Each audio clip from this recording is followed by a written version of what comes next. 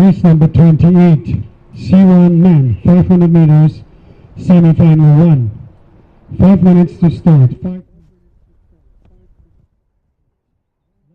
Poland. Lane 3, Japan. Lane 4, Hungary. Lane 5, Czech Republic. Lane 6, Hungary. Lane 7, Great Britain. Lane 8, Canada. Lane 9, Mexico. Hello. Hey, how you going? Good. How are you going?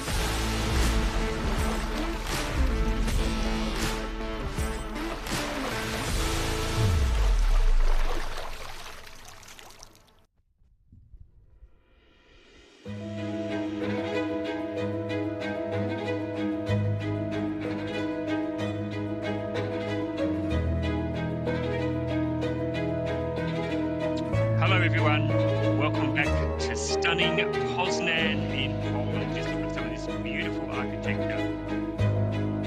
It really is a fascinating city.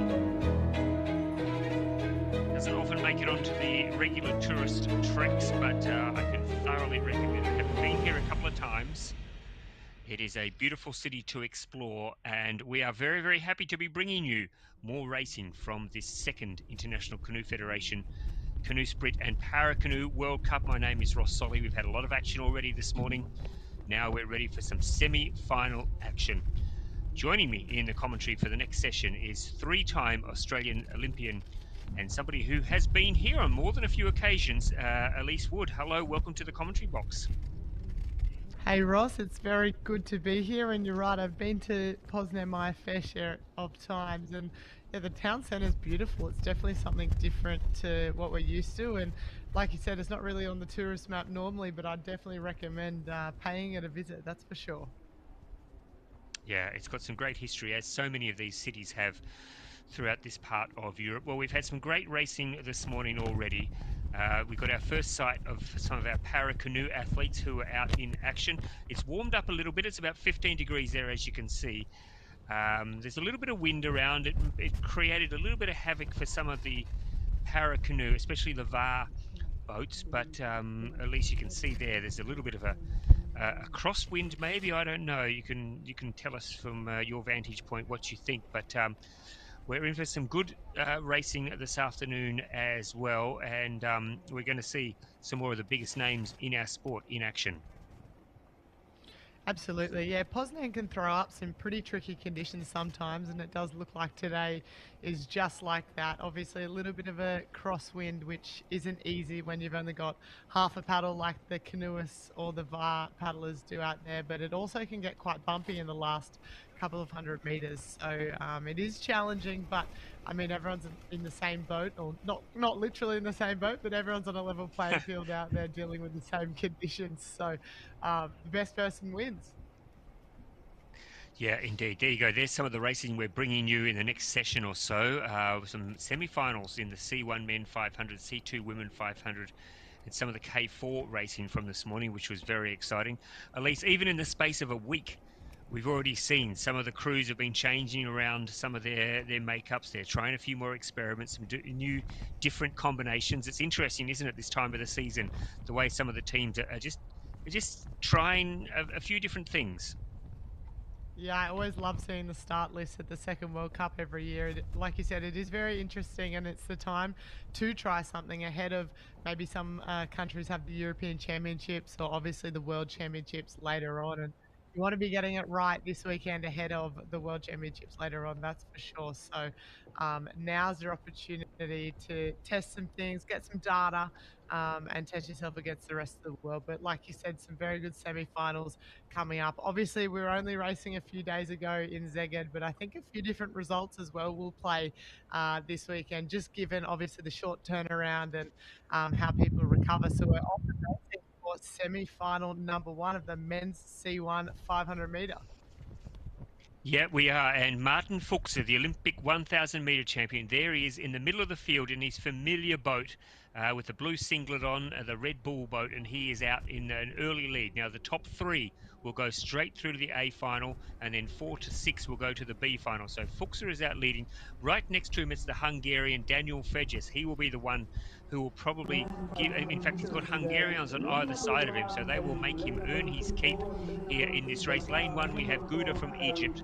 Lane 2, Katetsky from Poland. Lane 3, Yoshida from Japan. Then Fejes from Hungary, Fuchs from Czech, Kolar from Hungary, Thomas Lambert from Great Britain, Emile Beauvoir from Canada, and Gil from Mexico closest to the camera. But Elise, at this stage, it is Martin Fuchs doing what Martin Fuchs does. Absolutely, and he's got so much experience under his belt and knows how to race international races, obviously, but also, like we said before, the conditions today are a little bit tricky, and often experience comes to the front when conditions are a little bit tricky. The Hungarians either side of him, we saw them last weekend. The Hungarians had a brilliant regatta last weekend, taking home a bunch of medals and on top of the medal tally, but don't discount lane 2 out there. It's the home paddler from Poland. He's going to be pushing through right to the end, and he's very used to racing on this course. He's obviously grown up here, and he would have been out here a lot of times. So it's still Fuchska there out in front. It looks like he's starting to shut it down a little bit there. Then it's Daniel Fejes there on his inside, and it looks like it's going to be very tight between Hungary and Poland. Oh, I think maybe the Hungarian just got it there in lane 6, Christoph Koller, and the Polish paddler, unfortunately, in front of his home crowd, has just missed out on that final. He'll progress through to the B final, though,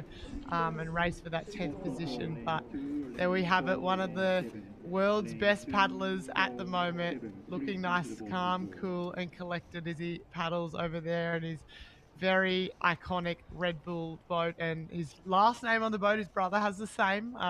They like to make sure, I guess, people know exactly who they're looking at. So Fuchska there a couple of times on his boat, but very comfortable paddle from him and ticking the box and through to the final. Yeah, and Daniel Fejes, I think, got second. I think Julius Katetsky, the Pole, when he goes back and looks at the replay of that race, he got himself into all sorts of trouble at the finish line there. I don't know whether he was lunging for the line or what he did, but he seemed to lose all momentum. If you have a look here at the top of your screen, look at that. Oh, I think he missed a stroke there, did he, Elise? I think he's actually missed a stroke coming into the finish line, and that has cost him a place in the final. I'd like to see that replay again, but I reckon he missed a stroke there, and that has shuffled him back from a place in the A final to a place in the B final. So the two Hungarians, Fejes and Koller, joining Fuchsa in the A final. But yes, there's a little lesson. Even the most experienced paddlers, Elise Wood, are not immune to silly little errors. No, and like I said, that can often happen in Poland. There's a bit of a concrete wall in the last 200 meters, which can really throw up a bit of a backwash, particularly when there's a little bit of wind. It rebounds back off that backwash, and it's a little bit shallower there this week. You can see up in the background there of the shot, you can see a little bit of sand on the banks, and typically you wouldn't be able to see that. And when there's a shallower course, it again can throw up a bit harder, more difficult conditions. So a lot for the paddlers to play with today and to test and to try out. But obviously, you've got to be able to paddle in all different conditions. We all like glass and the perfect paddling conditions, but that rarely ever presents itself. Of course. Okay, the field now for the second semi-final. Again, first three straight through to the final. In lane number 1, the teenager Aguelo Ronaldo from Venezuela. Then the experienced Locke Leonard from France in lane 2. Josip Carlsen from Estonia, lane 3. Kencho Lei from Taipei in lane 4. Mattia Alfonsi from Italy in lane 5. Yato Gao from China in lane 6. Andrew Billard from Canada in lane 7, Dominic Nowacki from Poland in lane number 8, and Edward Searles from the United States in lane number 9. So I liked the look of Kunchal Lei from Taipei earlier this morning. I thought he was quite impressive. Matteo Alfonsi getting the job done as well in an impressive style in his heat. So it'll be fantastic to see those two go head to head. Of course, the Chinese paddler Yetao Gao is also pretty formidable and will put up a bit of a challenge. I mentioned this morning when I was commentating with Emma, at least some of these athletes that are paddling today were born in 2008, and Emma and I did not want to remember what we were doing in 2008 or how old we were when these paddlers were born. But isn't it fantastic to see this next generation coming through? It is. I made my international debut in 2009, and it only feels like yesterday, so that is very crazy, that's for sure. For me, shout out to the US athlete there, Edward Searles. There's obviously LA Olympics is coming up in a few short years, and there's been a really great US contingent here, particularly in the canoes last weekend, and obviously coming forward to this weekend as well. They've really come forward in leaps and bounds, which is great to see, and it'd be awesome to see a big group of them come LA and pushing through those years towards LA. So we're off and racing now. It does look like lane 2, Leonard there from France. He's had the better of the starts. Then we've got lane 5 there, Matteo Alfonsi. He's from Italy. He's had a brilliant start as well. And like you said, Ross, he was probably one of your picks coming into this semi-final here. So we've got 3 going through this semi-final to the A final, and then the next 3 will head through to the B final. You can see there, it is quite a tight field. Maybe the top 4 are just starting to string out from the rest now, but it is the Italian nice and up in front. It's still the French paddler there in second position, and maybe third at the moment is just on the outside. It's the Chinese Taipei athlete of Lei. I don't think he was there last week, so it'd be good to be able to see where he's at this weekend as they come into the 250 meter now and the halfway mark. Yeah, Lei, I think if my memory serves me correct, had a good result here or in one of the big races last year. So it'd be fascinating to see if he goes the full length here. But look at the Italian Alfonsi. He has gone out hard from the start. Now the question is, can he hold on? There's a few wolves circling the lamb at the moment, waiting to pounce, but it is Alfonsi. Billard, the Canadian, of course, would love to get up there and get himself into the final. So the top 3 will go in. It is Alfonsi from Italy out in front. Chasing him down now, it looks like Loch Leonard from France having a brave crack at it. It's a bit hard to tell from this angle. Maybe the Canadian is up there as well, but it's the Italian in at this stage out in front. The Canadian, I think, oh, this is a good race, but one of these is going to have to miss out. I think second. Oh, my goodness. I think Lei from Taipei maybe snuck through for second, but then the race for third between Leonard and Billard was very, very tight. No doubt about our winner, Matteo Alfonsi. Once again, that's 2 very good races today from this Italian. Gone out hard, let from go to woe, and defied running down. But that race for second and third, that was a race in 3, and they almost crossed the line together. I reckon that the paddler from Taipei, Lei, I reckon he might have just snuck in for second at least. I don't say that with any confidence, but I think he may have just edged out Leonard and Billard. It'll be interesting to see from that trio who is going to miss out. But that's just to the naked eye. Maybe, let's have a look. The Canadian down here closest to the camera. Actually, I think the Canadian might have got there. Let's have a look. Oh, gee.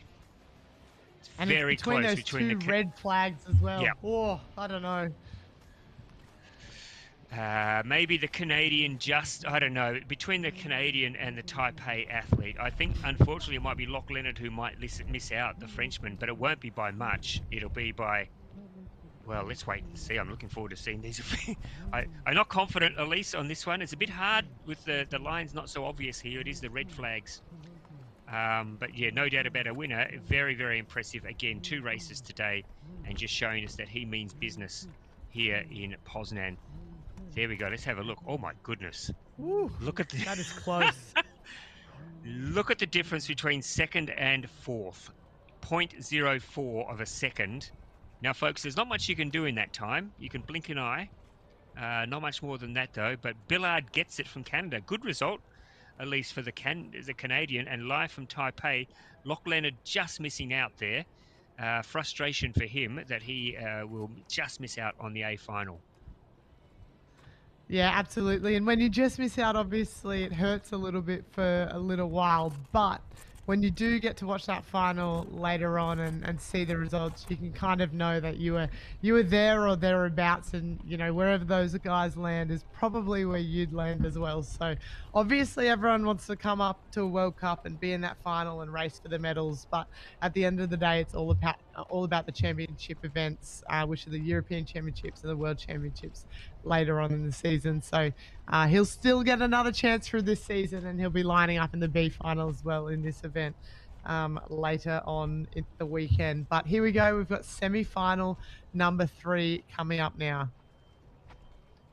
And let's have a look at who we've got in the field. We've got Yuri Vandiuk from Ukraine in lane 1, Sung Cheng from Taipei in 2, Peter Kizek from Slovakia in lane 3, Arthur Scales from Denmark in lane 4, Stefanos Dimopoulos from Greece in lane 5, Yi Chen from China in lane 6, Reo Naganama from Japan in lane 7, Taras Mazovsky from Ukraine in lane 8, and Tim Hecker from Germany in lane 8, now in lane 9. Now, I reckon this morning in a couple of these heats, Elise, some of these paddlers knew even before they took off that they were guaranteed to get through to the semi-final. So I reckon it was very hard to draw anything from this morning's heat results.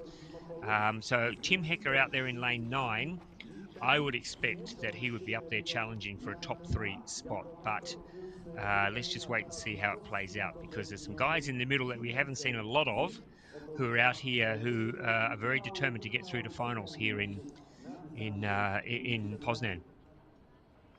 Absolutely. And when you've got 6 paddlers going direct through from the heat to the semi, like it was this morning, yeah, you can, play it a little bit easier, particularly with this short turnaround with the recovery. And, we've just had a false start there. Tim Hecker looks like he's just gone on top of the start gate. You can see him sitting back on his boat now. He's definitely kind of launched on top. You can see the start gates are kind of... Yeah, it's not ideal. Yeah. Sometimes when you push against the start gates too hard, they do kind of falter on the way down. Obviously, it's all about a pressure system, so they'll just reset now. Come in, take some big deep breaths. Yeah, I think Tim Heck is probably now thinking, is that going to go viral? Is that going to go viral? Me sitting on top of the start gates. Is it a good look? Let's make it. Yeah, let's see. Let's make it go viral. Yeah. All right. Absolutely. Can have another crack. Here we go. Ready for a start. Yeah, okay. And we're off to a clean start now. So it looks like lane 5 there in the white boat. That's the Greece paddler Dimopoulos. He's had the better of the start there. Maybe lane 3 as well.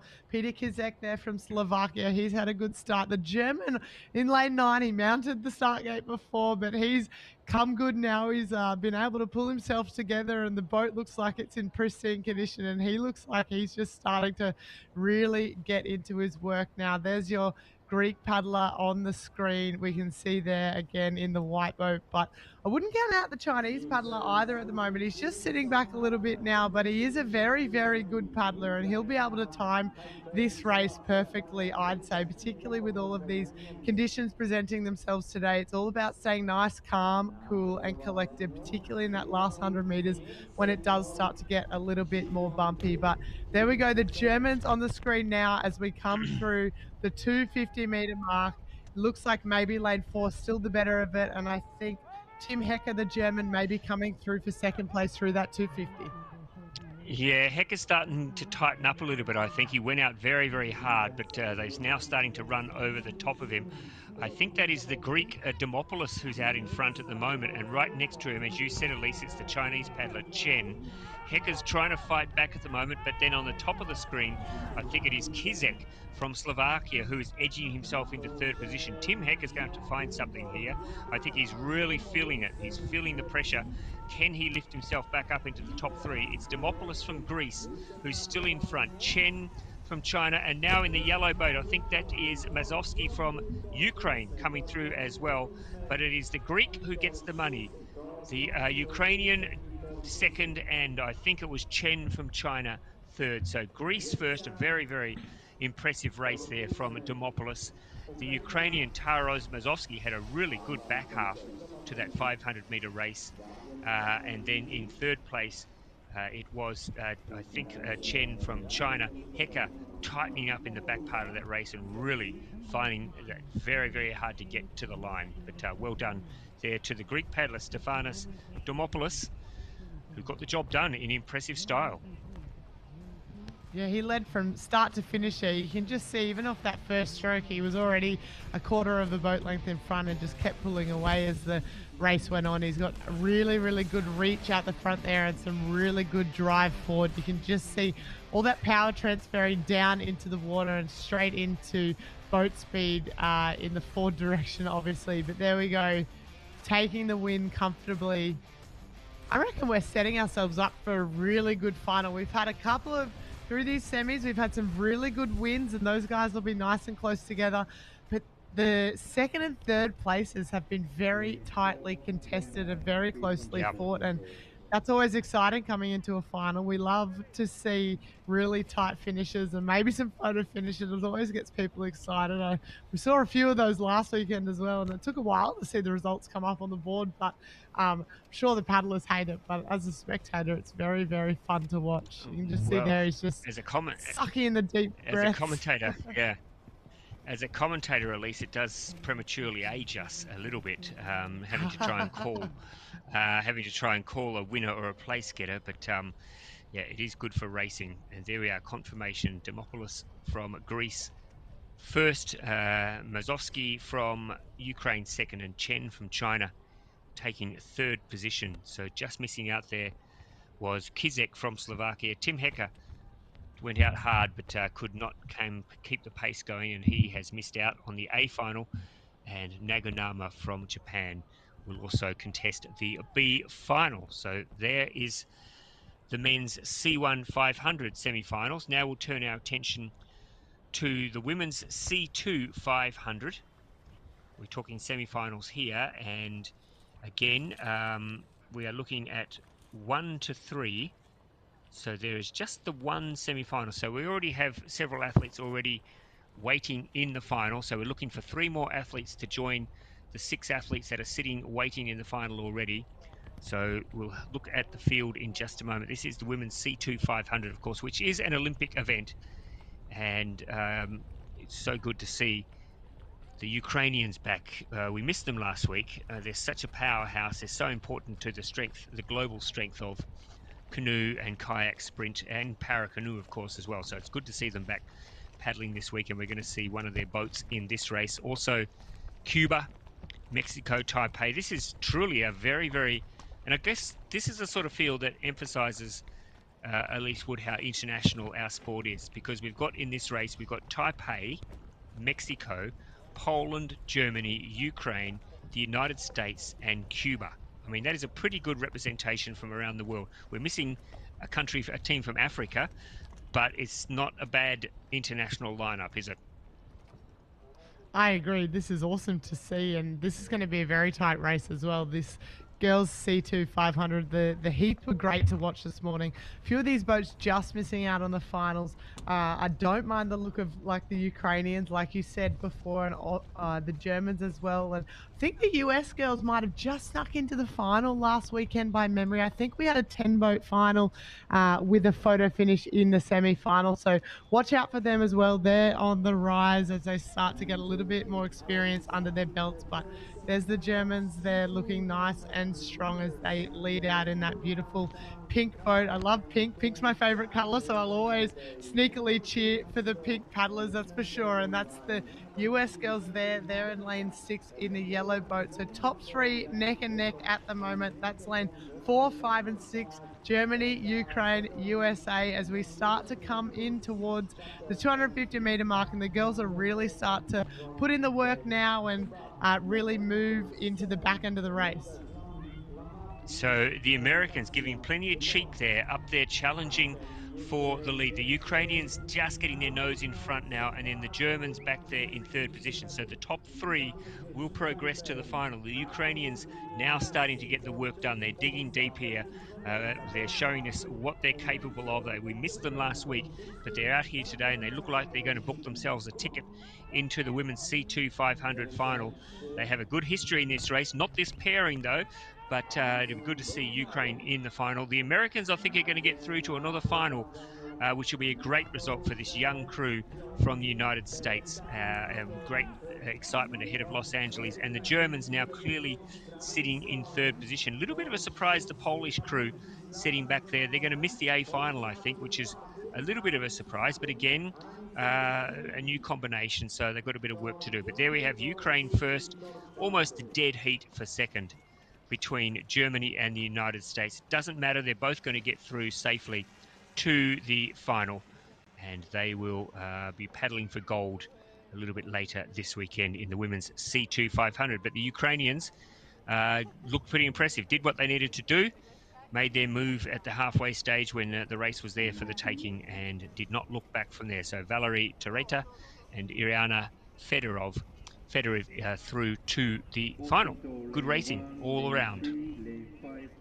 Absolutely, and you can just see at the back of that shot there how bumpy the water is and how difficult the conditions are today, and the girls handled it beautifully in this race. So the Germans had the better of the start there. They just snuck out, but it was the Ukrainians that really got into their work, and they had a nice low stroke rate and were getting the power down. They both paddle on the same side, so a little bit different to the other girls in the race, and maybe a little bit more difficult to steer as well, but some clinical racing by them. Very tight for second. I think maybe the Germans, but like you said, it doesn't really matter. Second or third, they both go through, the Germans and the US paddlers. And no doubt about our winners, the Ukrainian girls coming through there. And like you said, disappointing not to see them at the World Cup last weekend, but very good to see them back on the international stage this weekend and taking out the semi-final win. And they'll be happy to get through to that final. I'm sure they're also very excited to get to the pontoon and have a little bit of a rest after that race, because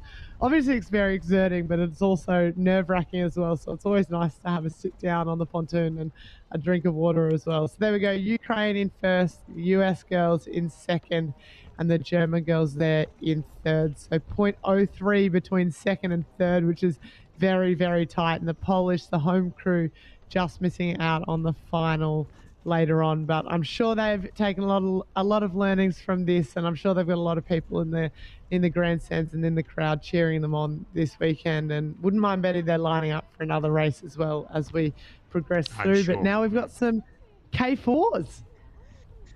Yes, we do. Just the one semi-final here, because we have 6 boats already through to the final. So there are 3 boats from this semi-final that will be going through to the final later on this weekend.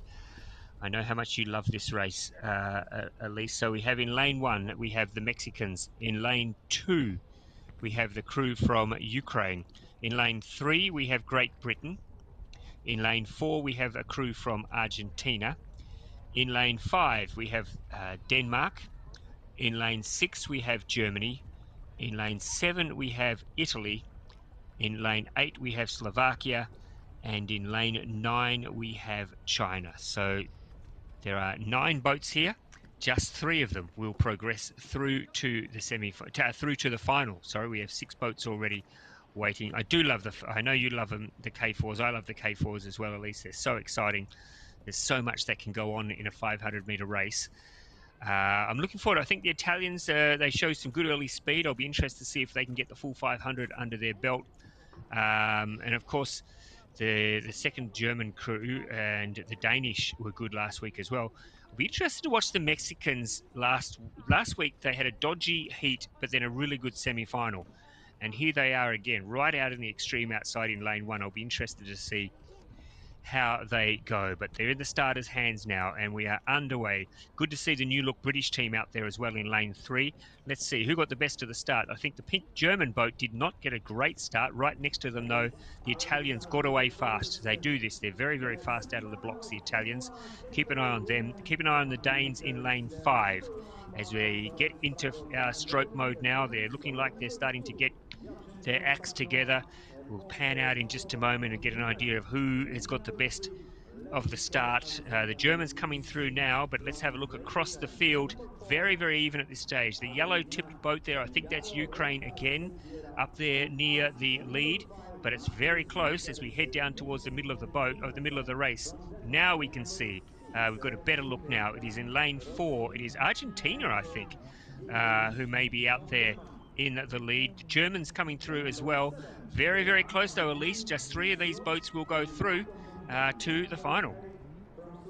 Yeah, the Argentinians had a great start there. It's all about for them now holding on to the finish. The Mexicans over in lane 1, like you said, they didn't have the best heat, but they know how to perform when it counts, that's for sure. And they're in lane 1 and look like they are kind of coming into the lead now. The Argentinians look like maybe the wheels are just starting to fall off it. They've got some really, really good boat speed, so they're just trying to hold on to that as much as possible. But wow, you could throw a blanket over this field, Ross. It's so close. It looks like maybe the Germans starting to push through now. Next to them are the Danish crew as well, but maybe the Danish crew will take the win. The Germans in second, and I think maybe the Brits have come through for a third, if my eyes are correct. Yeah, we didn't talk about them at all the whole race, and it looks like they've come through in that last 100 meters and really pulled it together. They haven't had the best couple of years by their standards, that's for sure, so they'll be very happy to be able to put a good race together and move into that A final. But there's the Danish crew,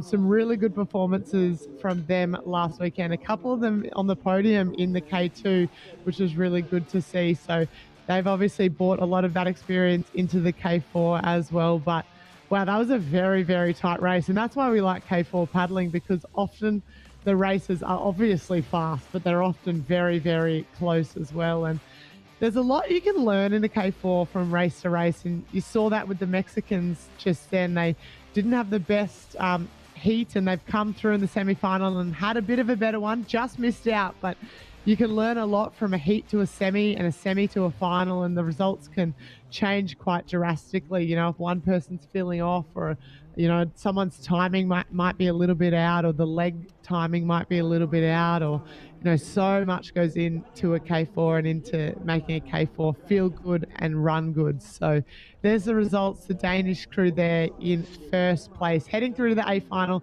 The Germans in second, and Great Britain taking out third and heading into tomorrow's A final as well, with the Ukrainians just missing out as well as the Argentinians.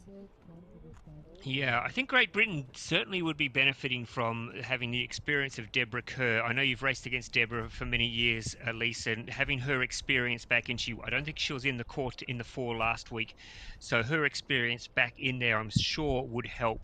And that's a good result for Team GB. As you said, they had a really disappointing Olympics leading up to Paris, and then the games themselves, they had no boats there. So that's a nice little confidence lifter for Team GB.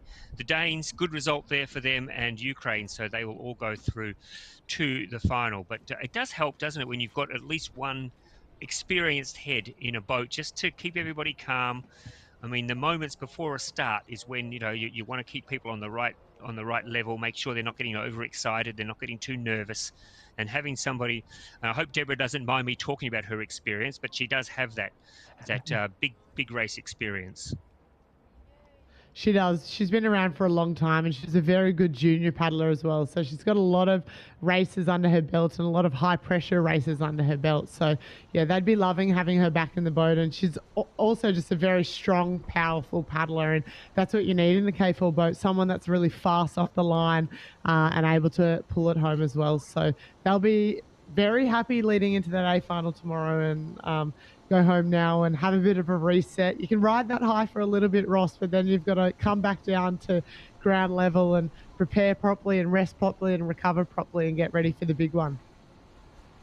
All right, now we turn our attention to the men's K4. We've got 2 semi-finals in the men's K4. So we've got 3 boats already through to the final, the winners of the heats this morning.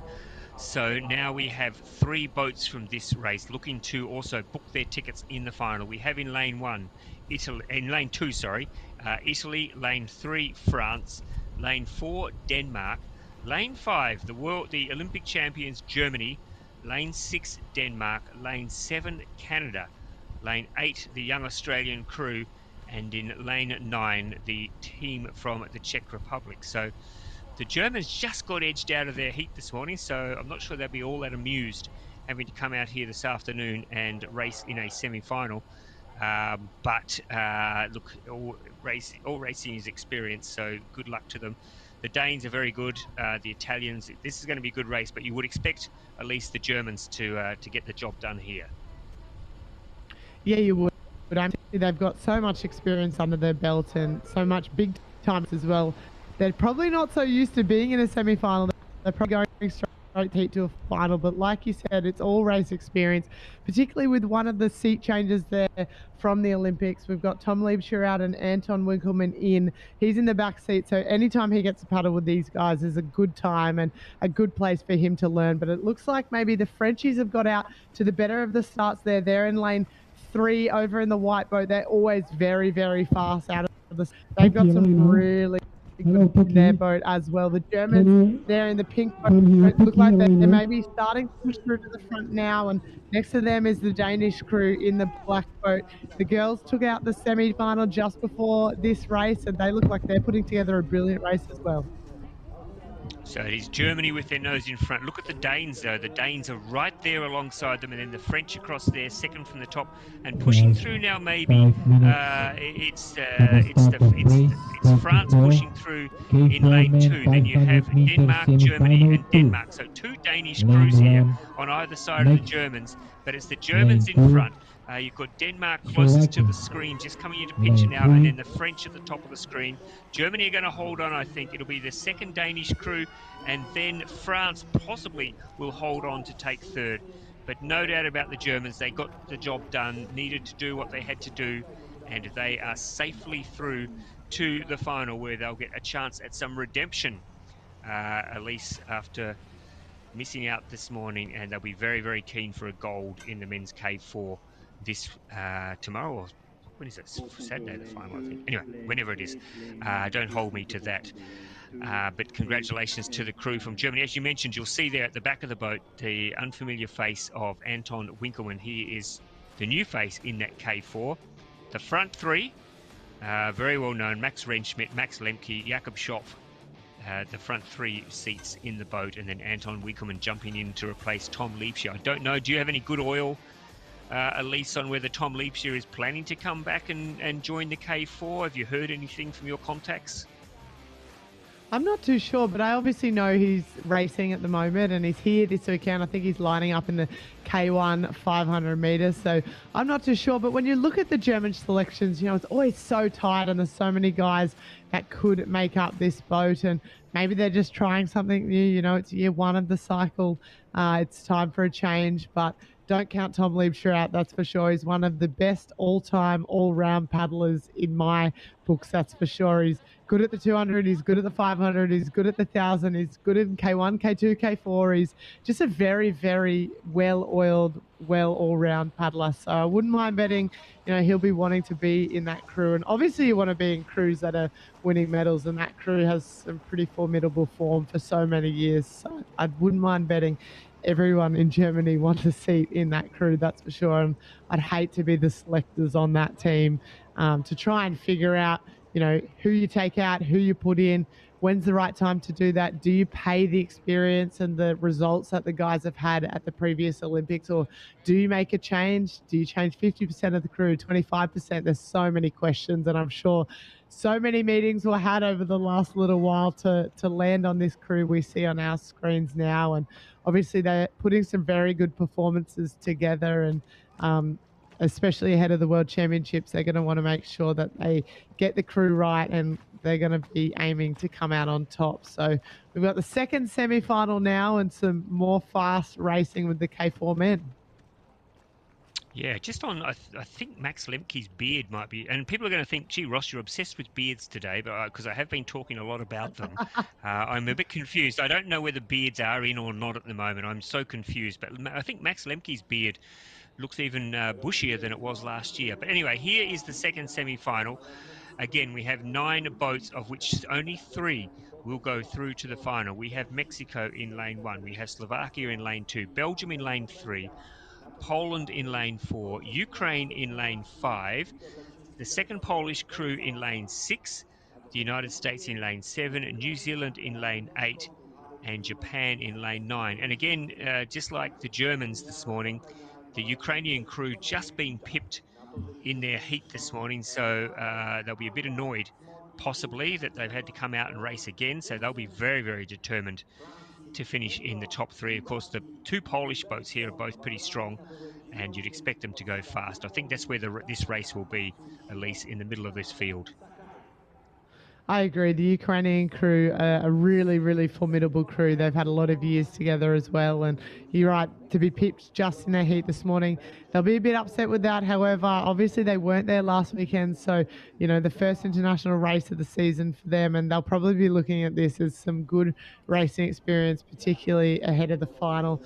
I agree with you. I like the look of the 2 Polish crews, and they're always able to get 2 crews together that are very, very well-oiled machines, that's for sure. So I wouldn't mind betting that, you know, lanes 4, 5, and 6 are where we see the race. But it's good to see the Belgian guys put together a K4 as well this year. We're very used to seeing Arthur Peters and Bram Sikkens there in the K1 and the K2, but we don't often see a Belgian men's K4 on the line. And obviously they're trying a few things ahead of this Olympic cycle to try get a K4 together. I mean, so many countries want to be able to qualify a K4 because that gets the most representation for your country, and 10 boats typically make the Olympics in this event. I'm not sure what the Olympic selection looks like this year, but for this cycle, but we'll soon find out.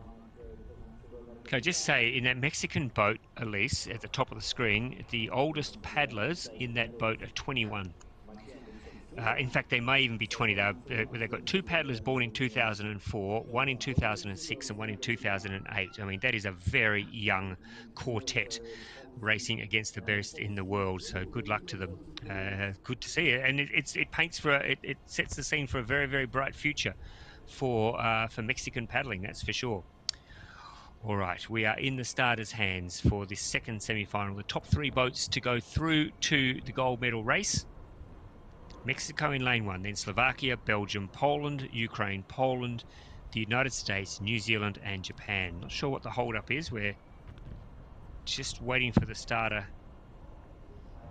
Here we go. All right, so good clean start there, and everybody looked like they got away pretty well. The Japanese crew down here closest to the camera.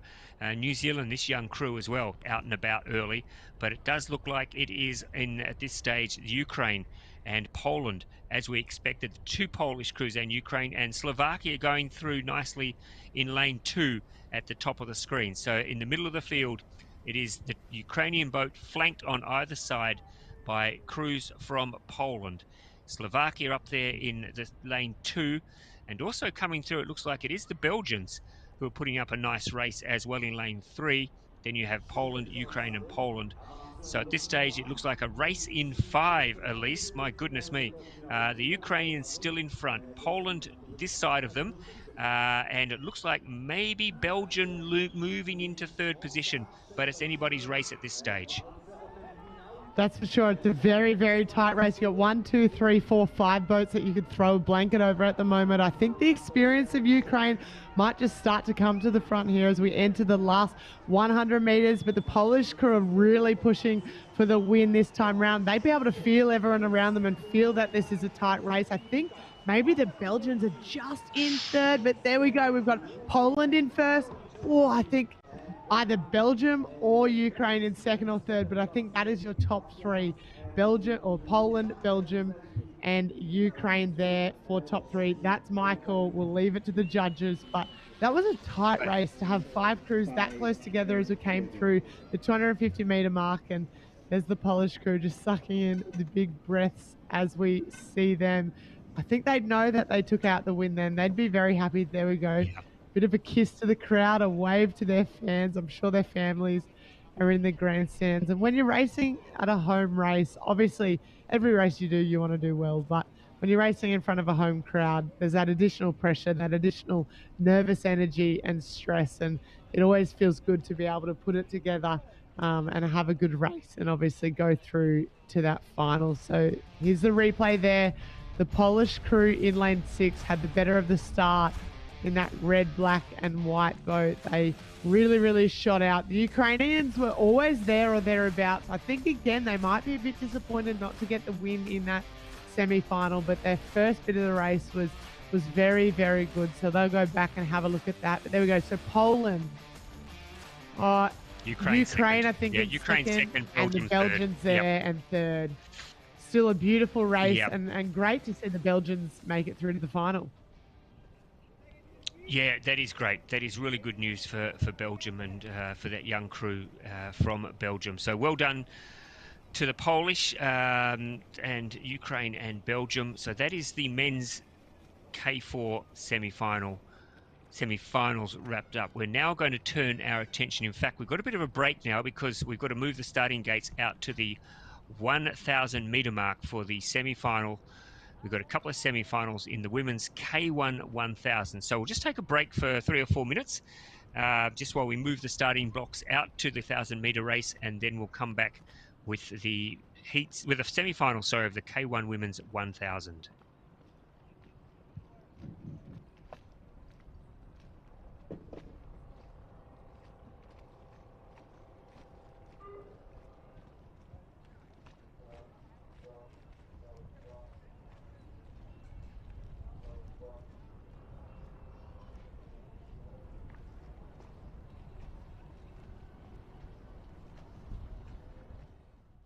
Welcome to Sprint Paddling. This is our sport. We're going to talk you through the basics of kayaking and canoeing. We paddle in a flat water anywhere except when it's frozen, and the aim is to paddle as fast as possible from the start to the finish line. I'm a kayaker, and as a kayaker I paddle sitting down, seated, with my feet like that, and we paddle with a double bladed, and we paddle left and right like this. I'm a canoeist. I spend most of my day in a canoe. We are standing on whiny and paddle with only one blade. We have individual races, we have double races, and we have races with 4 people in one boat together. So quite complex. Individual, obviously you race alone, and then it's an individual sport, and in the team boats you race together as a team. We have 4 different distances, 200 meters, it's more short, 500 meters and 1,000 meters, and the most long is 5K. Okay, so now you know everything you need to know about our sport, and please follow along and also, of course, get out on the water.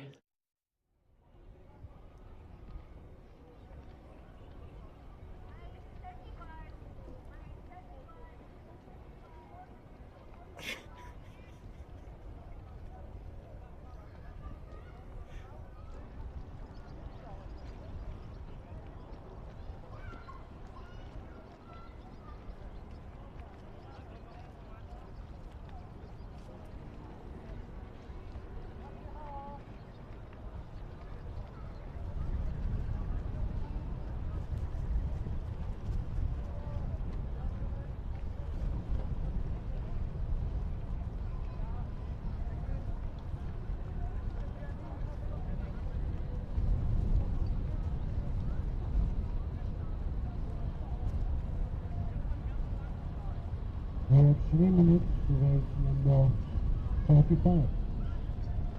3 minutes.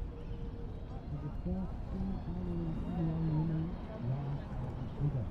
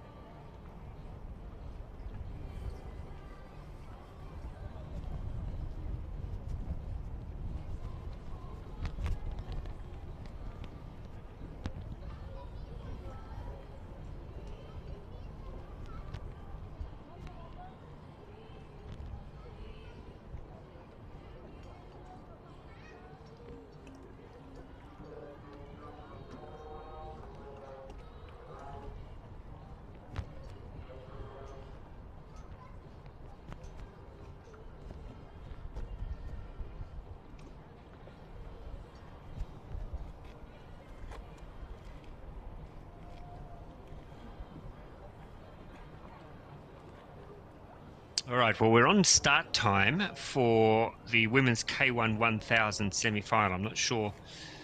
We might be running a little bit behind schedule. There's a couple of ducks. It's always nice. It's always good to see ducks on international broadcast. Universal animal, Elise Wood.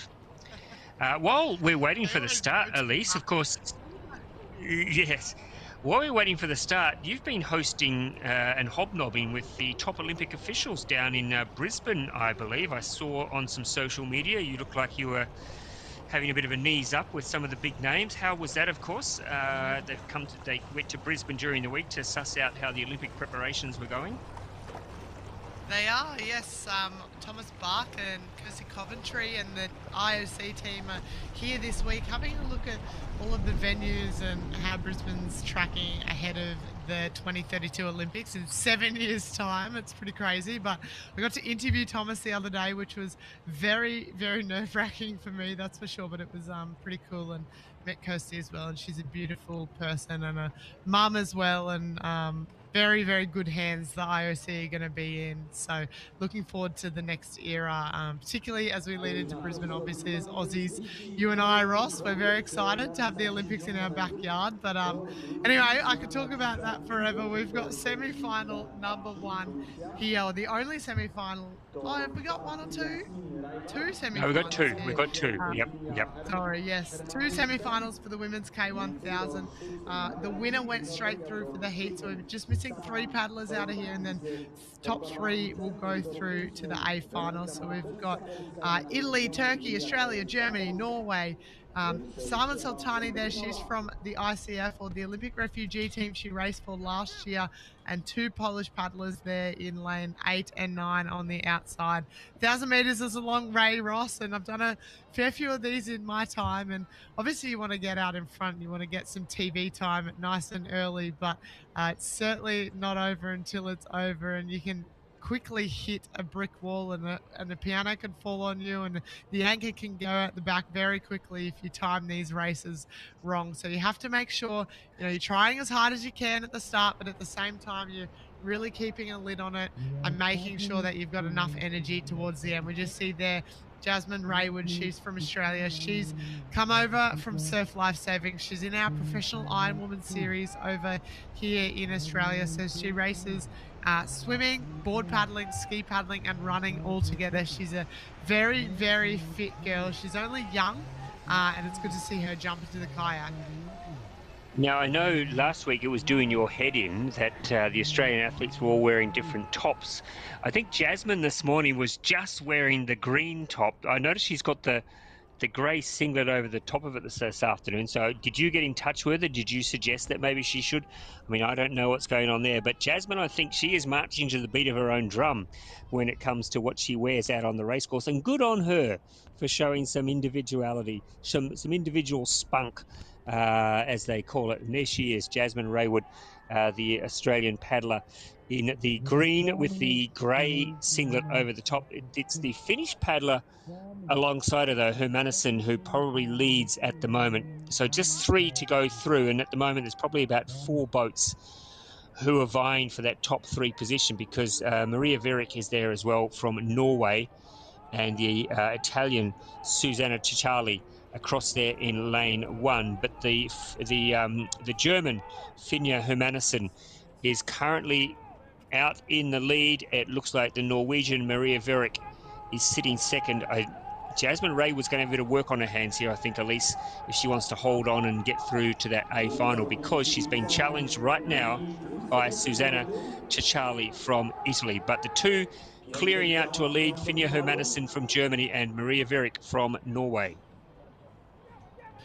Yeah, as we come to the last part of this race, it looks like, Jazzy's wheels are just starting to fall off now, and that's where experience comes to the play, that's for sure. The girls out in front have raced this race many, many times, and you've got to do this race to know how to time it perfectly, that's for sure. But like you said, I think it's the German paddler there, Hermanusson. She's in first, she's in lane 5, looking beautiful as she comes into those last few meters, just getting some nice reach on her strokes there, and able to, I think, just safely go through. It looks like maybe on her outside, the Norwegian Verick there, she's in second or third at the moment, and a Turkish paddler there.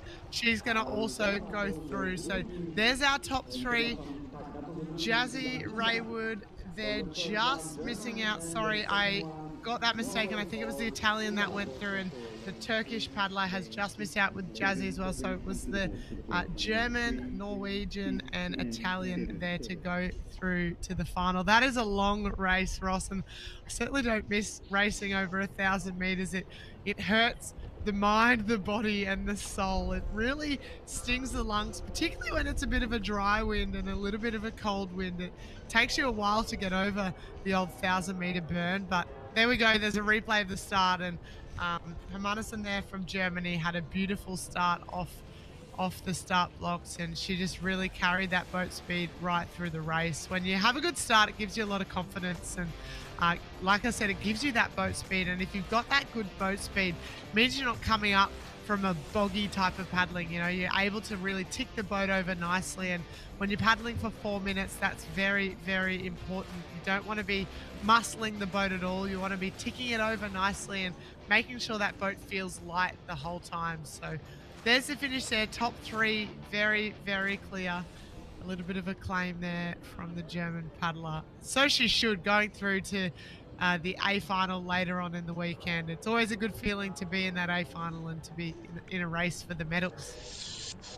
I know it's not an Olympic event, but I was talking it up this morning that just the quality and the excitement, I think it's going to be one of the races of the weekend, because we saw this morning, we saw the Chinese paddler, Deng, and then we saw Amy Fisher from New Zealand, as it is, and we saw Hermine Peters from Belgium, each winning their heats and doing them in style. It's just, I think we're going to be in for a very, very exciting final in that women's K1000, and we're about to get 3 more paddlers who will go through and join them. And one of those, of course, in lane 5 in this race is Soko Chikos, who chased Amy Fisher all the way to the finish line last week, but just couldn't haul her in. So she'll be out for redemption this week, I'm sure. So we have in lane 1, lane 2, Linya Chen from China. Lane 3, Pamil Knudsen from Denmark. Lane 4 is Zoe Clark from Great Britain. Then we have the 2 Hungarians, Chikos in lane 5 and Esther Rendezi in lane 6. In lane 7 from Latvia, we have Elizabeth Klavina. Lane 8 from the Netherlands, Kitty Propa. And in lane 9, the teenager from Peru, Silvano, this is the longest name in canoe racing, Silvana Vargas Kayara Lady Helen. I think we'll just call her Helen. You do a very good job at you do a very good job at pronunciation. I'm very happy that you're able to take those reins, because I'm a very classic Aussie and I'd absolutely butcher some people's names, and I feel bad because I often get Alice when I'm actually Elise, so I should really be good at other people's names as well. But here we go. I think it's the 2 Hungarians out in front, as we would expect at the moment. Like you said, the race from Chikos last weekend against Amy Fisher was beautiful, and certainly not what we expected in that race either. We thought the race would be between Amy Fisher and Lena Andersson from Sweden, and it certainly wasn't. Chikos there was really pushing Amy right to the end. I think it was just Amy that was able to pull away in that last couple of 100 meters. And like I said earlier in heat or in semi-final 1, it's all about experience in this race, and it looked like Amy was able to pull away with that. But I'm sure Chikos has really learned a lot from last weekend, and she'll be wanting to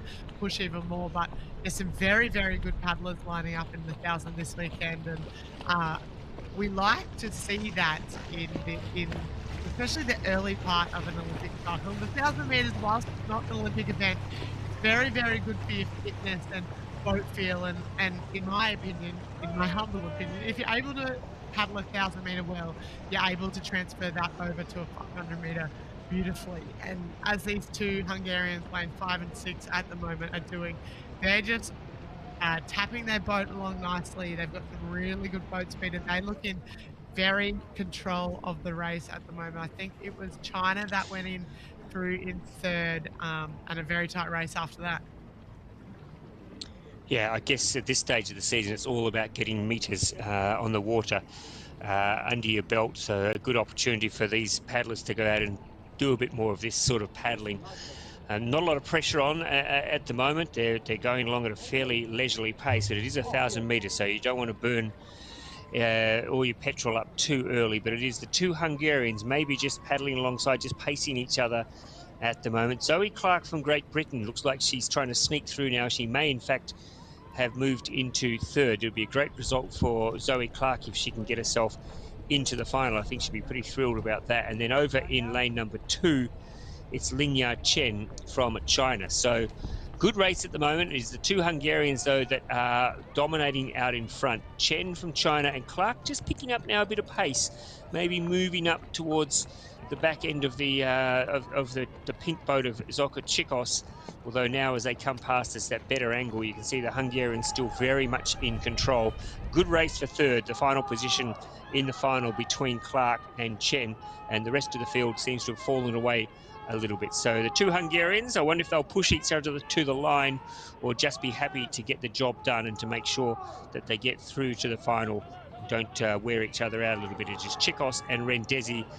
Probably Rendesi in front at the moment, Chikos second, and Elise that good race for third between Zoe Clark and Lingya Chen from China.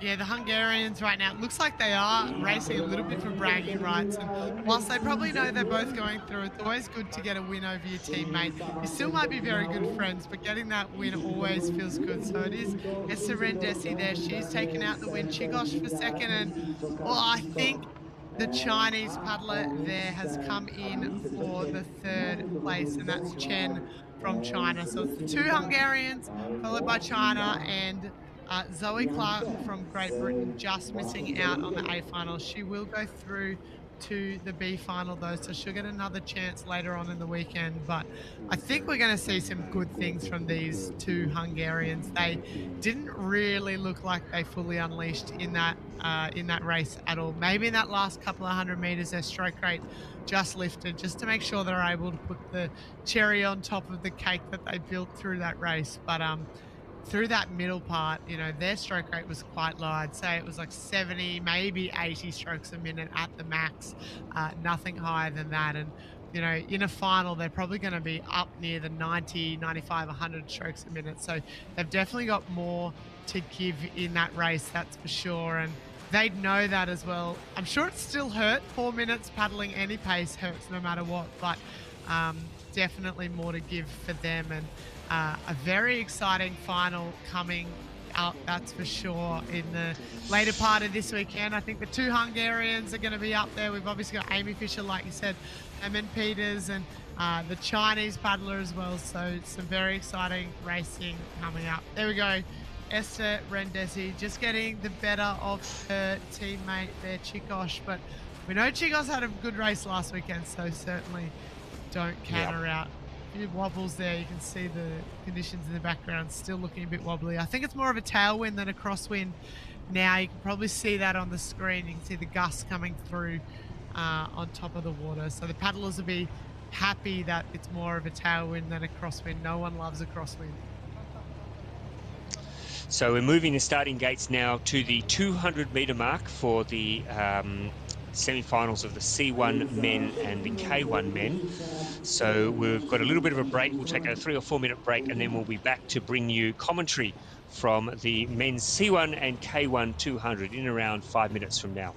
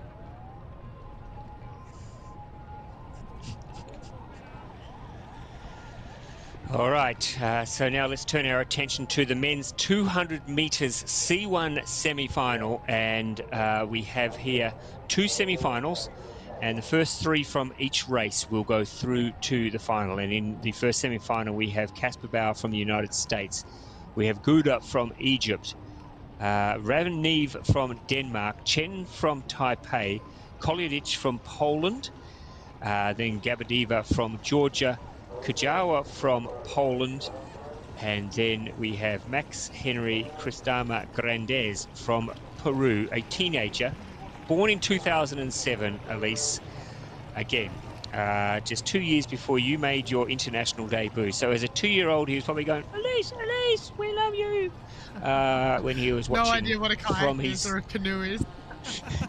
Yeah, well, maybe. But yes, so great to see a young chap out here paddling for Peru on the international stage. So 3 of these athletes will go through to the final. Very, very open. I expect Chen and Koliadic from Chen from Taipei, Koliadic and Gabadeva to be the main threats here, but it's going to be fast. Going to be very fast, Ross. So top 3 through to the final. A few of these guys were here earlier for the C1 men's 500, so a very tough program to back up from the 500 and straight into the 200, but the 200 is a splash and dash and going to be very, very different to the women's K1000 we saw just 5 minutes ago. A lot more speed in this as we just see lane 4 coming in late and then mounting the start gate. Not a good start for him. I wouldn't mind betting he gets a warning for that. That's not typically allowed to come in late and then mount the start gate, but he's come off that beautifully. It's like he's done it before. That's the Chinese Taipei partner. I think he was in the semi-final earlier, so maybe spent a little bit too long recovering between races, but we're off and racing now. It looks like lane 3 has got the better of the start. That's the Danish paddler there. We've also got lane 6, the Georgian. He had a great event last week and he's flying out of the blocks there. He's about half a boat length in front of second and a boat length on the rest of the field after that. So looking beautiful as he comes through the 100-meter mark. Yeah, it is Gabardeva, but look at right next to him. It is Koljedic, the Pole, who's now coming up in front of his home crowd to make a bit of a challenge. Remember, top 3 go through to the final. So it's Koljedic from Poland, Gabardeva from Georgia at this stage. I think the Pole has got him. Koljedic over Gabardeva, and across on the top of the screen, maybe the Dane, Neve, maybe got up to snatch 3rd. But it is from Poland, Oleksiy Koljedic, who got up to get the win, I think, over the Polish paddler, over the Georgian paddler, Gia Gabardeva, and I think in 3rd, was it the Dane, Elise, that got there in the end? It was very, very close, but I think it was Raven Neve from Denmark who possibly got 3rd. I'll need to look at the replay. Very fast start there from the Georgian, Gia Gabardeva. Absolutely flew out of the blocks. And then the Pole, Oleksiy Koljedic, just pulling him in over the last 100 metres of this 200-metre race and eventually got there. Let's have a look. So, yeah, no doubt there about our winner and our second place getter. And I think it was the Dane, Christopher Neve, who took 3rd place. I agree, and like you said, the Georgian Gabardeva there had a brilliant start, and often you think in a 200, if you have a good start, you're on the money basically, but you know, it's still 40 seconds of racing, and a lot can happen in 40 seconds, and when you think about that, maybe in the swimming context, that's a couple of laps or maybe 1.5 laps, and a lot changes in those races, and that's the same out here in the canoe as well. So there we go, Poland, Georgia, Denmark, all going through to the A final and then B finals after that. So our young teenager who was 2 years old when I made my debut, just missing out on the B final there, but very good racing experience for him, that's for sure. And I reckon we will see him maybe at the Junior Under-23 World Championships a little bit later on in the year as we line up for semi-final number 2. Yeah, we have Japan, China, Ukraine, Hungary, Canada, Mexico, Taipei, and Slovakia in this race. A couple of these paddlers, as you said, Elise, have had very busy days already. And it's not even jam and scones time yet, where it's not even afternoon tea time, and they've already had about 3 races. So let's have a look. We've got Hashimoto from Japan in 1, Lei from China in 2, Rybachok from Ukraine in 4, Johas from Hungary in 5, Kralik from Canada in 6, Lopez from Mexico in 7, Weng from Taipei in 8, and Kizek from Slovakia in 9. We're underway. So watch out for Rybachuk from Ukraine and Juhas from Hungary. They are probably the 2 that'll be the toughest to beat here. And straight away we can see it is Rybachuk who's gone out in front from Ukraine. Now Juhas coming through, and Kralik the Canadian. So it is Rybachuk, Juhas and Kralik at the moment fighting for those 3 positions to get themselves into the final. Rybachuk from Ukraine, a very, very accomplished paddler. The Hungarian, though, is with him right next to him, and it's the Canadian Kralik who's also trying to get up. Oh, I think in the end, the Hungarian Juhas just got there over Rybachuk, and maybe, just maybe, the Canadian will finish in 3rd position. That was a very tight finish between the Canadian and the Chinese for 3rd place there. It's always tight to get through to that A final, and I certainly wouldn't want to be the judges in some of these races as the photo finish, but no doubt about it, the Hungarian there will go through to the A finals. We look at the replay. I think the better of the start there went to the Ukrainian. He just jumped out of the gates. He's got about half a boat length through the 100 meters, but the rest of the crew started to come up on him towards that finish line. Maybe he was just tightening up a bit. Maybe he's leaving a little bit up his sleeve as we lead into this A final. But the Hungarian there just taking out from the Ukrainian. Maybe, I still don't know.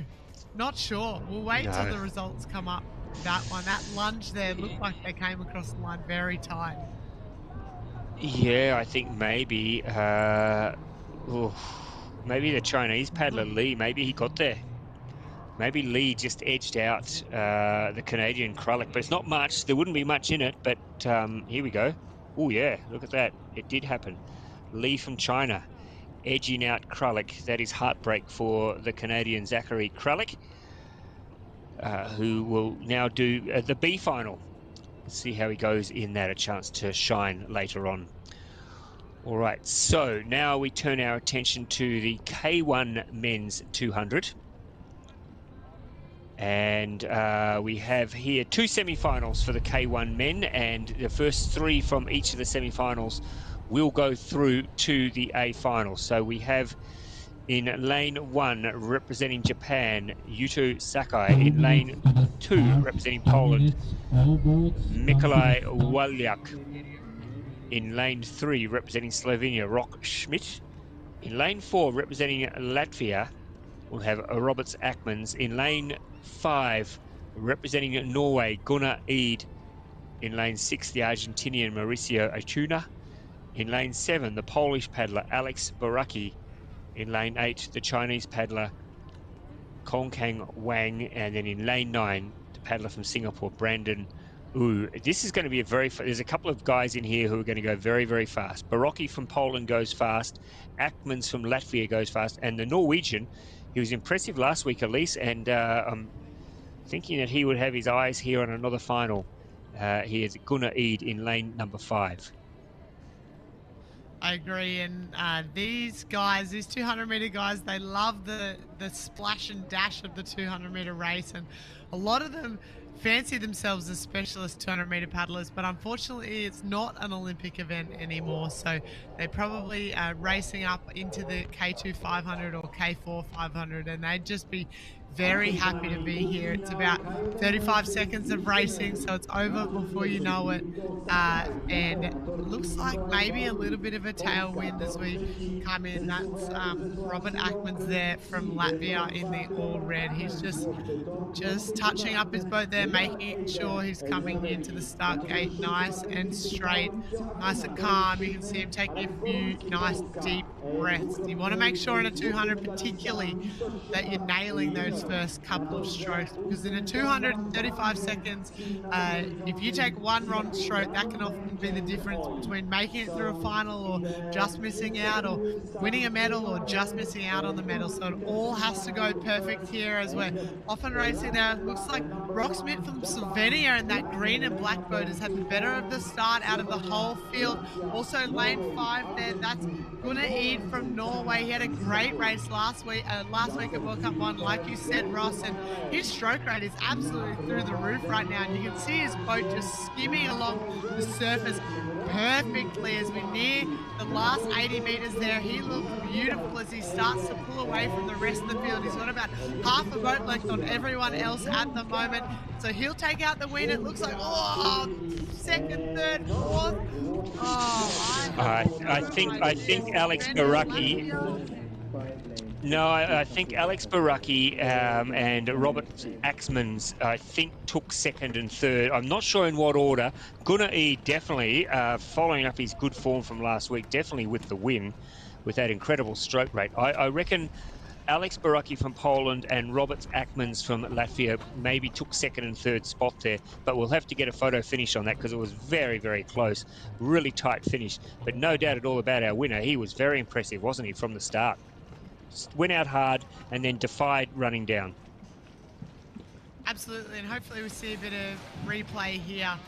The camera was really shot on him through most of that race, and that's because his boat was just skimming along the surface so perfectly. You can just see the nose, even though there's a little bit of wash on the water and a little bit of bump on the water, his boat was just skimming through the surface so nicely, and he's finished there with about half a boat length on. Oh, yeah, I think you're right. I think maybe Rok Schmidt has just missed out on that final there, so you're probably right. So I think it will be Norway, obviously Gunnar Eid. I think maybe Latvia, Akmans, and then maybe Baraki from Poland, but we'll wait to see the results come up. I think that's probably right, but need I say again, Elise, the beard gets there. The beard is in good form. Robert Akmans looked pretty happy, as does Gunnar Eid. Gunnar Eid just happy that he's maintaining the bro tradition with the beards today. I think anyone with the beard who doesn't make it through to the final, I think will feel they've let down the team in a big way. So congratulations there, Gunnar, on getting through. But he would be feeling pretty good. I know that there are already three blokes sitting there waiting in the final. But Gunnar Eid, he's got some genuine speed, hasn't he, over the 200?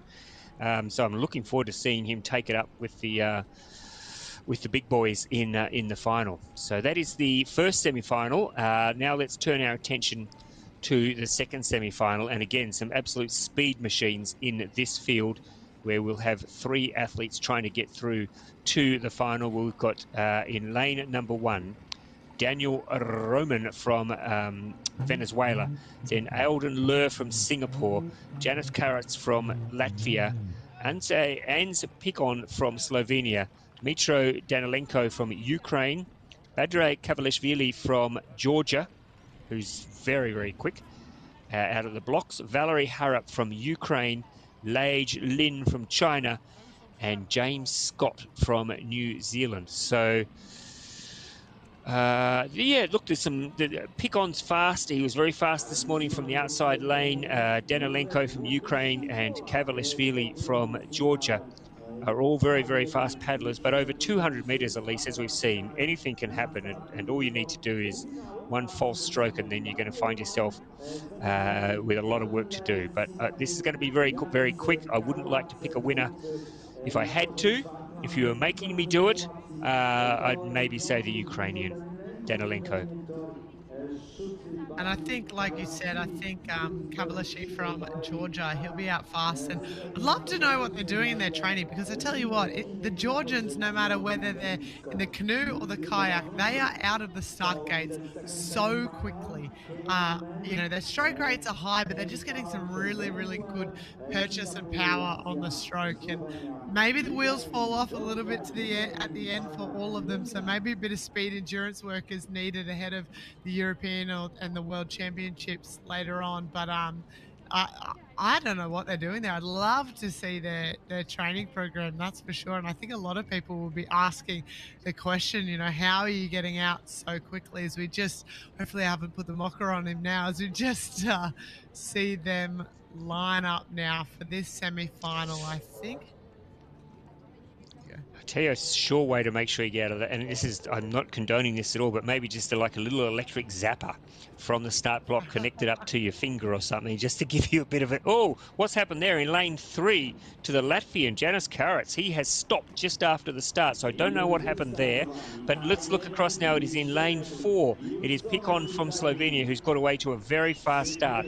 Then it's Kavalishvili, who's also up there, and Harrop, I think, as well. So lane 4, it is Pikon from Slovenia, who's got a really good start. Now starting to work his way through is the Ukrainian Danilenko, and Kavalishvili is there as well. So they are your top 3. It is Pikon, Ukraine second, and Kavalishvili, I think, third. So Ans Pikon going out from the start with a very fast burst out of the blocks, held on to take the win over Dmitry Danilenko from Ukraine and Badri Kavalishvili from Georgia, holding on for the third spot. I don't know what happened to Janis Karac. When we see the replay, you'll see almost as soon as the race started, he almost pulled up. So I don't know whether he tweaked a muscle there. Look at that boat. Look at that. What is that there on that? Elise, what has he got? What is that meant to be? A piranha? I don't know. Something Looks with like teeth, a leech. Has he got it? I think he's got a leech on his boat. That is unusual. Anyway, maybe look, each to their own. Maybe he's got a fondness for leeches, and who hasn't amongst us? So let's have a look here. Yeah. Oh, you can see there. Yeah. I don't know what happened up there in lane number 3, but the rest of them got a very good start, Elise, and a very good race here between that front 4. Yeah, you're right. I mean, I'm hoping he's all right. Sometimes when you pull and we just see the replay of the finish here, and no doubt about our top 3 paddlers, that's for sure. We know who will be going through to the final. But yeah, sometimes when you take that first stroke or that second stroke, you can maybe twinge something in your shoulder or your elbow or your wrist, and you know, it might not be worth continuing on if you felt that, or you might have an old injury, or maybe his paddle slipped. I'm not sure, but I hope it's not the latter or the first option, sorry, with the injury there. So we've got Slovenia Ukraine and Georgia going through to the A final of the men's K1 200 meters. The next 4 will go through to the B final and join the 4 from the previous semi-final to make up our 2 finals for later on this weekend. And I think it's going to be some very, very tight racing. You can see there, even just between the top 3, 0.04, 0.09, some tight races. And we saw that in the first semi-final as well. So excited to see those later on in the weekend as we start to pull into the next race now. And I get a sick feeling in my belly when someone looks at their shoulder, and I really do hope he's okay. Yeah. We'll try and get a report from the team on exactly what's going on there, but we wish him all the very, very best. Yes, now we're looking to some of our Paracanowe races now, some heats. We got the women's KL2, first of all. 2 heats here, and first 3 in these races will go through to the semi-final. First 3 will go straight through to the final. My apologies, in the women's KL3. So we have here 5 athletes in this race, and I'll introduce you to them in just a moment. So we have in lane number 3, representing Poland, Anna Bilovol. In lane number 4 from Germany, Anja Adler. In lane 5 from Spain, Ines Felipe Vidigal. And then in lane 6 from Brazil, we saw her this morning. So some of these athletes are having their second race of the day as well. Leonis Friedrich. And then in lane 7, of course, the Paracanowe Paralympic legend representing Great Britain, Charlotte Henshaw, just an athlete who has taken the Paracanowe world by storm. And it's been a long, long time since Charlotte Henshaw has been beaten. So looking forward to seeing. She looked in very good form this morning, at least. She looked like she'd had a good winter, a good training session, and looked very, very fit out on the water. So I'm looking forward to seeing her in the women's KL2 heat.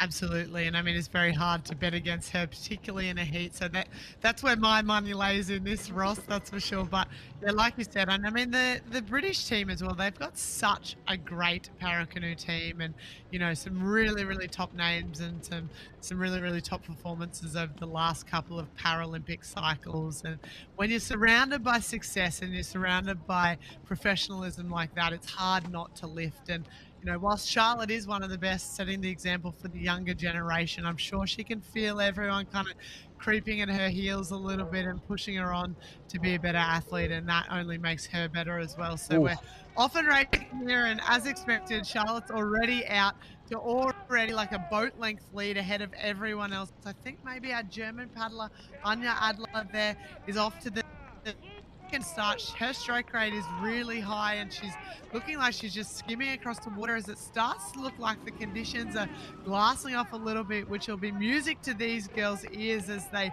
line up for these heats and the heats later on in the day, that's for sure. But like we thought we would see, Charlotte Henshaw, she's going to easily take out heat 1 of these women's KL2 200 meters, but she'll still be looking at posting a very good time. Every time these girls line up, they are pushing to make sure that they get the best race together as possible and the best time together as possible, because every time you're out here is an opportunity to better yourself. And there we go, maybe about a 50-second flat for Charlotte. Germany there, Anja Adler there, she'll be in second, and I think third place will go to the home crowd, the Polish paddler Anna Bilovol there from Poland. She's in front of her home crowd, and she'll be happy to get that third place and progress through to the final. Yeah, very impressive performance from Charlotte Henshaw. Just gets the job done whenever she has to get the job done, and does it in a very, very professional manner. And it's a really good point you make, Elise, and I was talking to Emma about this morning, Emma Wiggs, about the professionalism in that British team and the way that they all push each other along. And, you know, success breeds success. And when you have so many top-level paddlers, as they have in both the women's and the men's competition, you know, it encourages other athletes to get involved because they want to be part of it, and they want to join up with a successful team. And that is what the British Paracanowe team is. It's a very, very successful team. And, you know, every year we see some new athletes come through because they've got a very good talent spotting campaign as well. And they've managed to recruit athletes from other sports, bring them across to canoeing, Charlotte Henshaw is a great example. Emma Wiggs is a great example. I think Emma Wiggs, if my memory serves me correct, and she'll correct me when she comes on in a little while if I'm wrong, but I think she was the captain of the sitting volleyball team for Team GB in London in 2012. So another great example of athletes that have been brought across from other sports and they've managed to turn them into very, very, very good para-canoe paddlers. And Charlotte Henshaw is a great example with a fantastic swimming career. And now look at her here. She's can lay claim to being, if not the greatest, one of the greatest female para-canoe paddlers that we've ever seen. So another good result there for Charlotte Henshaw. Anya Adler, really consistent paddler from Germany, getting second, and Anna Bilivol from Poland getting third, and they will all go through to the A final. So congratulations there. All right, now we are turning our attention to the second heat of the women's KL2. And there's some experienced paddlers in this too. Natalia Lahatenko from Ukraine in lane 1. Talia Eliat from Israel in lane 2. Prachi Yadev from India in lane Lahatenko will be in lane 3. Aliat will be in lane 4. Prachi Yadev will be in lane 5. Then Carlota Blanca from Spain in lane 6. And Johanna Flugner from Germany will be in lane 7. So again, just a small field, compact field of 5, of which 3 will go through to the final. There is Talia Elat from Israel. She's been paddling now for a couple of seasons and has really grown as a paddler. Every time she gets out on the water, you see big improvement from Talia Elat. Watch out for the Ukrainian Natalia Lahatenko. The Ukrainians also just have so much depth in their para-canoe. They have a really good para-canoe campaign. I think it's like there's Great Britain, Ukraine, Australia, of course, at least has a great Curtis McGrath taking a year off. But I mean, so many Dylan Littlehales, so many great Susan Seipel, so many great paddlers in the Australian team as well that have been competing for so long.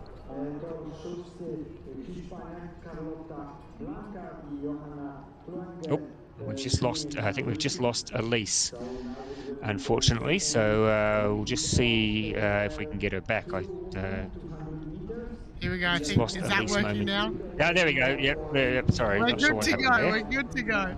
Not sure. That's okay. But what I was saying earlier is I think, like you said, success breeds success. And we see that in the Ukrainian team. We see that in the British team. We see that in the German team. We see that in the Aussie team. And we're seeing that here as we get a start now. We've got Israel, Talia Elat. Just looks like she's had the better of the start there. And like you said, she's got a lot of experience under her belt. And experience really comes to the fore. And you can see her stroke rate's quite high. Looks like maybe on her outside, the Ukrainian paddler Natalia Yahutenko, she's really starting to fly through the middle of this race. She looks like she's got some beautiful purchase on the water. Not the fastest start out there, but it doesn't matter as long as you cross the line first at the end. It doesn't matter where you are at the 50 meter, at the 100 meter, at the 150 meter, as long as you're coming through at the end. So she's in that blue boat, still maybe with about a quarter of a boat length lead from Israel. And then we've got the Indian paddler Yadav there, maybe in third place, but it is Ukraine that will take the win from Israel, and then India after that. They'll go through to the final later on. They'll qualify straight through, and then the rest of the paddlers will go through to the semi-final. But a bit more of a tight race there, Ross, and a few lead changes as well. You know, within a minute's racing or whatever that ended up being that time, it's good to see some very tight racing and some lead changes, and I'm sure some girls will go back and have a look at the video and do a bit of review on that. I think, you know, the start that we saw from Talia there from Israel was phenomenal. She got out of the blocks like a light, that's for sure, but the back end of her race just falling apart a bit, and you saw the Ukrainian paddler just taking a few little wobble strokes there, but once she got it together, she was good to go. Natalia Lahatenko, she looked like she was spinning her wheels in gravel at the start there. At least it was almost like somebody, you know, when you're driving a car and someone gets behind you and they lift up the back of your car so your wheels are just spinning and you're not going anywhere. That was what it was a little bit like, I think, for Natalia Lahotenko at the start of that race. Everything was moving right, but she wasn't going anywhere. And then finally she managed to just to get some connection and really just ate up the rest of the field in the back half of that race and ended up cruising to victory. Talia Elliott holding on there for second, and Prachi Yadev. I'm so excited to see Prachi. She was very much one of the very first Indian paddlers who took up Paracanowe, and for a few events she was almost the only Indian at our competition, and it's so good to see her still going strong and starting to get some results as well. So well done, Prachi Yadev. It's gone through to the A final, which will be a great thrill, and I reckon that maybe this could be her Paracanoe, her Paralympic campaign these next 4 years as we head towards Los Angeles. All right, so that's the KL2. Now we'll turn our attention to the KL3 women, and again, we have 2 heats, and the top 3 from each will go through. So in the first heat, we've got Kaya Scholl from Australia. We've got Hope Gordon from Great Britain. We've got Emily Pakes from Australia, Claudia Fischer from Germany, Maria Jimenez from Spain, Katarina Kozakowski from Poland, and then Nicoletta Molnar from Hungary in lane number 8. So obviously the athlete to watch here is Hope Gordon in lane number 3 from Team GB, yet another of the outstanding paddlers in that British canoeing Paracanoe team. So I expect she'll go well. And 2 Australians. Great to see some new names and some other paddlers who are coming through now at the start of this Paralympic cycle, Elise. It is, and you can just see out there the conditions are looking a little bit blustery, but it is. We've got a few really good Aussies coming through, and a big team over in Poland as well this weekend, which is great to see for the future of our sport. Hope Gordon, I'm going to call her a bit of an honorary Aussie this year. She did a bit of travelling at the start of the year. She did a bit of time in New Zealand, and she spent some time in Australia. She trained with the Australian team as well, and then she went maybe Thailand. I'm going to get that wrong, but anyway, she's been on a bit of a world hopping tour, and she's had a great time. So maybe not her normal preparation, but the year after the Paralympics, it's all about taking that little bit of pressure off and really enjoying herself. So I'm not sure she'll be, hoping for too many PBs out here, but she absolutely will be the one to watch. And she's a phenomenal paddler and a phenomenal athlete as well. And I think she's doing, or she was doing as well, she was trying to get in the water and swim every day for 100 days straight. And that's not easy when you're from GB, where it's freezing cold. So she was very happy to be in Australia and in the warmer ocean, that's for sure. But I took her out for a swim when she was over in Australia, and I thought the surf was quite small, and I think she was cursing at me a little bit because the surf was a little bit bigger than what she's used to. And you can just see there the aerial shot of the girls trying to line up, and it's just, these conditions are difficult, particularly if you haven't been in a start gate too often and you haven't dealt with conditions like this too often. To be able to draw stroke across and line your boat up and make sure you're straight in that gate is very, very difficult, and it does take a lot of years of experience. And props to these girls being able to hold their boats straight. But here we go, we've just got Emily there from Australia, smile on her face, so still obviously feeling nice and calm. You don't need to get stressed in these situations. It's just about taking your breath and taking your time. Yeah, Emily had some problems this morning as well with the wind trying to line up. This is great camera work here where you get a good idea of how difficult it is. Now, it looks like the German Fischer has got herself in, and we're just waiting for Emily Pakes to get in. I think she's in as well, so we should be right. Let's get them underway before the wind comes and blows them out of line. I think we're going to get a start. Yes, here we go. So we're underway in the first heat of the women's KL3 200. First 3 athletes will go straight through to the final, and the rest 4 to 7 will go through to the semi-final. And look at that, across here, closest to the camera, it's Maria Jimenez from Spain who's gone out fast with her Katerina Kozowski and, of course, Hope Gordon at the top of the field. So it's the Brit Gordon, who may be just feeling the effects of having that very, very long swim with Elise Wood when she came down to Australia. She's now starting to get a bit tired because of that. It is Maria Jimenez from Spain, Katerina Kozakowska from Poland. Now look at Hope Gordon, though. Now she's coming through.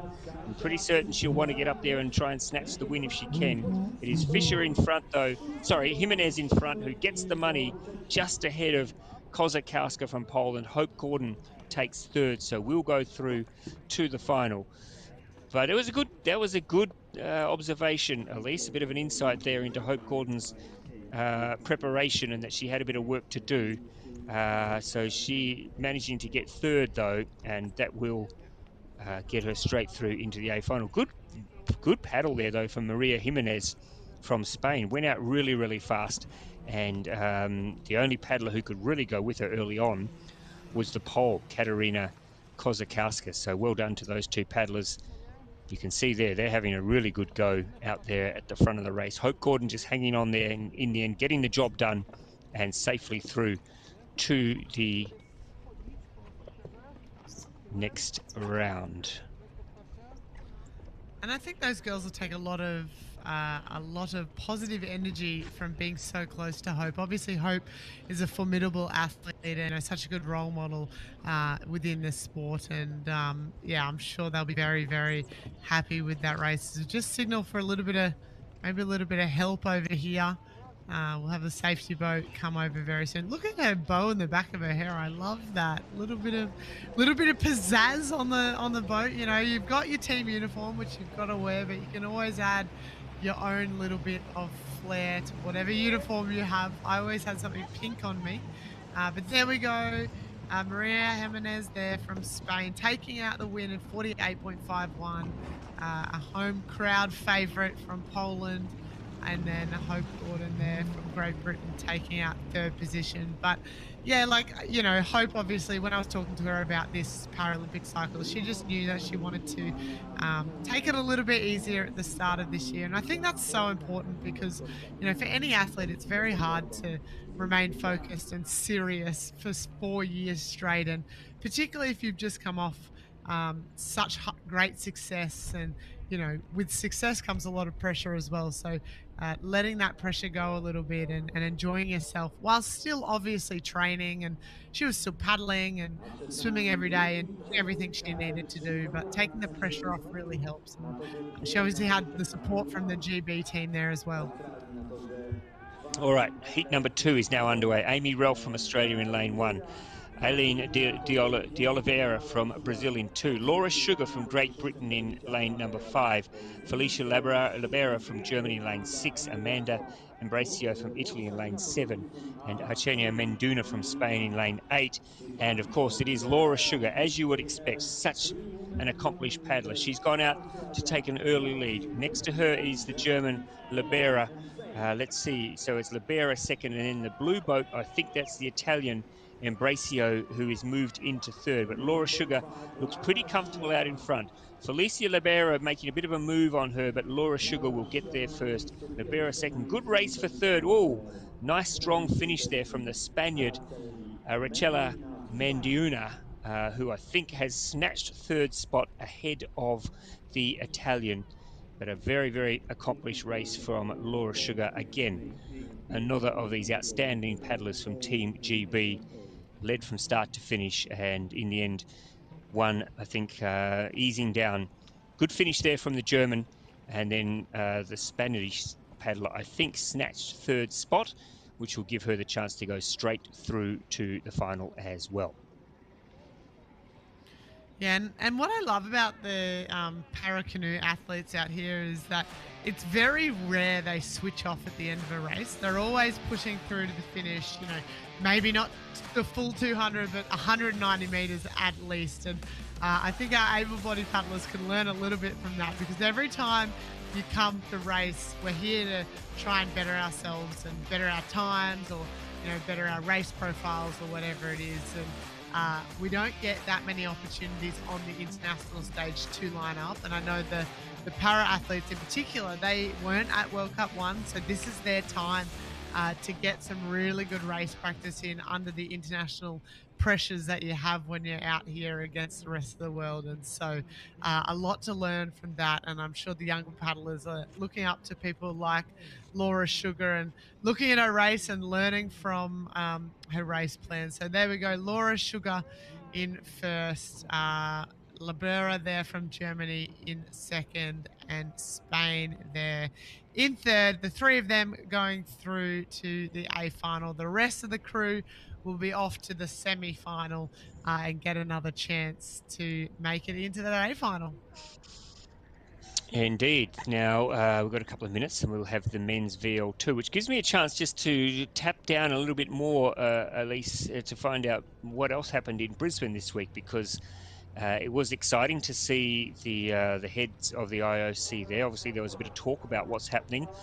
What were some of the main things that came out of it this week? I know there's a bit of discussion around, for example, where canoe sprint, the canoe kayak events might be for Brisbane. There's talk, and I know that the rest of the world is very alarmed that they might be racing in crocodile-infested water. Have you got any insights for us? Is that still the likely venue, or what was any of that discussed this week during the meeting?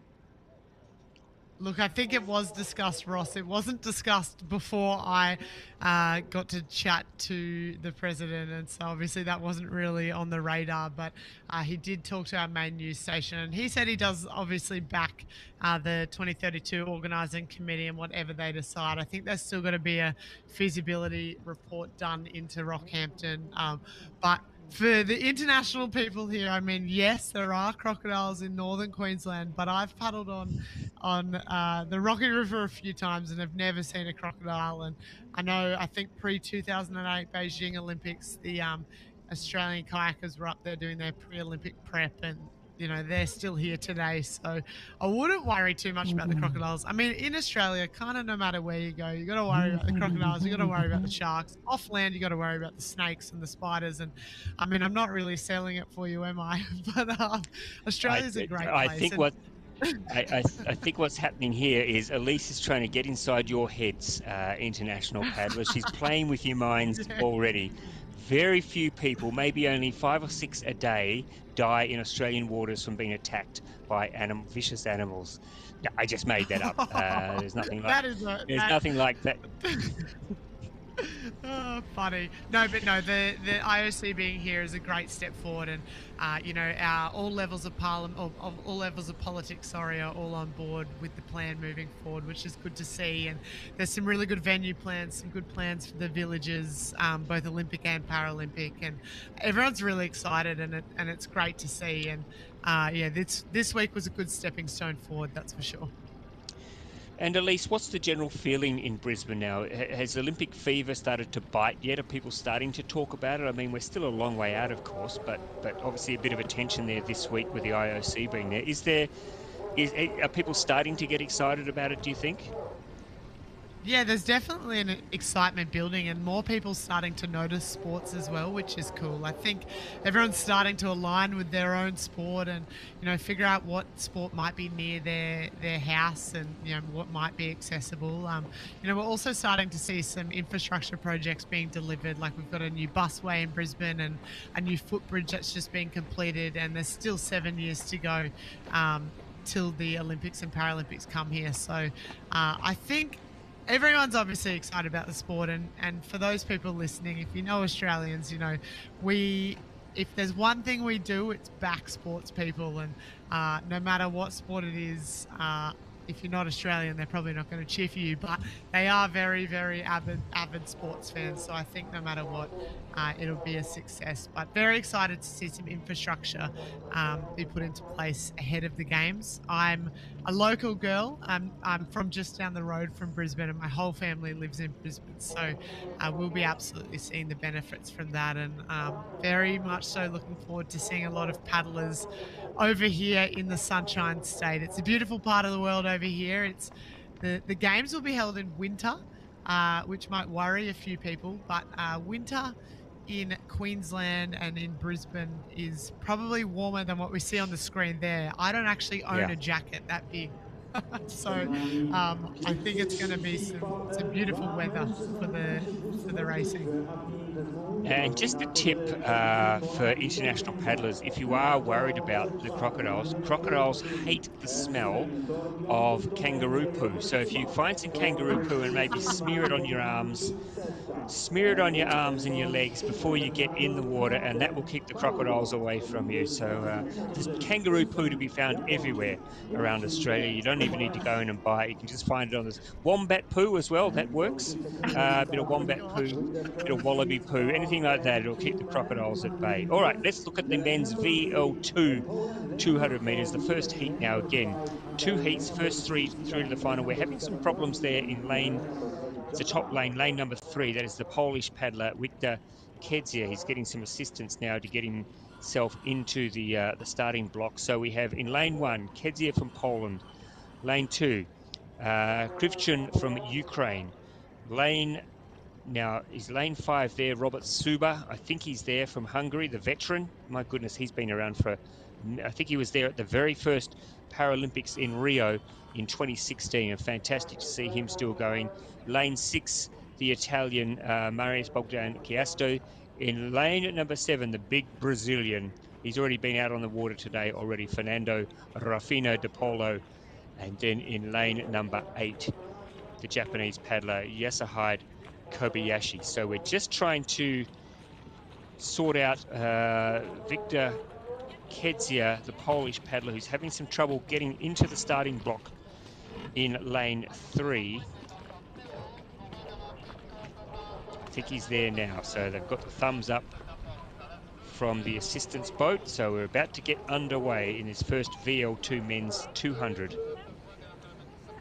And away we go, and it looks like in lane, well, Victor's having some problems there in lane 1, the rudder's gone or something.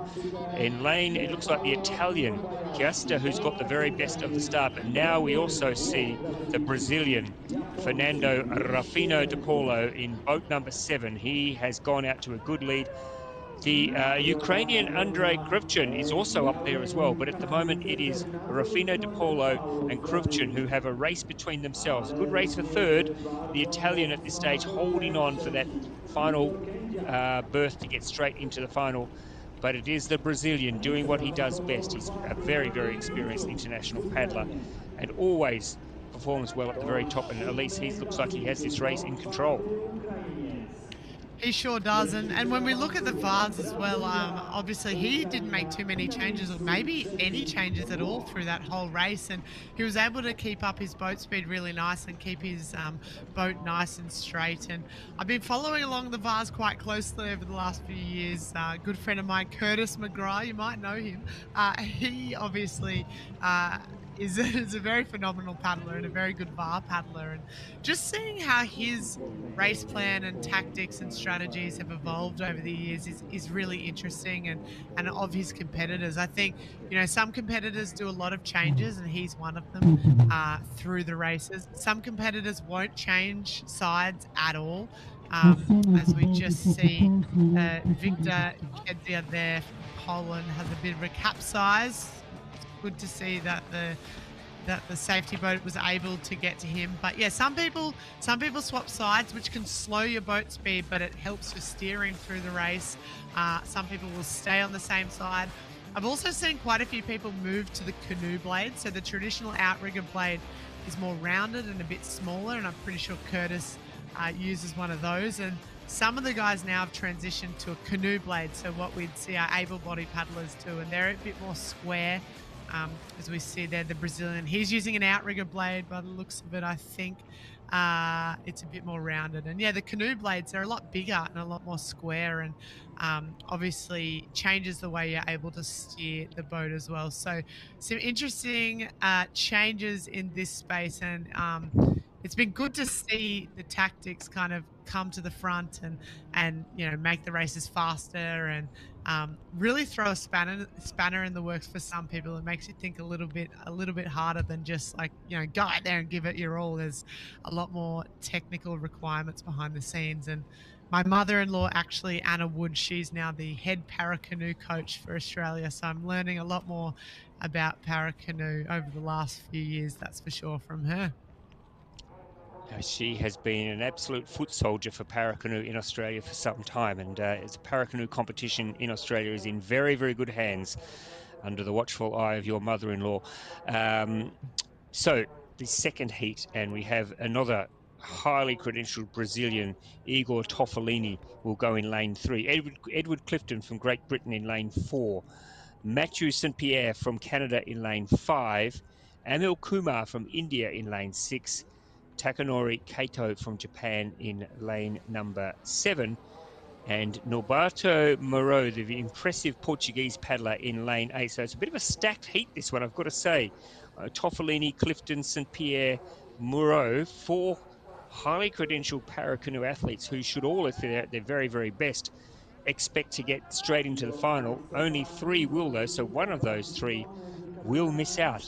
Who will it be? That'll be very interesting to see as we're underway. And it does look like Moreau from Portugal has got an absolute flyer, as has Toffolini and Clifton. So Toffolini at the top of the screen, Clifton from the UK right next to him, and down here closest to us is Norberto Moreau from Portugal. It looks like it might be the Canadian Matthew St. Pierre who's struggling to keep up with the top 3. But look at the Brazilian go, Toffolini. Clifton trying to go with him. And on the far side of the course, it's Norberto Moreau. But it is Toffolini at the moment who has the race under his control. Clifton trying to get to him. Now the Canadian trying to come through as well to try and get third. Yeah, and Toffolini there from Brazil taking it out. We thought he would get it right from the start, and there he is taking out the win there. A little bit of, maybe a bit of a collision at the end as the guys just maybe take their eyes off the straight of the lanes. But there we go. Brazil, Great Britain, Portugal there. A very good race. And talking about tactics as well from earlier before, I did notice there the Portuguese paddler had a shorter boat, and that's the other thing that comes into play in this race as well. Nello has come out with a shorter boat, which can mean that I think it gives you a little bit of extra speed, but it might be a little bit harder to steer. I think maybe Emma Wiggs a bit later might be able to give us a bit more information on that. But some of the boats are longer, and the longer boats are obviously the more traditional boats as well. So some definite technical advances happening in the world of VAR paddling, that's for sure. But there we go. The top 3, as called before, will be going through to the A final, and the rest of the crew will be off to the semi-final. I noticed that these Brazilians, they've also got their legs stuck on where their arms should be. Look at the size of their bloody arms. I mean, that is outrageous. Those arms are bigger than my legs. But that's good. They obviously do a lot of working out, a lot more working out than I do. There you are, confirmation. Igor Toffolini is through to the A final, along with Edward Clifton and Norberto Moreau. Matthew St. Pierre just missing out there. He'll go to the semi-final. All right, now we've got one more race to go before we hand over the commentary to Emma and Jen for this afternoon. It is the men's VL3. There will be 2 semi-finals in this, and again, first 3 will go straight through to the final, and then the rest, 4th to 7th, and the next best 8th time will go through to the semi-final. So looking at the field for this race, in lane number 1, it's the Argentinian Atamanuc, the Spaniard Mosquero in lane number 2, Stuart Wood from Great Britain in lane number 3, Robert Wadera from Poland, lane 4, Asahai Sochi from Japan in lane 5, Arturo Edwards from Chile in lane 6, from Ukraine, Volodymyr Verbinski in lane number 7, Abel Aber from France in lane number 8, and then Patrick Dabrowski from Poland in lane number 9. Adrian Mosquera, Stuart Wood, both very, very good paddlers. I'd expect in lanes 2 and 3 that they will be up challenging for the lead. The Argentinian Atamanuc could be up there as well. But Stuart Wood, a very, very accomplished paddler, and Adrian Mosquera from Spain. These two have been banging away, racing for some time and butting heads on the course. So there'll be a bit of an arm wrestle going on here between the Spaniard and the Brit, I'm sure. Yes, and the fact that they've drawn lanes right next to each other is also very exciting. They'll be able to get a bit of a test as they move through the different rounds this weekend. But you can see there, I think Stuart Wood might have had the better of the start. He's got the shorter stroke there in lane 3. He's got a very, very high stroke rate. So he's all about keeping that boat speed up and making sure that boat's running as fast as he can. As expected there in lane 2, the Spanish paddler Mosquera there, he's in second place at the moment, and maybe third is maybe Argentina, maybe the Ukrainian paddler. As we zoom out, we'll get a bit of a better look on that, but it is Stuart Wood in lane 3 from Great Britain, still with the lead, maybe half a boat length now as he starts to stretch out in that last 20 to 30 meters. It all starts to burn now in the arms, that's for sure, and he's trying to do everything he can to make sure he gets through the A final, and he will go through. It's those top 3 lanes, as I see it, that will go through to the set, or straight through to the final, sorry. So it will be Argentina, Spain, and Great Britain taking the top 3 spots in this first heat of the VL3 Men's 200.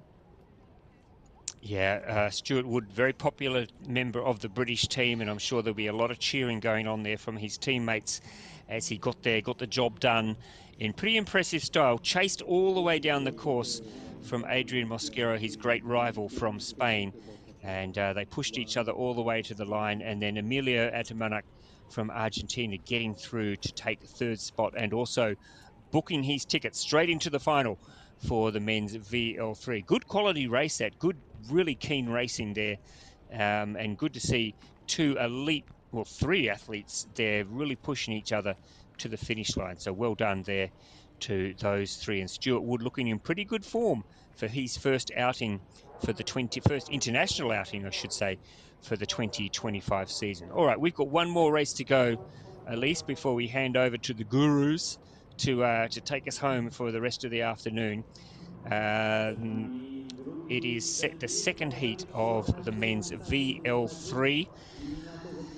And again, we have a full field of 9 athletes who will be lining up. Good to see good numbers in the men's VL3. And again, 3 will go straight into the final, and then 4 to 7, and the next 8th best time will go into the semi-final. So let's have a look what we've got here. We've got Javier Raya from Spain in lane 1, Tomasz Nidzikowski from Poland in lane 2, the Brazilian Giovanni Vieira de Paula in lane 3, Mark Daniels from Australia in lane 4, Martin Dobrev from Austria in lane 5, Mirko Nicoli from Italy in lane 6, Vladislav Yepifinov from Ukraine in lane 7, Roman Terenik from Israel in lane 8, and Gervais Omarin from France in lane 9. Watch out for the Brazilian Giovanni Vieira de Paula in lane 3.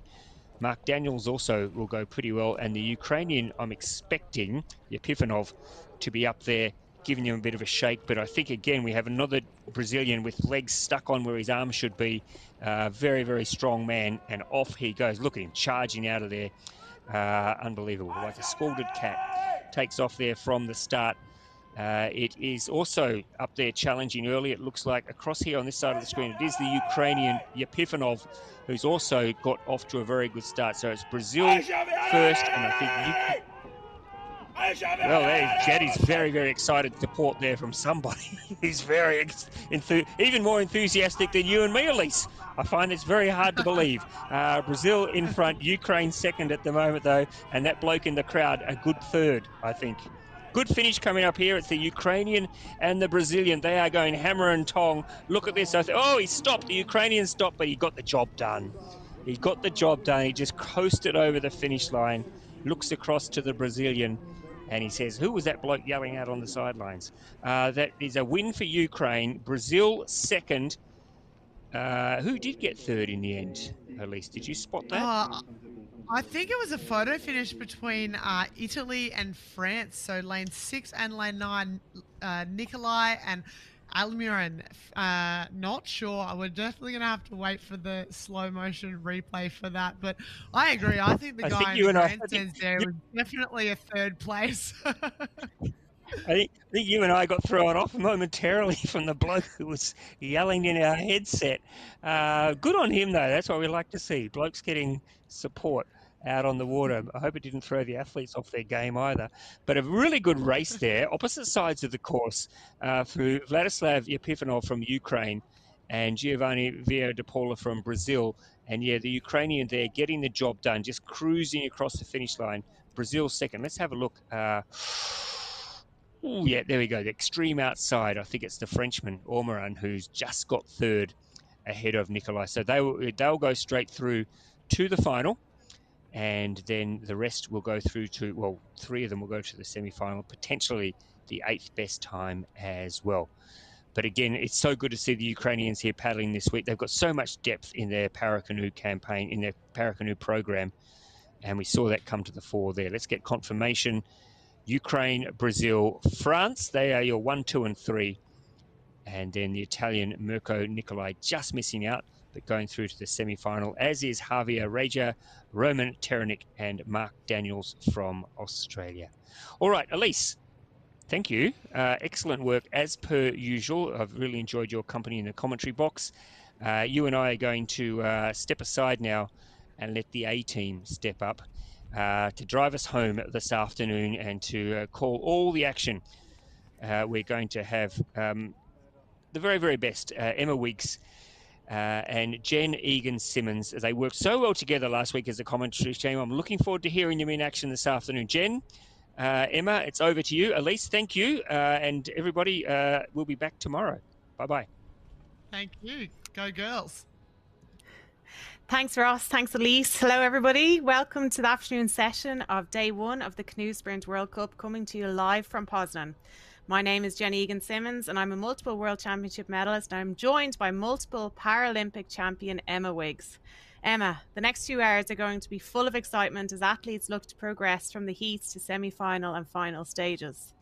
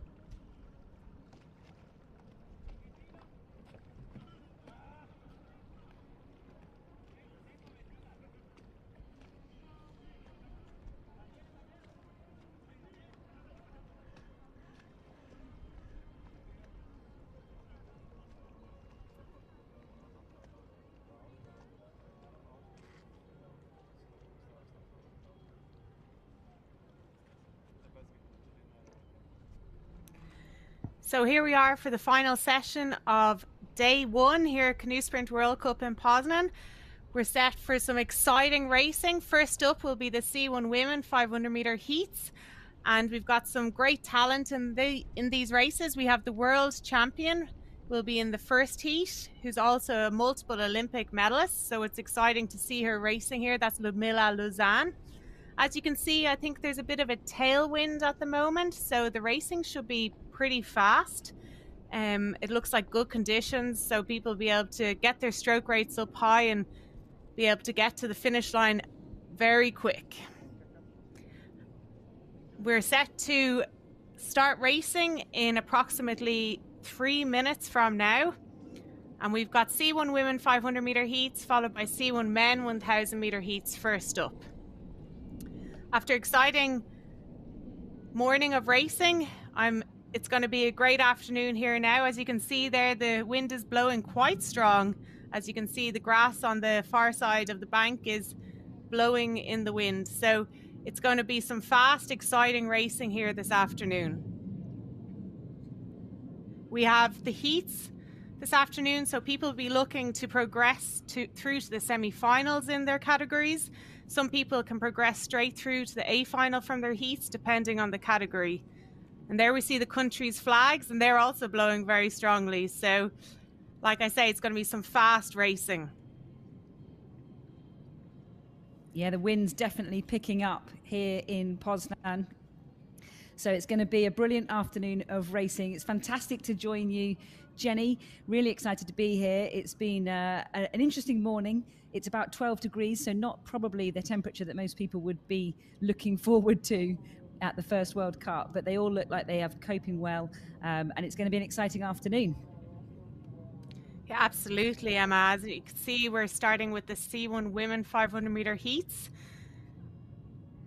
And you can see it's actually a little bit wavy there. The tailwind is causing some waves. And here we have the start list. So lane 1, we've got Denmark, Anna Norvang-Quist. Lane 2, we've got Hungary, Rekka Opavaski. Lane 3, we've got Latvia, Sabine Tobe. Lane 4, we've got Vanessa Tosh. Lane 5, we've got China, Xing Yang. Lane 6, we've got Ukraine, Ludmila Luzan. Lane 7, Japan, Magum Sobota. Lane 8, USA, Emma Albrecht. So this is going to be an exciting heat. In lane 6, we've got the current world champion of the C1 500 meters, Ludmila Luzan, and multiple Olympic medalists. Bronze medalist C1 200 meters in Tokyo 2020 and silver medalist in C2 500 meters in Tokyo 2020, along with silver medalist in C2 500 meters in Paris 2024. Emma, who do you think we should look out for other than Ludmila in this heat? Well, I think, there's a huge amount of talent out there. I think Vanessa Todt will want to be improving on her performance from Szeged last weekend. She finished 9th in the A final, which I think was probably a bit of a surprise. So I think she'll be looking to put down a good performance. Whether anyone's going to be able to fight for that first place into the A final direct or not, I doubt it. Luzan is a pretty formidable opponent, but let's see as they come into the buckets. The wind is starting to pick up, like you said, so it's going to be a challenge for these C1 boats, but I'm sure they have got the experience to deal with it. So they're coming into the starting buckets now. Yeah, so first place goes straight through to the A final, with 2 to 7 advancing to the semi-final stages. And they're going to be under starters orders now as they're in the buckets.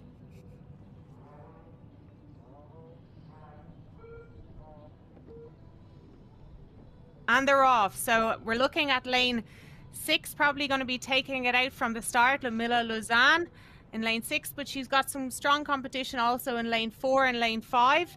And as we can see, Ludmila is pulling away just slightly at the first 100 meters of this race.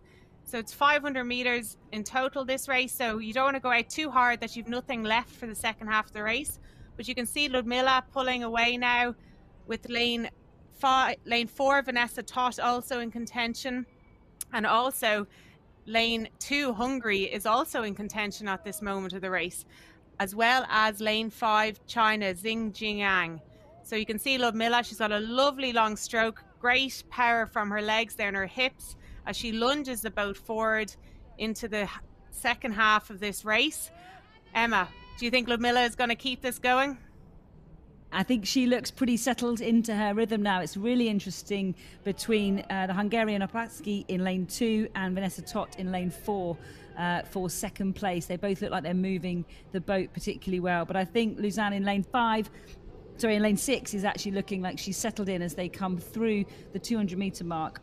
They're heading really strongly into the finish. Obviously, 2nd to 7th place will be in the semi-final, but that real prize that they're after is that 1st place to go straight through to the A final and save themselves racing again in the semi. But lane 2 is making a bit of progress, chasing down Lausanne. Hungary out in lane 2, looking like they are stretching away now from Vanessa Todt from Croatia and Zhang from China. So it's going to be exciting as we come to the finish, but I think Lausanne is going to bring it home in 1st place, stretching her lead again, looking very comfortable as she's coming towards the finish line. Yeah, and we've spoken about this before, Emma, haven't we? About some people like to win to go straight through to the A final so they can rest up, but some people like a second race. But here we have Lausanne winning comfortably, I think, with 2nd place Hungary, Reka in lane 2, and 3rd place going to Yang in lane 5, followed by Vanessa Todt in lane 4. So, yeah, really like I said, Emma. Yeah, so really it's interesting. hard to know, isn't it? Yeah, absolutely. I think Lausanne showed us that she was keen to have a good run out, having not competed last weekend. I think really keen to have a good run out in this heat and put her marker down for the final straight through to the A final, while the others will have to have a semi-final. Looked like a good start for all the boats apart from lane 3, didn't it? Out those buckets, getting into their rate early and getting into their rhythm. Such an athletic movement, such a powerful drive off that paddle. Really exciting start to this afternoon session. Absolutely, and I don't think she even looked out of breath there, Emma, so it must have been she must have been quite comfortable winning that heat. So it's going to be interesting to see the A final now over the weekend. And there we see it, yeah, crossing the finish line in 1st. Absolutely. So 2 more heats to come with some big names also in those heats, Jen. We've got Katie Vincent lining up in heat 2, and then Ma from China in heat 3. So certainly some big names to come, but that final is going to be exciting at the weekend. Yeah, absolutely. All to play for. And here we are, the results of heat 1. Lane 1st place Ludmila Lausanne, 2nd place Hungary Reka Opaski, 3rd place China Xingan Jiang, 4th place Vanessa Todt, 5th place USA Emma Albrecht, 6th place Japan Megumi Chubat, 7th place Denmark Anna Norvanquist, all progressing through to the semi-final, with Lausanne progressing straight through to the A final.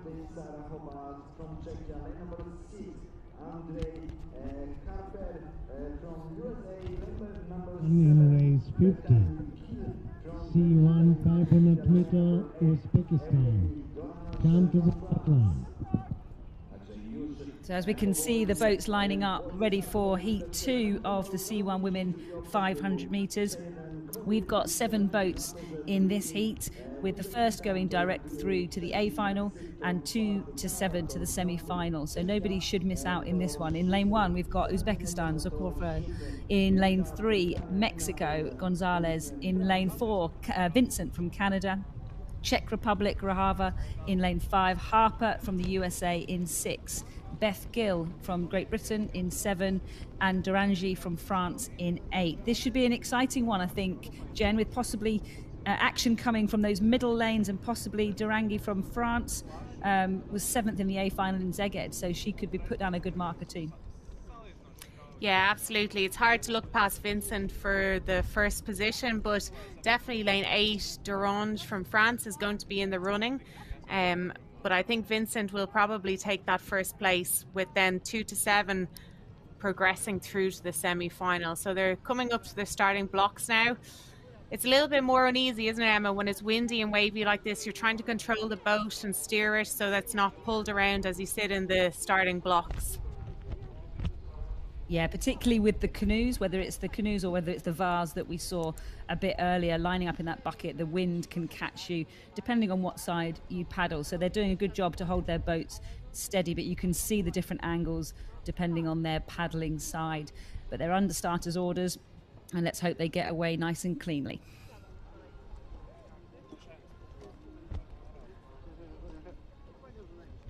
Starters holding them quite a long time, which is always frustrating when you are in that bucket. But they look like they're away now, really. And Beth Gill from Great Britain in lane 7 got a really good start out the bucket, timed her first stroke to perfection. Katie Vincent also, as expected, exploding out in lane 4. But don't forget lane 8 from France, Durand just keeping in the race there alongside Beth Gill, and they're both chasing down the Czech Republic Rahova and Vincent over in those middle lanes. So Vincent looking pretty comfortable, Jen, already up into her stride and looking like she is moving that boat comfortably, in complete control of this heat. Yeah, she makes it look so easy, Emma. You can see she's got a very upright position there. So it means she's not cramping her chest down and decreasing her lung capacity. So she looks very comfortable. And as we predicted, lane 8 Durand is coming in second place, who's looking to fight to get through to the semi-finals. I don't think she's going to fight to get through to the A final at this stage, because Vincent just looks so comfortable. She's got great hip movement there, propelling the boat forward as she goes down this lane. Looks to be in great ease, to be honest, not under any stress as she comes through the final 200-meter mark. And Durand now in second place, coming through, with Bethany Gill having a great race also, coming through in third place there through the last 200 meters.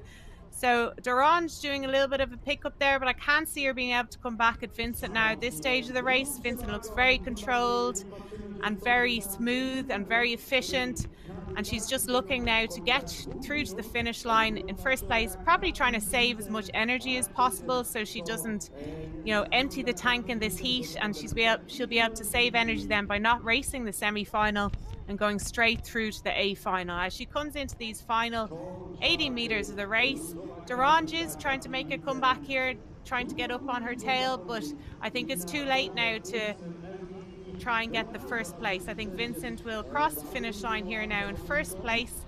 Yes, here's Vincent in lane 4, crossing the finish line first place, with Durand in lane 8 coming second, followed by Czech Republic in lane 5, I think. And we'll have to wait to see the confirmation of those results to see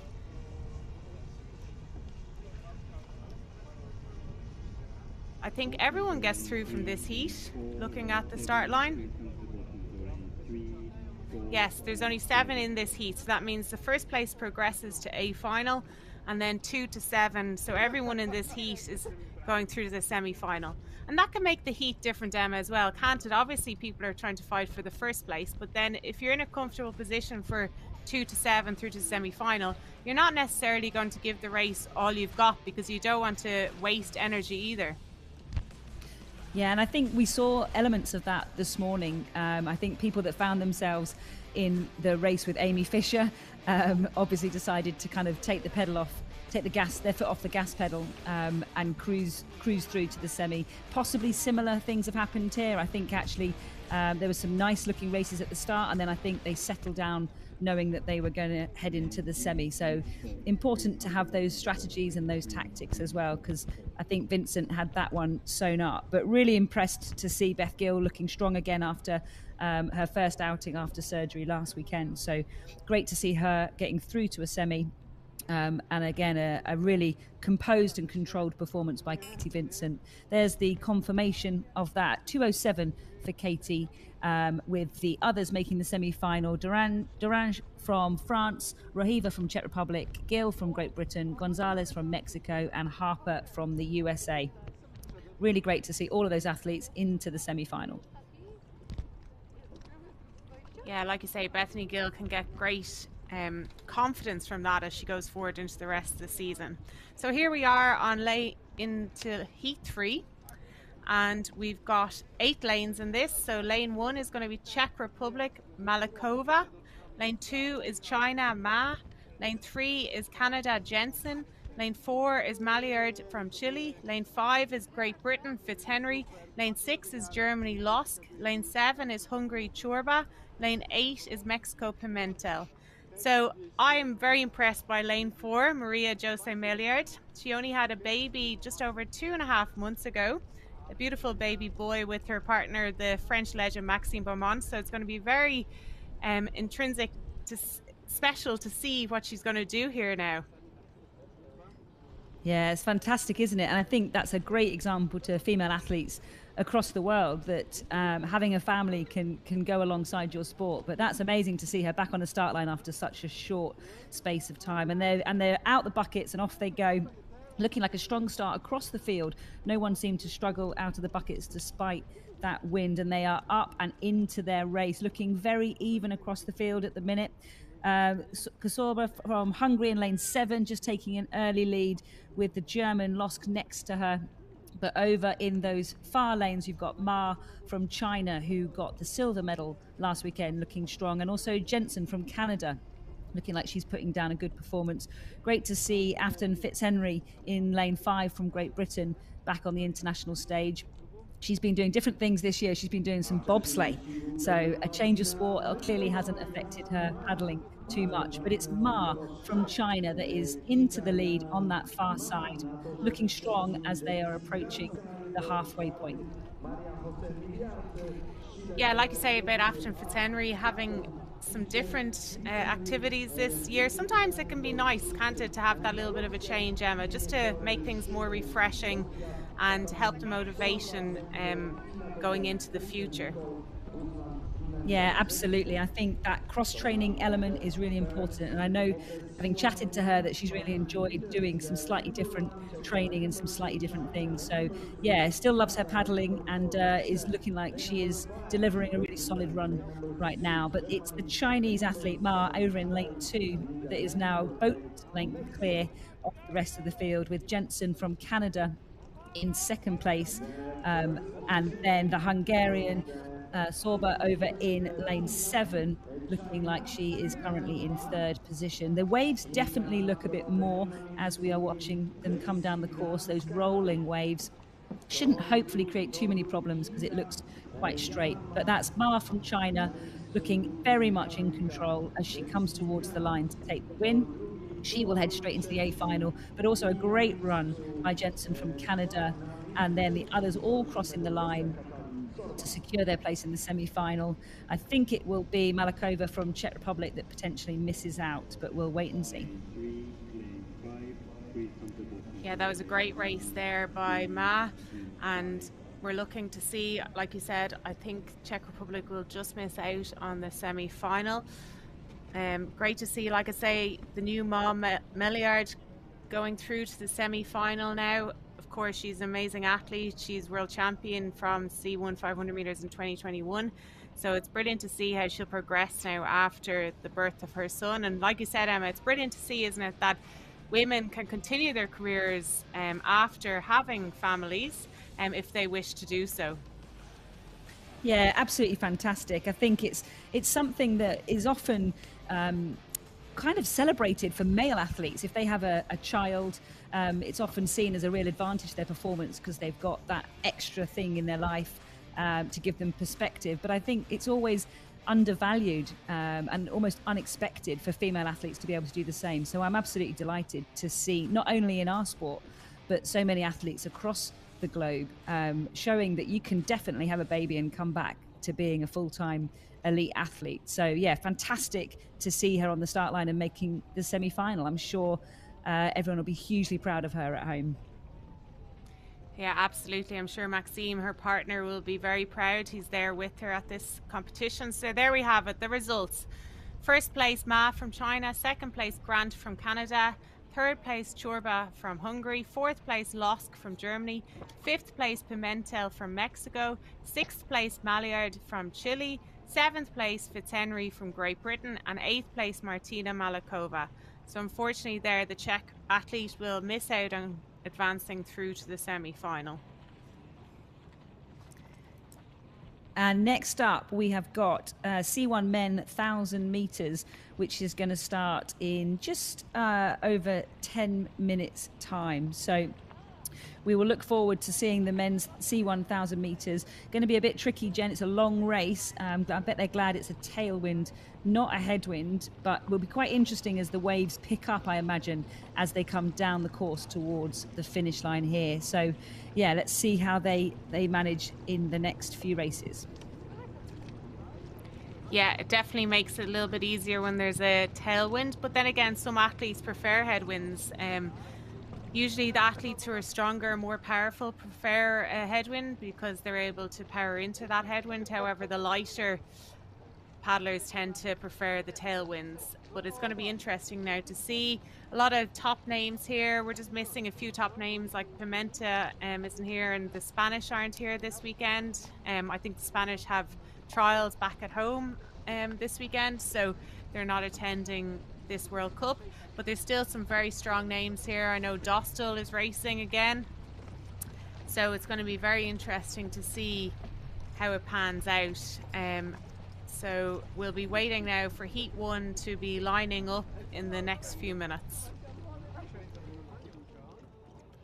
And with this one in the C1 1000, there's 4 heats. So that means that 1 to 6 will go through to the semi-final with the 3 fastest 7th placed times. So everything to play for, but everybody knows that they are going to have to do a semi. There is no straight route through to the final. So I think they will be considering that as they execute their runs, but they will all have to do a semi-final. So potentially they will be saving something for that. But let's see what happens. We've got some really impressive paddlers. It is a shame, isn't it, to not have the Spanish here this weekend after they performed so well in Hungary, Jen. I think they finished 3rd on the medal table with a pretty impressive 3 golds, 6 silvers and 3 bronzes. So to finish on 2nd on the medal table and to then not have them here is a real shame. But I'm sure they are potentially in slightly sunnier weather, enjoying some selections back home.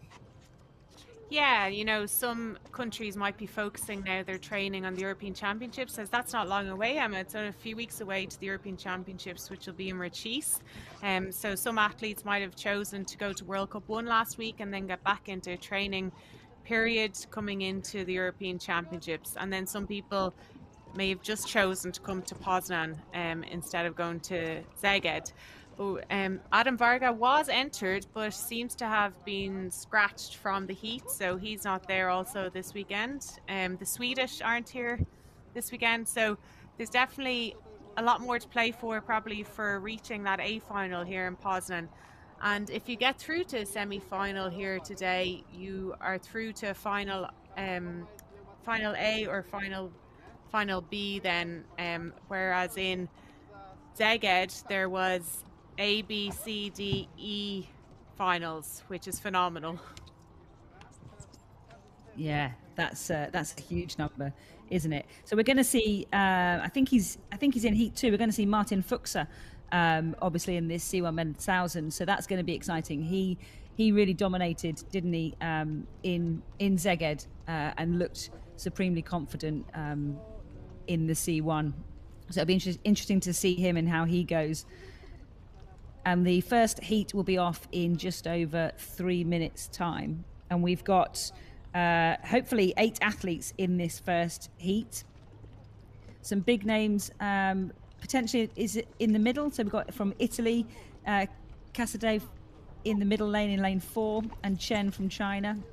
Be interesting to see how they go. But I think there's a few to look at. But Martin Fuchser obviously is the well-known dominant C1 paddler from the Czech Republic. He also holds the world's best time, 3:42.38. So I wonder whether I wouldn't imagine that's under threat today with the water temperature as it is. It's not known for its speed, is it, Poznan? But I'm sure they will be looking to put down a marker and to certainly make sure that they are safely through to the semi-finals. Yeah, absolutely, as we move now into the C1 men 1000 meter heats. And here we have the start list. Lane 1, Boschk from Germany. Lane 2, Carlsen from Estonia. Lane 3, Van Dijk from Ukraine. Lane 4, Casaldi from Italy. Lane 5, Chen from China. Lane 6, Sung from Taipei. Lane 7, Siradzan from Poland. Lane 8, Kamalov from Uzbekistan. And I think we're going to be looking at lane 4 in this, who's a silver medalist from last weekend in Szeged. I think he's probably going to be the strongest coming through this heat. Yeah, absolutely. He'll be brimming with confidence from last weekend's performance. And he looked good. He looked good in those conditions in Szeged. Slightly trickier today. but I'm sure he will be confident of securing potentially the top spot in this heat. But let's see how he goes in terms of managing his energy. But it should be an exciting one. And then we've got 3 more heats after that coming up in the C1 men's 1,000 meters. Yeah, it's definitely going to be it'd be interesting again to see. I think Casade will still probably want to win this heat, even though 1 to 6 get through. I could be wrong. He might save energy, but sometimes it's nice to try your race plan for further races, the semi-final and potentially the A-final later on, and get that feeling that you want to get in the semi-final and A-final. But as you can see, it is quite windy here, quite wavy. The C1 paddlers, I'm sure, are going to be happy enough with these conditions, considering it's a tailwind. They wouldn't want it getting much more wavier, as that could then cause water to go into their boats, which would make it heavier and harder to steer as well. So it looks like a direct tailwind, which is nice. No one really likes a side wind because it can make it a lot harder for steering. Not coming to the start. Please come to the start line now. Looks like they are just being called into the start buckets now, Jen, so we'll be underway any minute. They'll just be trying to get in those last deep breaths, making sure that they have run through their race plan in their head, and they're just focusing on probably, I don't know about you, but I used to just focus on those first 8 to 10 strokes out the bucket to get the boat up and running. So I think they'll be thinking about that as they come into the buckets. Keep an eye out also on lane 3 from Ukraine, Van Dijk, because they came 3rd place in the C2000 in the World Championships last year in Uzbekistan. So they're probably also one to keep an eye on. Yeah, and they're under starters orders now as they're in the starting buckets. And they're all away to clean start. As we thought, lane 4 has taken out quite early. That's Casade from Italy. He looks to want to dominate from the start. He's got his stroke rate up high, and he'll probably settle into his race after the first 100 meters. But we also have lane 8, that's Uzbekistan Kamilov, also up in the lead, just a few meters back from Casade. And also over in lane 1, David Bosch from Germany is looking very strong as they head into the first part of this 1,000 meters. They'll be looking now to decrease their stroke rate, get into a nice consistent pace as they go down this 1,000 meters. Some people, like I said, like to lead out from the start, whereas some people like to stay back, as we saw last week in the men's 1,000 meters. Dosta was back in 9th place and came through to take the bronze medal. So some of these C1 men 1,000 meter paddlers might do the same race tactic. But it looks like lane 4 Casade from Italy seems to be dominating at this point. Yeah, he's really taken a lead from the start and is holding it well. I think the Uzbek in lane 8 hasn't actually started, Jen. I think that is the Polish paddler in lane 7 that caught me out. I thought the Uzbek was out there, but they have not started. So it is Italy in first place, looking very comfortable as they come down the course, almost looking like he's out for a training run, although I'm sure it doesn't feel like that as they are approaching the halfway mark, but looking to stretch his lead and move that boat across the water. It looked like quite a good battle between the German Bolsk in lane 1 and Poland Sheridanzan in lane 7. The German in lane 1 also looking like he's coming up onto the edge of Casade's boat, just making sure that he keeps that pressure on all the time. But don't forget, the top 6 go through to the semi-final, so there is actually no real pressure to win this one. But it's looking like Italy out in front, with Germany just behind in second, Poland on this near side looking strong. In the middle we've got the Ukrainian, and then the Chinese paddler Chen also bringing up the back up at the back of the Ukrainian boat. So looking like quite a solid field. They don't look to be gaining or losing distance on each other, Jen, as they come in to the final part of the race.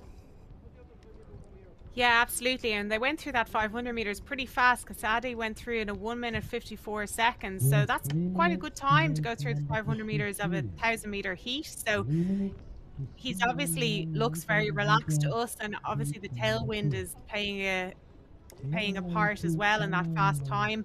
Makes it a little bit easier. He's able to get the flow more. And as you can see, he's gone through the 750 meters in 2:52 Casade, with second place at the moment through 750, the German, and third place Poland through the 750 meter mark. So now they're into the final 200 meters of the race, and Casade is definitely dominating this race with the German in second and the Polish in third.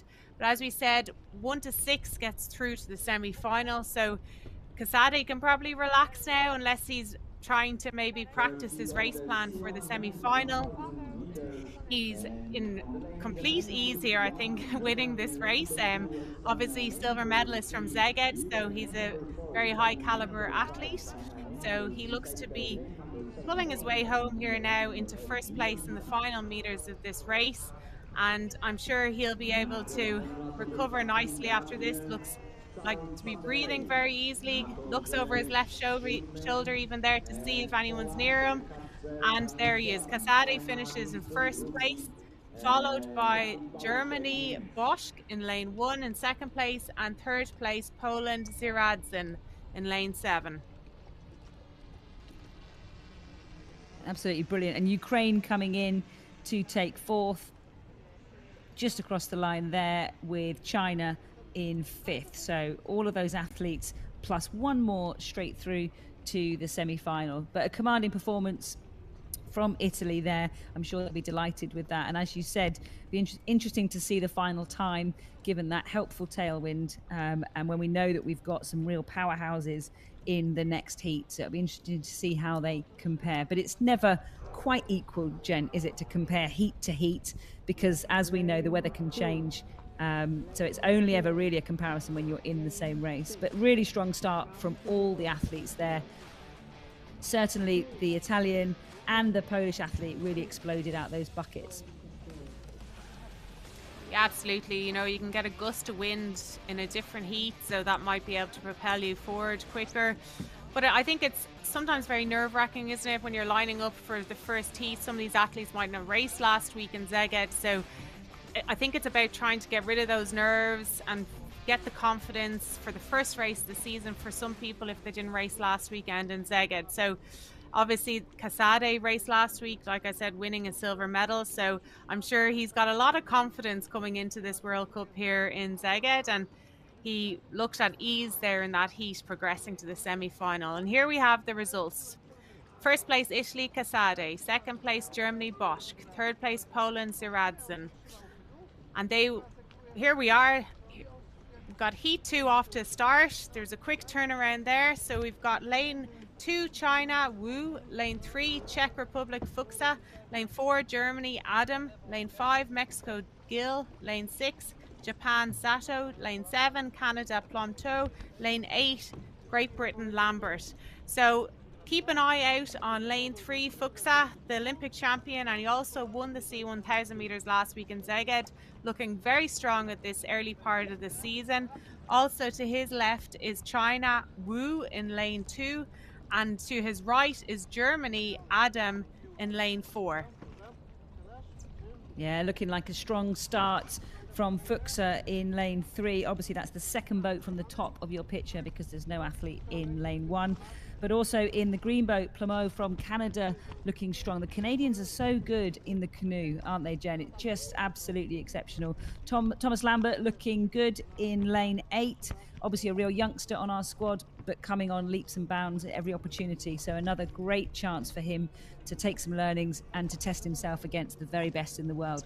But Martin Fuchsa clearly looking in control as he is edging his boat forward. Doesn't look like he's expending too much energy, but he's just enjoying the run out there and still in the lead, followed by Wu from China and Adam from Germany, chasing him down to make sure that he doesn't have it all his own way. Yeah, absolutely. 1 to 6 are going through in this with 3 by 7 times. So there's 7 in this, so 1 will miss out on direct qualification, but they'll have a chance to get one of the 7th best times to qualify through to the semi. And that's a very fast split also there. The first 500 meters, Fuchsa did a 150. We saw in the heat before this that Casade from Italy had done a 154, so that's almost 4 seconds faster than the first heat, and Fuxa seems to be leading comfortably, but to his left, China, Wu is still very much in contention with him, and to his right in third place is Adam from Germany. And Wu doesn't seem to be letting Fuxa have it all his own way as they head into the final part of this race. No, they don't gain anything from winning this race in terms of no one goes straight through to the A final. However, there's sometimes a big confidence boost, isn't there, Emma, from winning your heat, and gives you confidence going through to the semi-final. Absolutely. And I think for Wu, you know, they're only 19 or 20. So to be able to be going, you know, almost toe-to-toe with Fuxa, that will be then a huge boost for their confidence to know that they can execute that race. But Fuxa now showing his class and just stretching that lead slightly. He's got 7 seconds on the German in lane 4, but the Chinese athlete is still chasing him down, but Fuxa looks really in control as they come through the 200 to come in towards the finish line of this race. Fuxa in first, Wu from China in second, Adam from Germany looking like he is having a bit of a battle for third place with Plomo from Canada, and the others are just continuing to chase down, looking for those last spots in that semi-final. But no doubt at all who's going to win this. It's Martin Fuxa. Did we ever doubt it? Jen from Czechia going to take the win in this Heat 2 of the men's C1 1,000 metres. No, I don't think there's ever a doubt, Emma, that who's going to win this. But look at Wu. He's really putting it up to him. And Wu had a great race in Szeged last week, coming 8th. And like you said, he's such a young athlete. He's probably so excited that he gets to race Fuxa. So Fuxa in first, Wu from China in second place. And then we've got Canada in third place, Plomto. That was nearly commentator's curse there, Jen. There was me giving Fuxa all the big shout outs, and then Wu decided to almost upset the party. But a fantastic paddle from the young athlete, and I'm sure Fuxa will be the first to give him a pat on the back when they get off on the jetty. But that's Heat 2 of the C1 men 1,000 metres. Martin Fuxa from Czechia in first place. But all the top 6 boats straight through to the semi-final, and the 7th place will just have to wait and see whether they're in that race.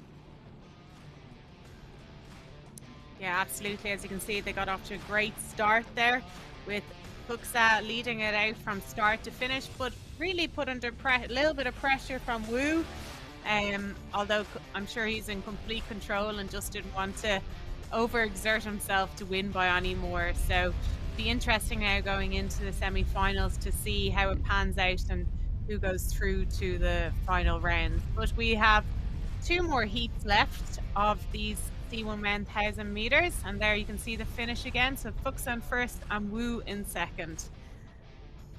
So we'll be going on to Heat 3 now, and that will be lane 2 Italy Taccini, lane 3 Denmark Scales, lane 4 will be USA Grady, lane 5 will be Lei Taipei, lane 6 will be Hasumi Japan, and lane 7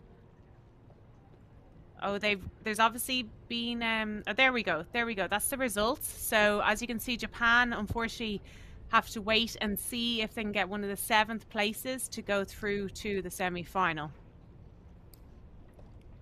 But this next heat we've got coming up, there's some strong contenders in this as well, Em, isn't there? Taccini was 6th last weekend in Szeged. Yeah, I think he's got a point to prove. I think he looked quite good. I think 6th was possibly a bit of a surprise. I think he looked really strong in his heats. Interesting to see Arthur Scales from Denmark in lane 3. He's already done some racing this morning, so he's gonna have already got some lactic in his arms, but hopefully he's recovered well. Jonathan Grady from America, we saw him in the 5K in Szeged last weekend do a spectacular remount into his boat. But they're all lining up.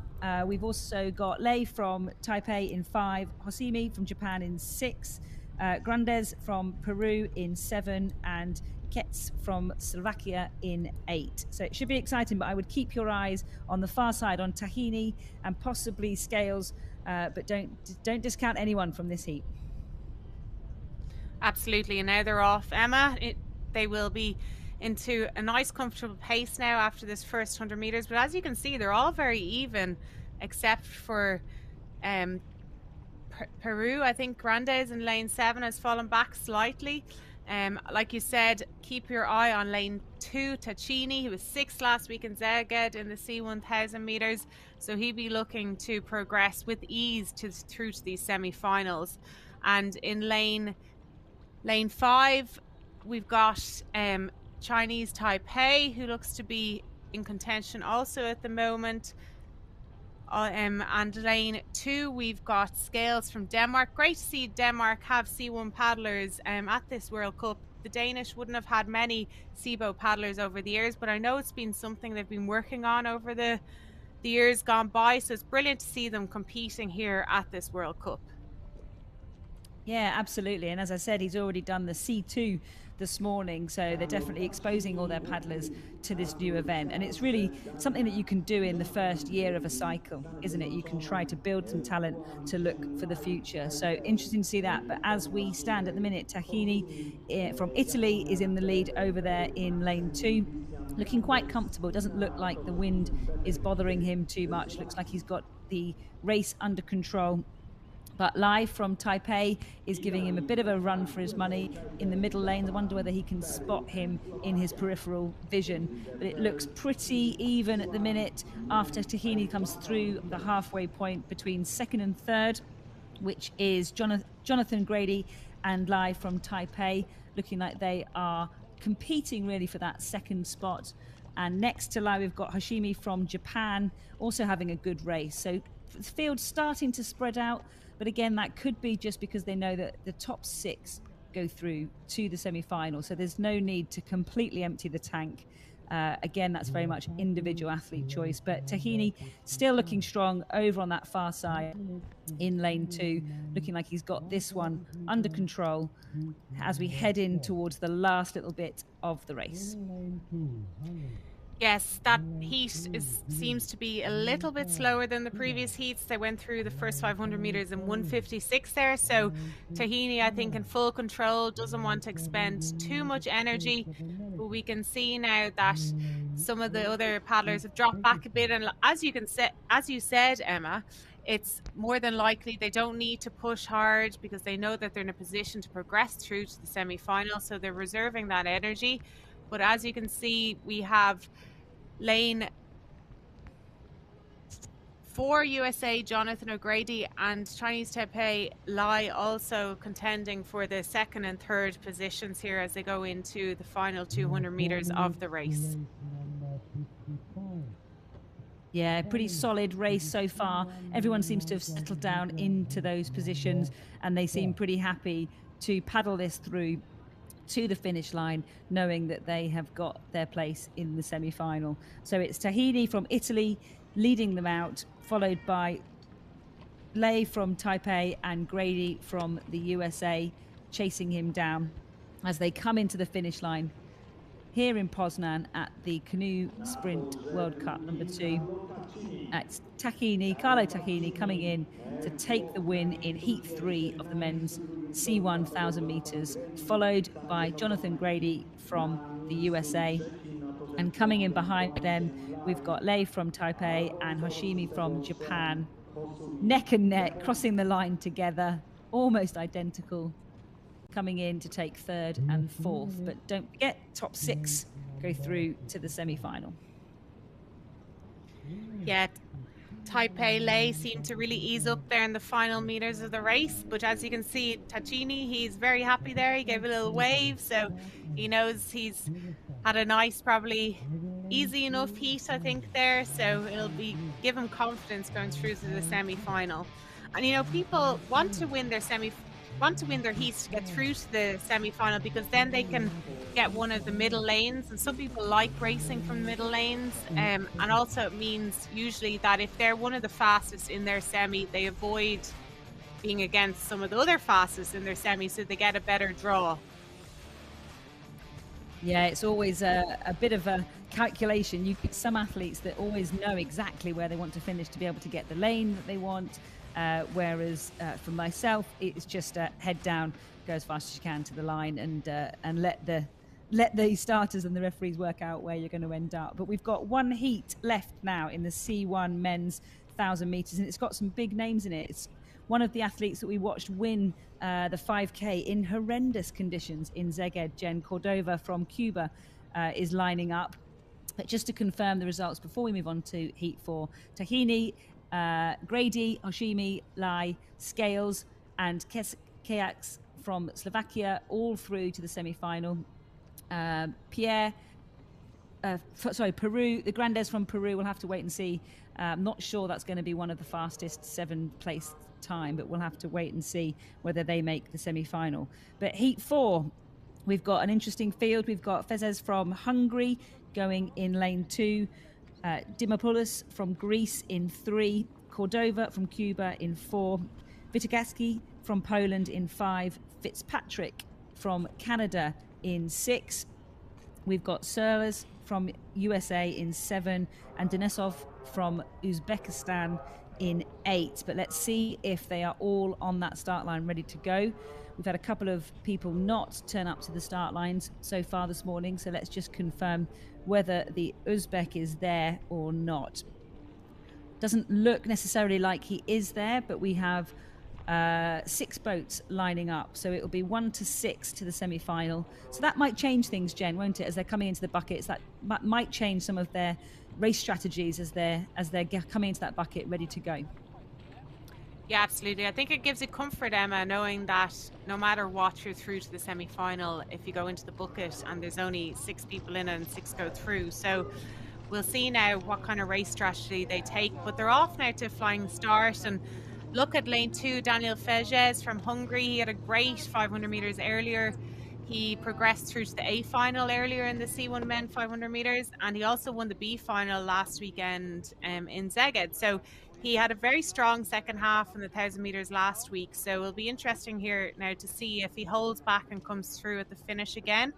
But also from Canada, in lane 6, Conor Fitzpatrick looks to be off to a very strong start, and he's actually leading the pack out as he goes into the first stages of this race. So it's going to be interesting here, like you said, Emma.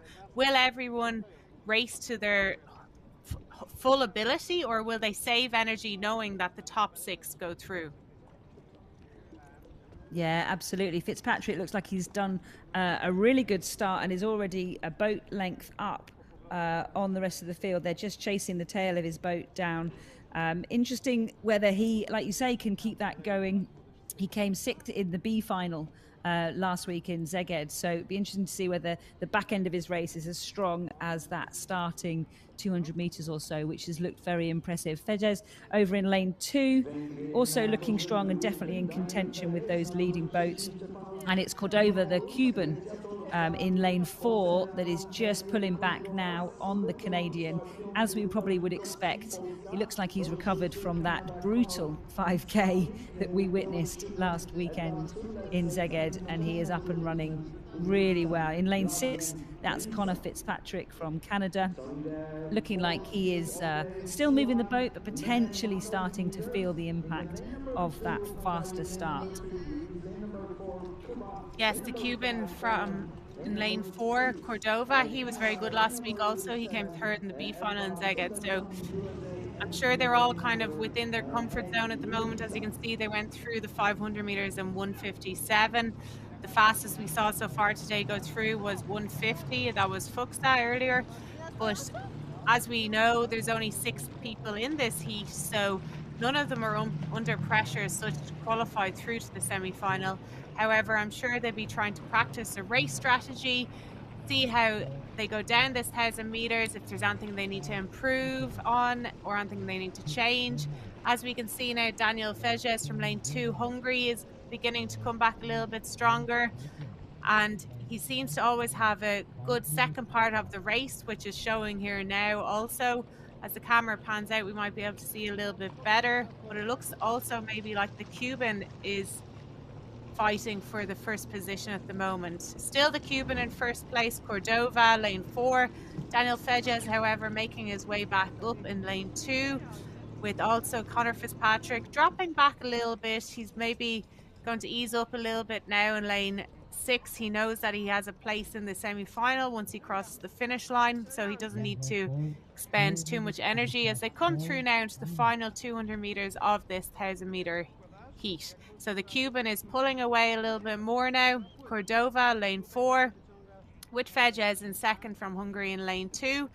And we've got lane 5, Poland with Tauska coming through. He's beginning to pull his way up. He's maybe practicing his second half of the race now for the semi-final, which will be the hardest of probably these stages in terms of trying to get through to the A final. So Cordova looks to be in very much in control at the moment as he's in these final 100 meters of the race, with Fejez in second, and with Tauska from Poland looks to be in third. And we've got also Greece finally coming through in fourth place there, with Conor Fitzpatrick easing up before the finish line to take fifth place. Yeah, I think we definitely saw a spurt there between Fejez and Witkowski, just to make sure that they have bragging rights on that second place. And I think probably just testing what they've got left in the tank in case the semi-final should be even closer than that one. So interesting to see how the field swapped positions during that whole 1,000 meters, and some of that will be dependent on race strategy. But a good start from the Canadian, just started to fade just before halfway, but still safely through to the semi-final. But a convincing performance from the Cuban Cordova to take him through to the semi-finals. Yeah, absolutely. So we'll be just waiting on confirmation of the results there, but everyone from that heat, once they've crossed the finish line, will be through to the semi-final. So there's no pressure on any of them. None of them will be eliminated in this round. So it's nice to know that when you line up at the start line. And there you can see Cordova from Cuba out at boat weighing.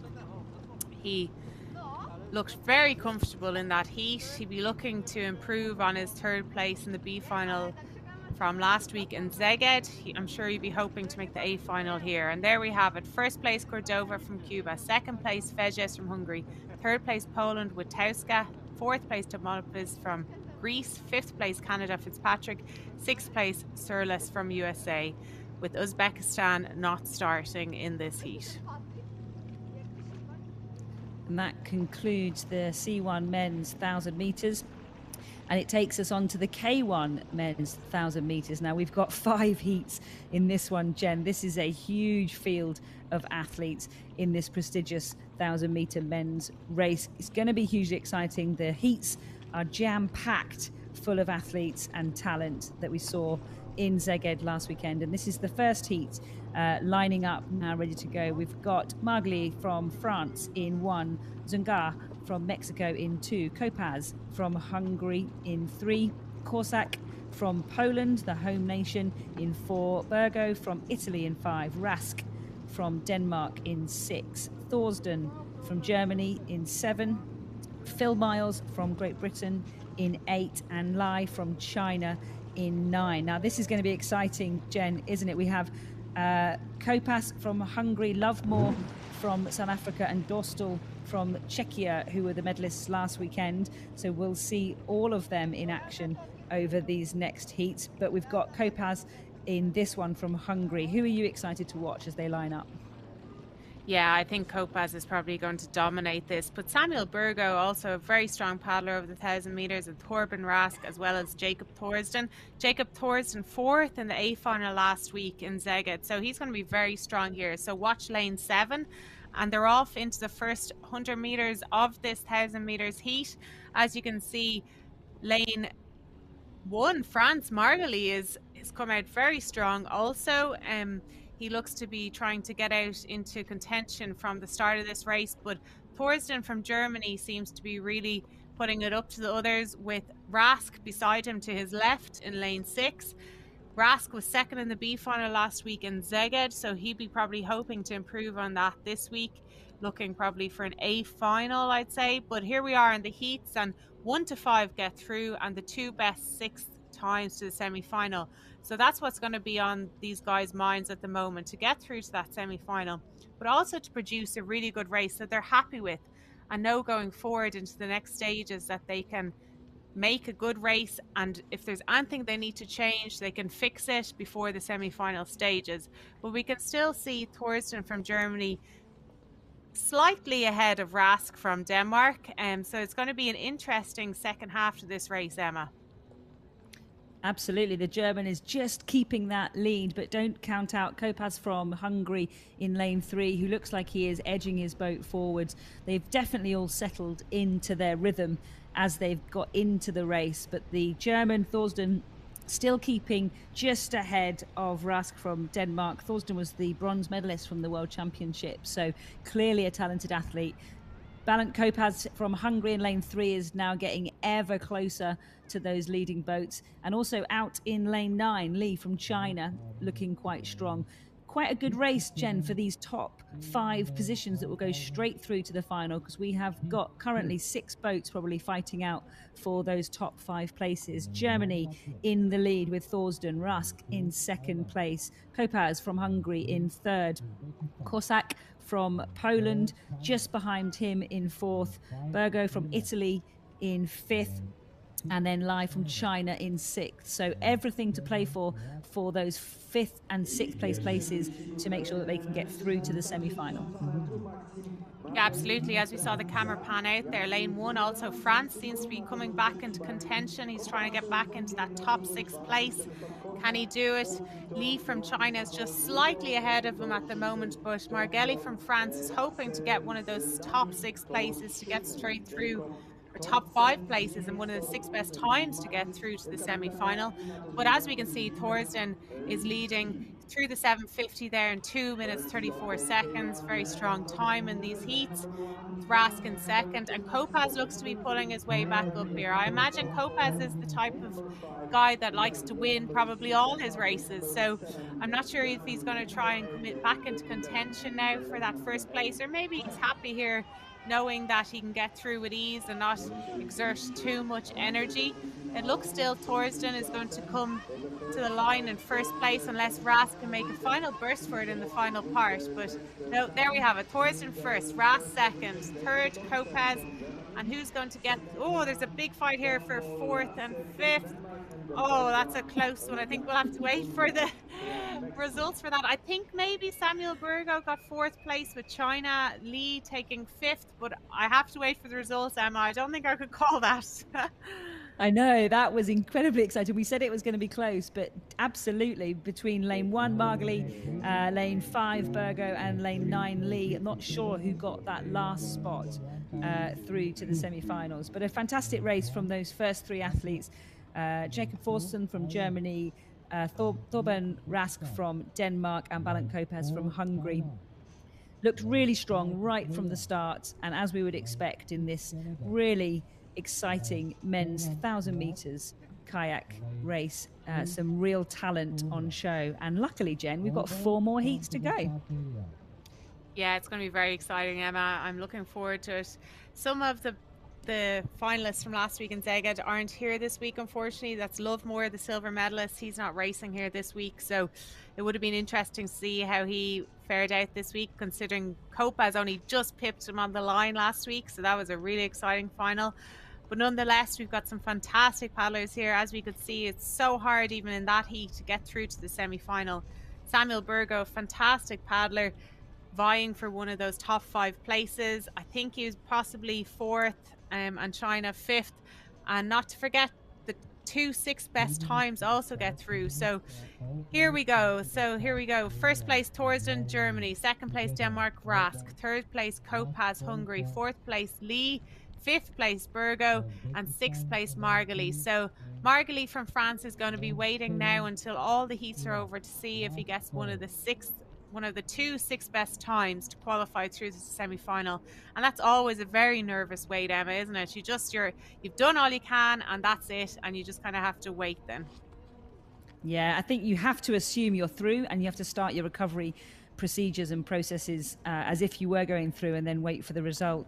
Now in Heat 2, we were due to have 8 paddlers lining up. I think we might be missing the Uzbek paddler, and the Iraqi paddler. So we might only have 6 in this heat, but let's have a look. They're on the start list, but I can't see them yet on the course. But in lane 1, we've got Makuda from Latvia, Foley from Ireland in lane 2. Then I think we are missing the Uzbeks, and then we've got Shao from China, Reed from Australia, Lowe from Canada. I don't think we've got the Iraqi in lane 7, but then we've got Ardila from Colombia in lane 8. We know anything, Jenny, about the Irish paddler Roman Foley? What can you tell us? Yeah, I think Ronan could have a really good heat here. He's based in Silkeborg, Denmark at the moment, living there for the last 2 years. He made the A final at the European Olympic qualifier last year in Szeged, and he also came 13th at the European Championships.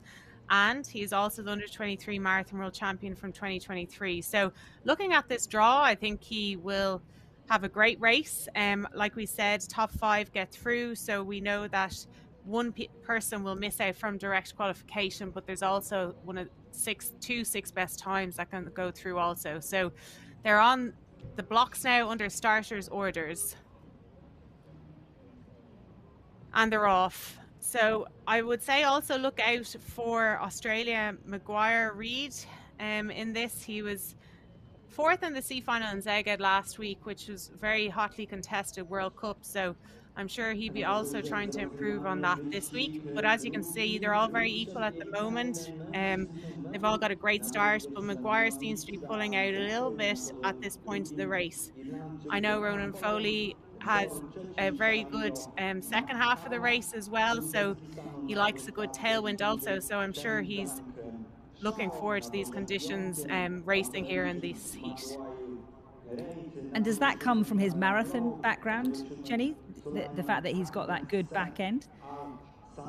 Yeah, I think so. He's got a really good aerobic capacity, so I think that really pays dividends for him. He also, like I said, really likes a tailwind from what I've seen in the past, but he looks to be very strong. Like I said, he's based in Silkeborg, Denmark at the moment for the last few years. He's also a member of Salmon Leap Canoe Club in Ireland, so he's got people cheering him on from both clubs, so he's got the best of both worlds probably at the moment. But he looks to be taking it into the lead at the moment, looks very comfortable, so we'll see now if he can hold on to that first place as we go through the first half of the race. But he looks good there, looks in control, has settled into a nice rhythm, has good leg drive, and he looks to have quite a lot in the tank for later on. I think you must be a good omen, Jenny, because as you were talking about him, his boat just seemed to surge forwards and just nick the lead from the Australian Reed, who's just fallen back to just probably 3rd position there, but still having a strong run. 5 athletes clear of the rest of the field, looking for those 5 direct qualification spots. We've got Foley in 1st place, Reed from Australia in 2nd, closely followed by Makuda from Latvia out there in lane 1. Then it's really neck and neck between Shao from China and Lowe from Canada. So it is going to be probably those 5 athletes taking the direct slots straight through to the semi-final. But Foley, Jen, looking like he is stretching his lead, looking very comfortable, not at all out of place, and really pulling away from the rest of the field. Yeah, absolutely. And he's made a big impact here at the first half of the race. He can probably settle a little bit more now and conserve some energy for the semi-final tomorrow. He doesn't want to use too much of it now, considering he's in a nice position. So he needs to be mindful of that also as he comes now into the final 200 meters. He went through the first 500 meters very fast there in a 1:46, but he's got a strong lead now, and I'm sure he'll ease up to the finish line in first position as he comes through to these final parts of the race. And I'm sure he'll be very happy with this first race here in Poznan, Poland. He didn't race in Szeged last week, so he'd be happy to have a World Cup under his belt as he looks forward to the rest of the season. He'll be competing in his first senior World Championships later on this year in Milan, so he's got lots to look forward to. And looking really strong, Foley from Ireland, as he comes towards the finish line to take the win in this men's K1 1,000 meters. Really impressive delivery there from the young Irishman. coming up through the line now, closely followed by, who's it going to be? I think it is just Makuda from Latvia, very close with Maguire Reid from Australia, and then Xiao from China, with Cameron Lowe from Canada coming through to take the last spot direct through to the final. But a really great display from some really young athletes in that field there, Jen. Lots of them born in the 2000s, when me and you were probably, what were we, 3 or 4? Yeah, about that. Yeah, no, absolutely. You know, this is great experience for all these young athletes. Every race they do, they learn from it. And, you know, Ronan did a great race there. He seems at ease, was able to just keep paddling as he crossed the finish line. So, yeah, looks to be confident and looking good for the semi-finals. As you can see, a great start there by them all. They all got out of the buckets cleanly and away to a flying start. And as you said earlier, it's nice, isn't it, going into a heat when there's some people who have been who aren't racing, who've scratched. So you kind of take ease from less people being in the heat as such. So it makes it a little bit nicer, as you know, that there's not as many to contend with going through to the semi. Yeah, I think particularly in our sport, at whatever distance, whether it be the 5K or the 200, tension in the body and anxiety does not help your paddling technique. So having that slightly more relaxed approach often makes the boat go faster. So I'm sure that has helped. But we've got another jam-packed heat coming up for you. Heat 3 of the men's K1000 meters has got some really exciting paddlers in it. Dan Johnson from Great Britain in lane 1 won the D final in Szeged. I think he was probably one of the fastest paddlers, but just got unlucky with his semi-final draw.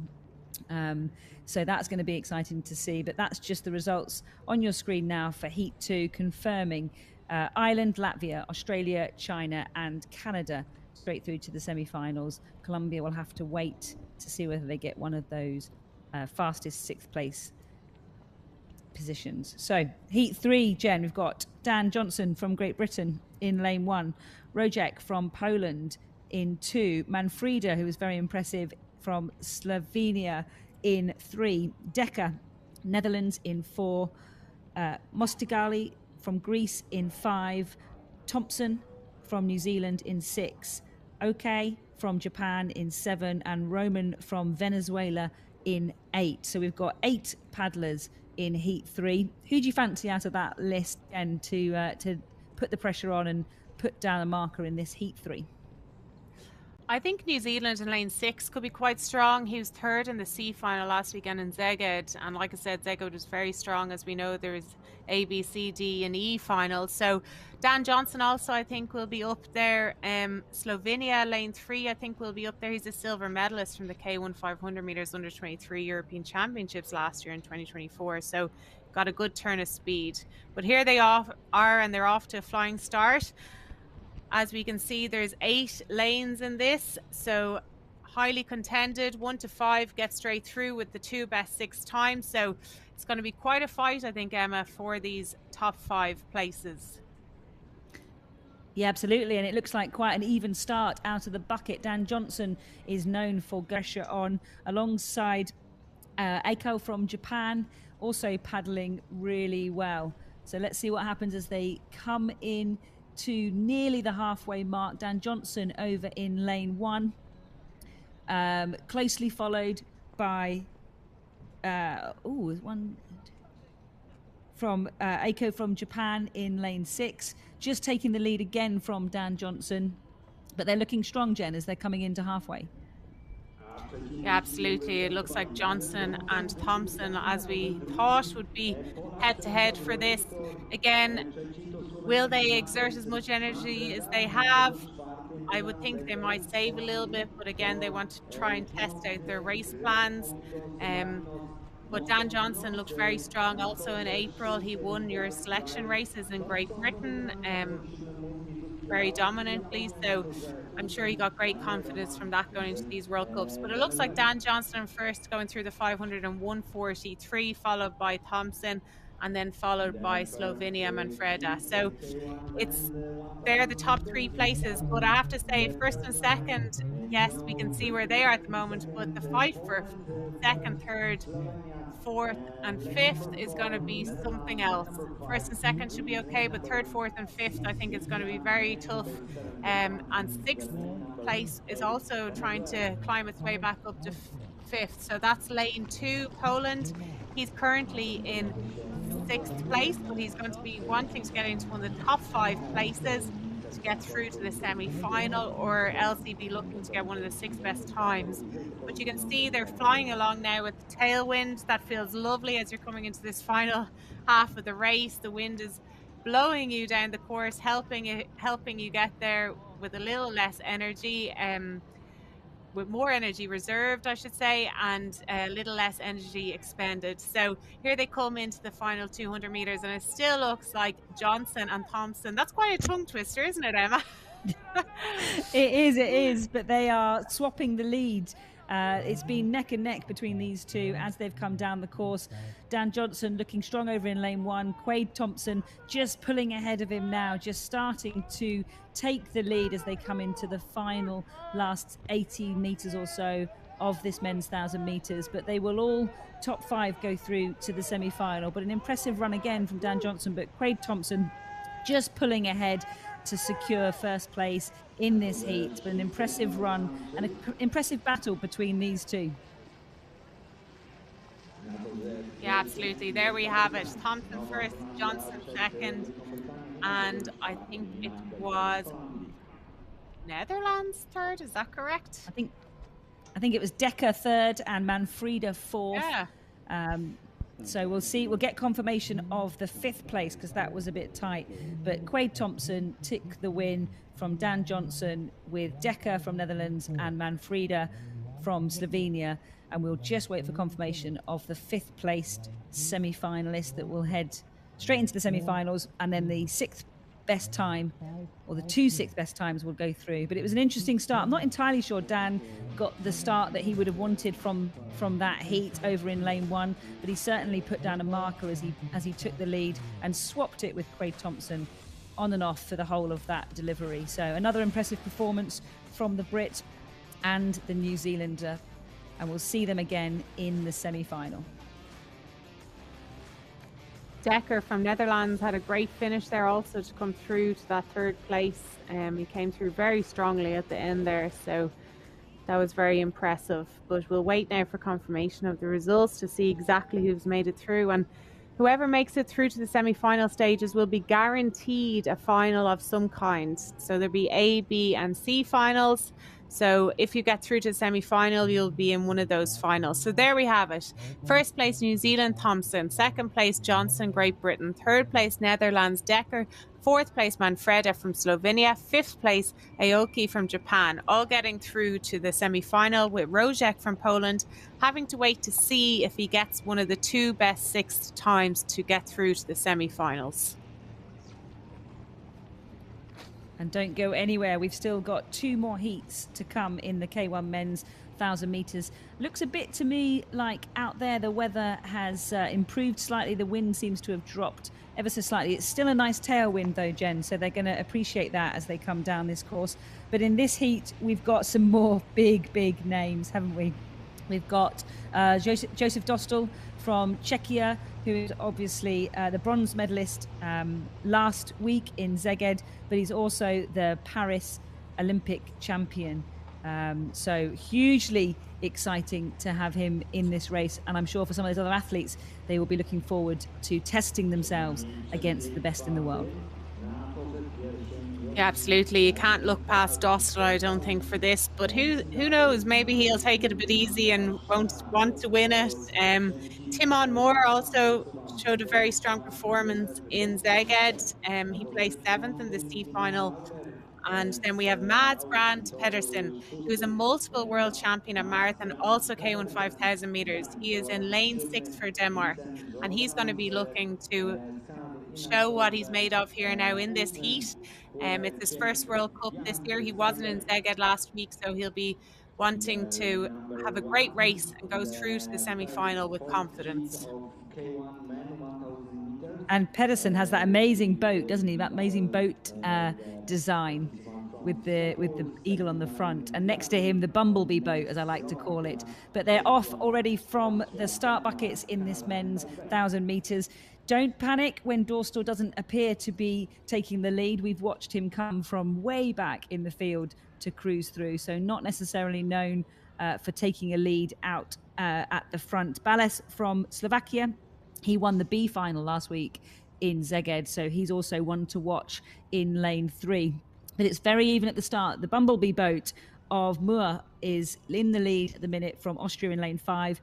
Pedersen is next to him, but it is Bales in 3 that is also fighting there at the front. But a very even start in this men's 1,000 meters as they are settling in to their rhythm. But it is Timo Moore from Austria that is out in front ever so slightly from the rest of the field. But it's going to be a close one, this, Jen, to get those top 5 straight through to the semi-final. Yes, absolutely. I suspect Mads will have a great finish in the second half. Being a marathon paddler and a 5,000 meter paddler, I think he'll have a lot in the tank for the second half of this race. So keep an eye on him in lane 6.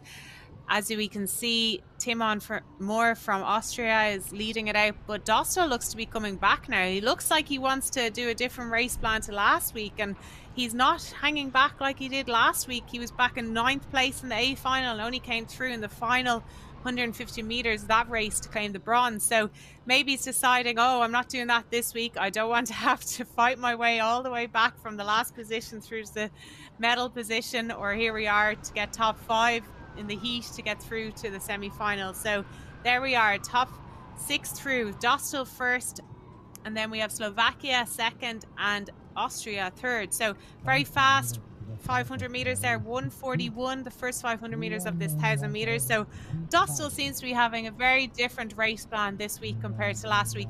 But look at Pedersen, he looks to be making his way back into contention of 4th place. He's coming strongly at Moore from Austria. He's showing that he wants to place in the top 5 easily.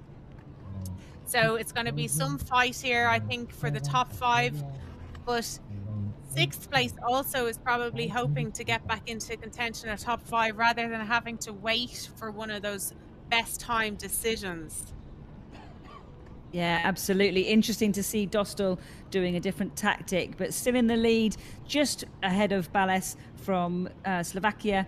And then we've got the Italian Shreya from Italy over in lane 2, also paddling really well. Pedersen looks like he is closing the gap again on Moore, so that's going to be interesting to see whether they can fight it out. But Dostal clearly not messing around today, not giving any of us a heart attack and hanging back and stretching his lead, with Bales in 2nd place, Shreya from Italy in 3rd, with Pedersen, as you predicted, Jen, now come through Moore and in that 4th place. So Timo Moore still hopeful of getting that 5th qualification spot, but we shall see as they come into the final part of the race. But Dostal looking in complete control and absolutely comfortable as he comes in towards the final 10 or so meters of this men's 1,000 meter race, and it's going to be Dostal that takes the win. Bales from Hungary in 2nd, very close between Pedersen and Shreya from Italy, but I think it was the Italian just ahead of Denmark. And again, a really tight race between Timo Moore and Jorgenes from Canada. So it'll be interesting to see on the photo. We'll have to wait for the photo to finish for that last place that goes directly through to the semi-final. Yeah, very tight finish there for 5th place. I think Canada, Jorgenes may have just pipped more in that final meter, really, but we'll have to wait, like you said, Emma, and check to see. Difficult to see from our point of view here, so close, but very dominant performance there by Dostal. He wanted to show who was boss here this weekend and showing that he doesn't want to sit back, maybe trying a different race tactic. And great race also by Mads Pedersen to come back into 4th place in the final 400 meters of this race. Yeah, as we predicted, Jen, he really stormed through. I think Timo Moore paid for that really fast first half of the race, and that just meant his tank was a bit empty.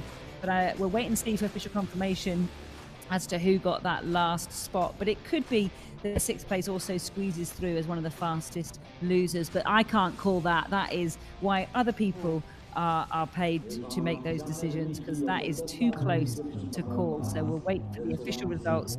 We have just one heat left in the men's K1 1,000 meters. It's going to be another cracker, Jen, but let's just get confirmation of heat 4. And there it is. Dostal takes the win, and it was the Canadian that got the 5th spot, and Moore just behind 1/100th of a second just outside. So I'm pretty sure he will be one of our 6th fastest placed finishers to go through to the semi. But last heat, Jen, we've got another field of 8 lining up. This is going to be an exciting one. I think Augustin Venice was really impressive in Szeged, but came away 5th in the final. So I think he's got a point to prove. Absolutely. And here we have the start list. Lane 1, Slovenia, Jost Jakrasek. Lane 2, Netherlands, Albert Fleer. Lane 3, Latvia, Christian Loris. Lane 4, Germany, Tobias Hammer. Lane 5, Augustin Vernies. Lane 6, Belgium, Arthur Peters. Lane 7, Australia, Thomas Green. Lane 8, Czech Republic, Andrei Hirsch. So this is another tough heat, Emma. We've got some great contenders in this. Like I said, Augustin Vernies. Arthur Peters was 4th in the B final last week. Also, Thomas Green was 7th in the A final. So we've Augustin Vernies, who's 5th, and Thomas Green, who was 7th last week in Szeged. So very strong performances from them. But we're looking again for the top 5 to get straight through to the semi-final, and the 2 best 6th times. So here they are on the start line under starters' orders.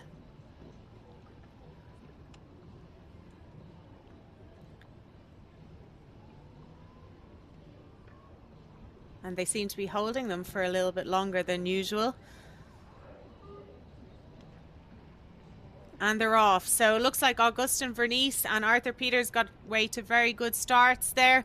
That's lane 5, Argentina, and lane 6, Belgium. So they're the 2 lanes, and also Thomas Green, lane 7, Australia. So they're the 3 lanes probably that are going to show the strongest performances in this from what we think. But also Germany, lane 4, Tobias Hammer.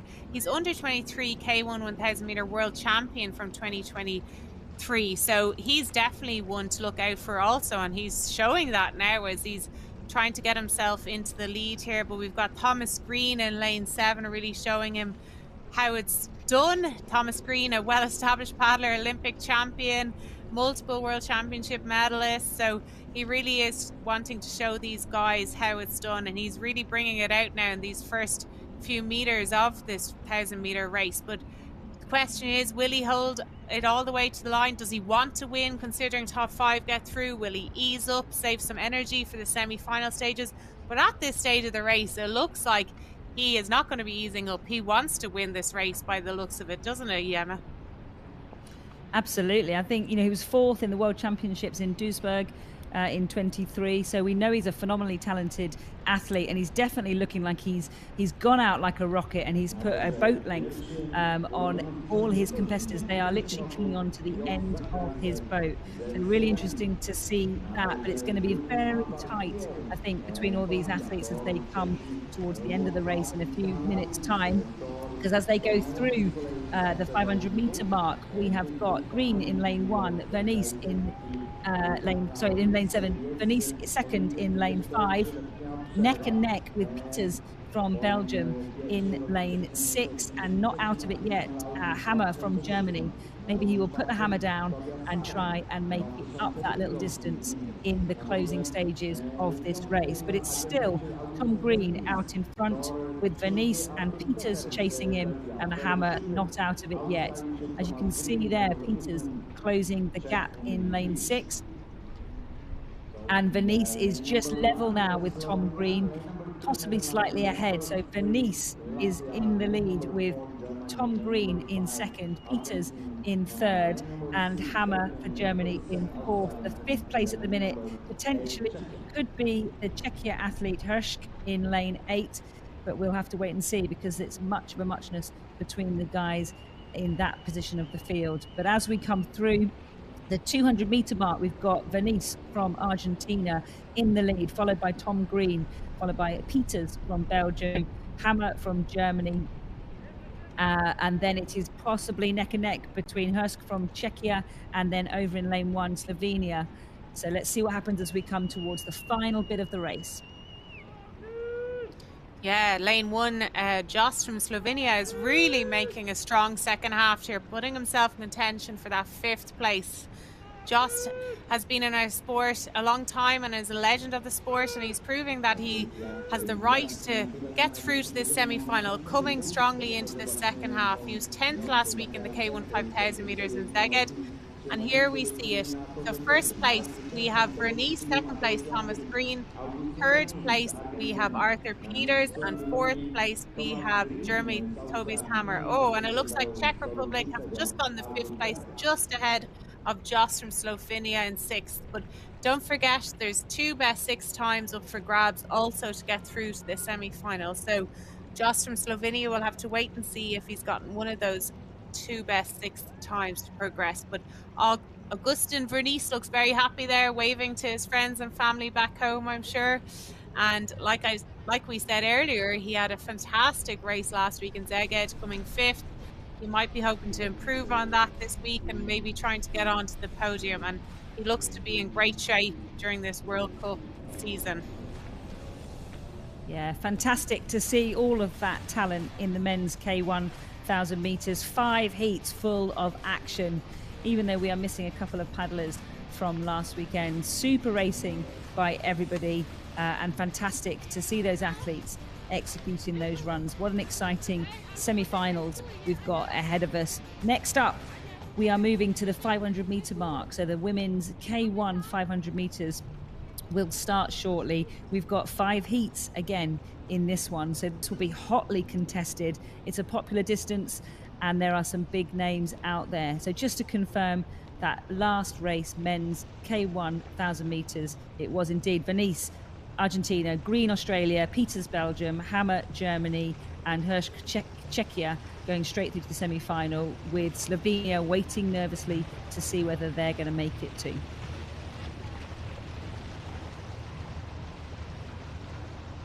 Yes, we got a few minutes now, Emma. They're going to be changing from the 1,000-meter start line to the 500 meters. So we'll be back with you now in a few minutes for the women's K1 500-meter events.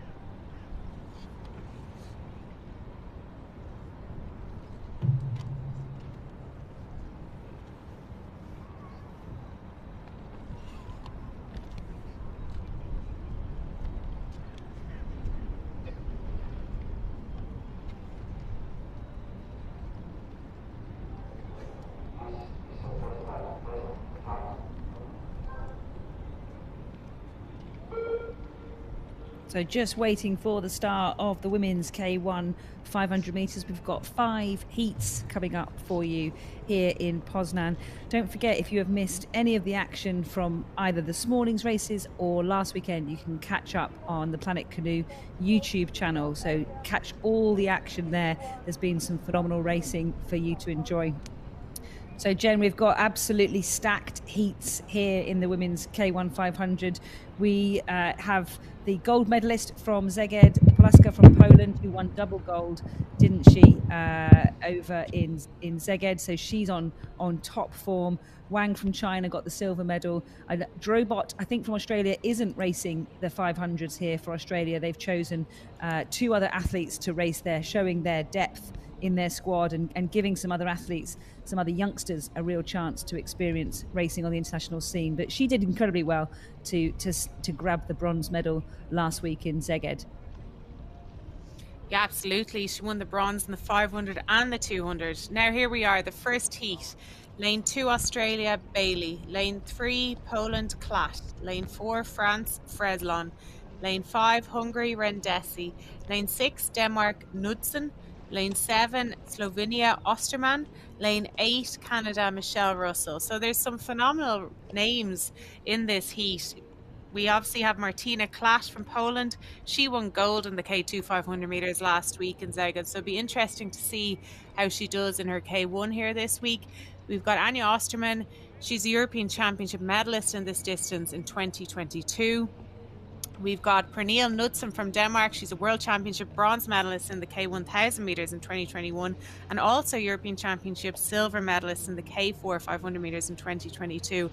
And not to forget Rendesi from Hungary. She won a bronze in the K1 5000 metres last week in Szeged. So it'll be interesting to see how she fares now in the K1 500 metres.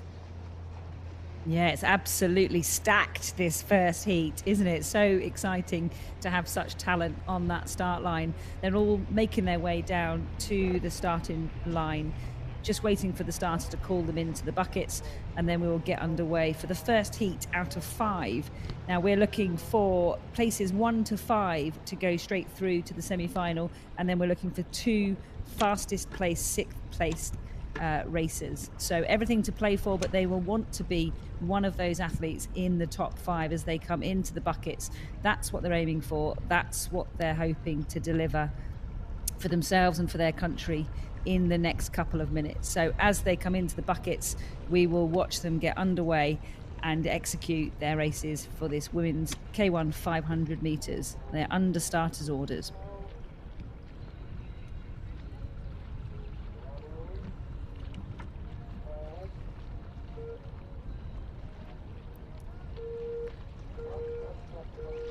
That was a very late call. That was a very late false start call. It looked like 2 paddlers knew that it was a false start and just didn't even paddle, but the false start alarm didn't go off. And then they kind of looked around and then they sounded the buzzer. So they will have to circle back round, Jen, take a breath, refocus, recompose, and line up again.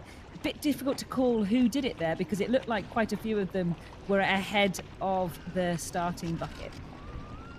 Yeah, very difficult to call. Looks like Anja Osterman in lane 7. Bucket, I don't know if it went down slower or not, but she didn't get off like the other girls, and it's difficult to call, but we see now. But also here we see lane 8, Michelle Russell. She is a very strong paddler, multiple Olympian. She's definitely one to watch also in lane 8 from Canada. So like I was saying, there's a lot of strong paddlers in this race, and I think we're in for a great heat, which will show the caliber that's going to be in the semi-finals and finals later in the weekend. But let's wait and see who did that false start. If anyone doesn't know, you can false start once, you get a warning, but if you false start again, then you are disqualified. And I know in Szeged last weekend we saw a men's Chinese K2 500 meter crew get disqualified because they broke the start twice. So it's very unusual to see someone get disqualified, but it does happen. I know if you've got a false start once, you're a little bit more apprehensive going into the next start because you don't want to get a second false start. So let's see who they call out now as the false start.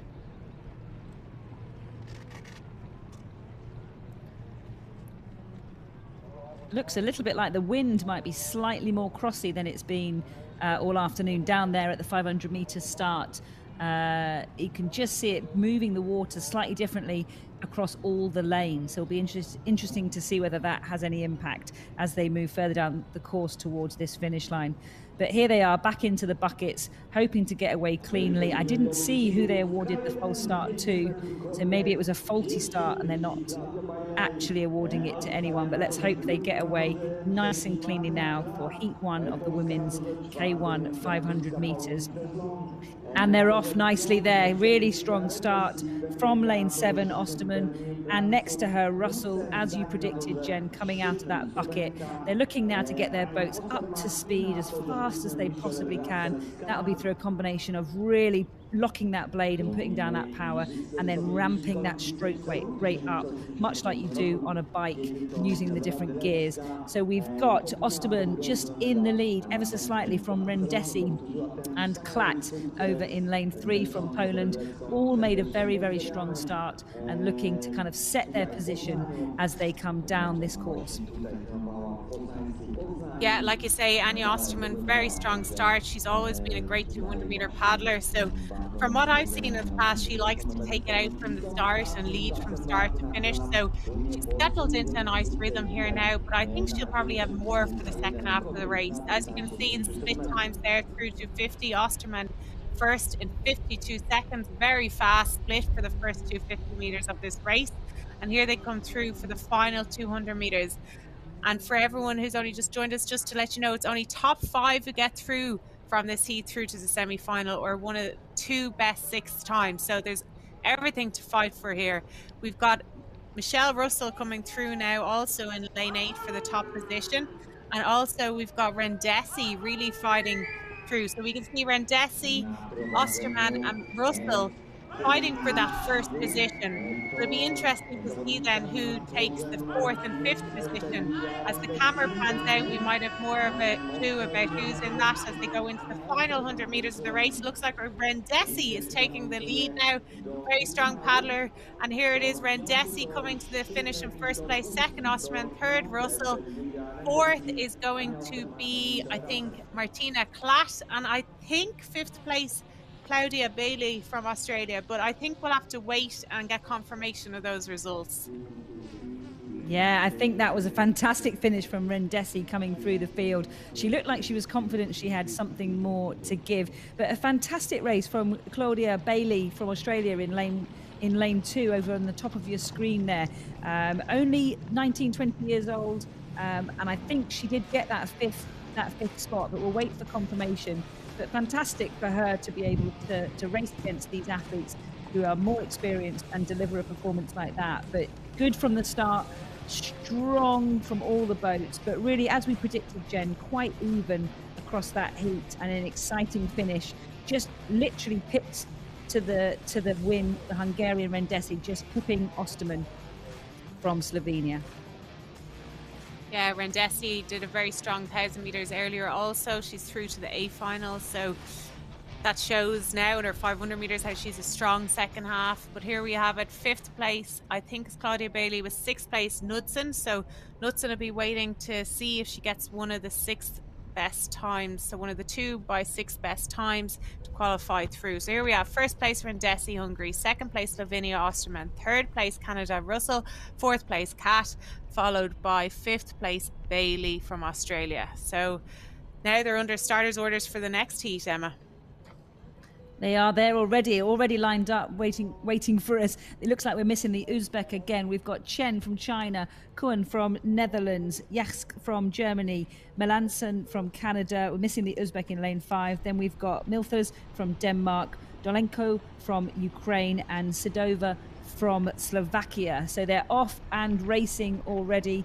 The gap in the middle is the missing Uzbekistani paddler, but they are all out of the bucket safely and already on their way. And again, it looks very even across the field, possibly slightly in the lead. Sidova from Slovakia in this lane 8 down the bottom of your screen, fighting with Milthers from Denmark in lane 6, and again out there in lane 3, Jackas from Germany. It's looking like the 3 of them at the minute for first place, but top 5 will go through to the semi-final. But a strong start, Jen, from those three athletes.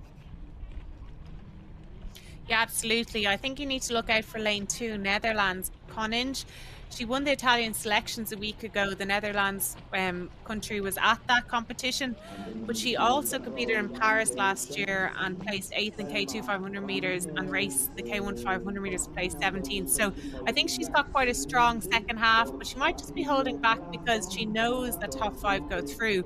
But as we can see, Germany is very comfortable. That's Jask in lane 3. She looks to be leading it out. There we have Slovakia, Sedova, who's in lane 8. Be interesting to see where she is now when the camera pans out. But it's definitely dominated by Jask from Germany, lane 3. Bringing it at home in the final 100 meters of this race. And we've got, yes, Slovakia in second place, Sedova at the moment. And also then in third place, Sarah Milter. Sarah was in the K2 with Frederica Mathiasen last week and won the silver medal. So here she is racing in the K1 this week and getting safely through to the semi-finals. So first, Jask, second, Sedova, and third, Milters. And I think fourth was then Selma Koninge from Netherlands and fifth, Chen from China. But we'll wait for confirmation of those results to see. Yeah, I think you've called that perfectly, Jen. I think those are our top 5 that go straight through to the semi-final. Really commanding performance from Jax, the German athlete there. Looked in control, didn't she, as soon as she got the front of her boat ahead. But she was pushed all the way. She could not relax for 1 second with Sedova chasing her down that course. So really competitive. Heat 2 for the women's K1 500 meters.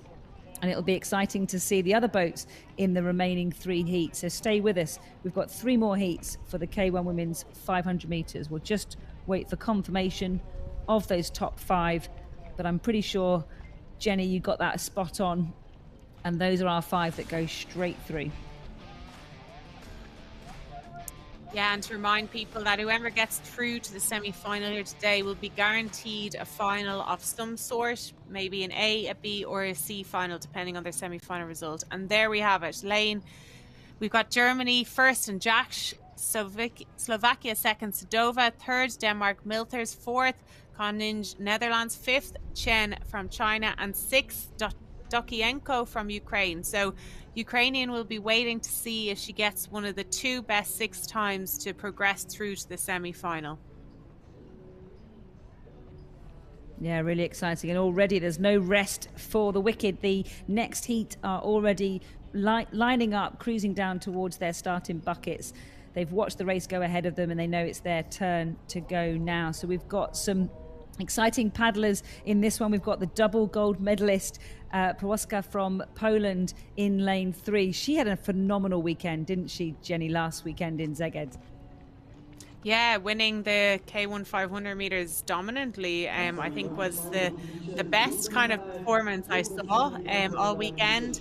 So it'll be interesting to see now. She carries that through now here to Poznan. We've got the Italian in lane 8, who's a new up-and-coming paddler. She placed second in the B final of a hotly contested World Cup there last week. So I think she'll be up for grabs for one of the top 5 positions also.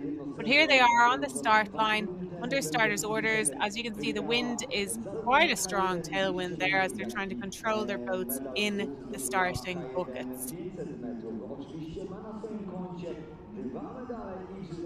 And they're off. So Mia Medved from Slovenia got off to a cracker of a start there, as did Płaska, who we thought would anyway, from Poland. Here she is on home territory. She wants to show the locals how fast she's going this year.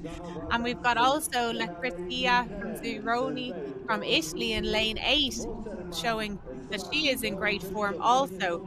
Great start. And also over there and from the Netherlands is Ruth Voorselman. She was in the K2 500 meters for the Netherlands that came 8th last year in Paris. They were the first paddlers in 30 years, I think, to qualify for the Netherlands for an Olympics for canoe sprint. So big historical achievement for them. But let's see, it's all to play for here, I think, for the top 5 places. We've got Płaska in first. Second place, we've got Medved from Slovenia. Third place, we've got Zironi at the moment. Fourth place, we've got Ruth Voorselman.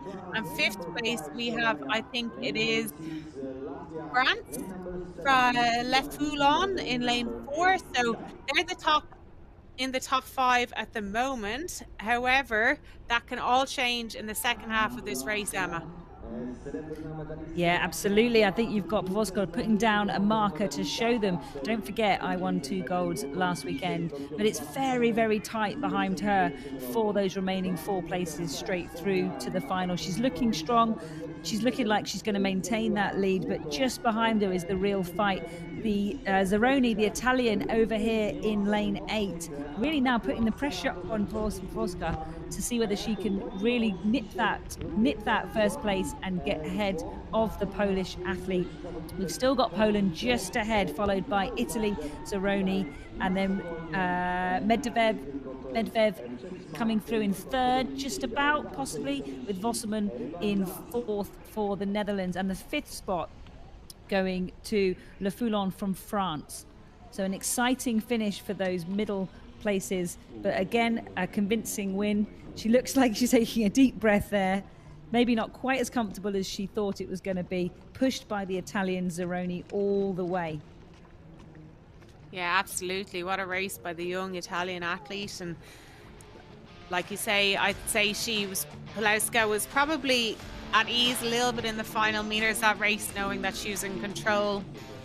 It'll be interesting to see now. I think maybe Vorselman might have gotten 3rd, just ahead of Medved, but it's very hard to see. Like I said, we'll have to wait for confirmation of the results, but top 5 progressing through to the semi-final, so they'll be looking to produce good races now in the semi-final tomorrow to make it through to the final. Yes, it looks like Netherlands in 3rd, Vorselman, and 4th Slovenia, so they are all progressing through. And then also France in lane 4 came 5th, La Foulon, to progress straight through to the semi-final. So I think it's quite a relief, isn't it, Emma, when you get through to the semi-final stages? Yeah, I think so. I think that's where people want to really kind of deliver the performance that puts their marker down to get them into those A finals, to really have a chance to compete for the medals. So I think the heats are a stage in the process, but they're really looking forward to use that as a confidence boost to then deliver the race that they're really looking for in the semi-final, and then hopefully giving themselves a chance for those medals. So heat 4 of the women's K1 500 meters is coming to you any second, and we've got quite an interesting field here, Jen. Some different people that weren't in Szeged. Deborah Kerr from Great Britain wasn't in Szeged last weekend. She's here. Obviously, she went to the Tokyo Games. Is a really interesting athlete. Has got a hugely bright future and has been working incredibly hard over the winter. We've got Kulinova from Slovakia in 1, Chen from Singapore in 2, Kerr from Great Britain in 3, Rossetti from Italy in 4, Clark, Australia in 5, Romero from Mexico in 6, Klavinia in 7 from Latvia, and Siskas from Hungary in 8. Interesting to see her over on the outside lane.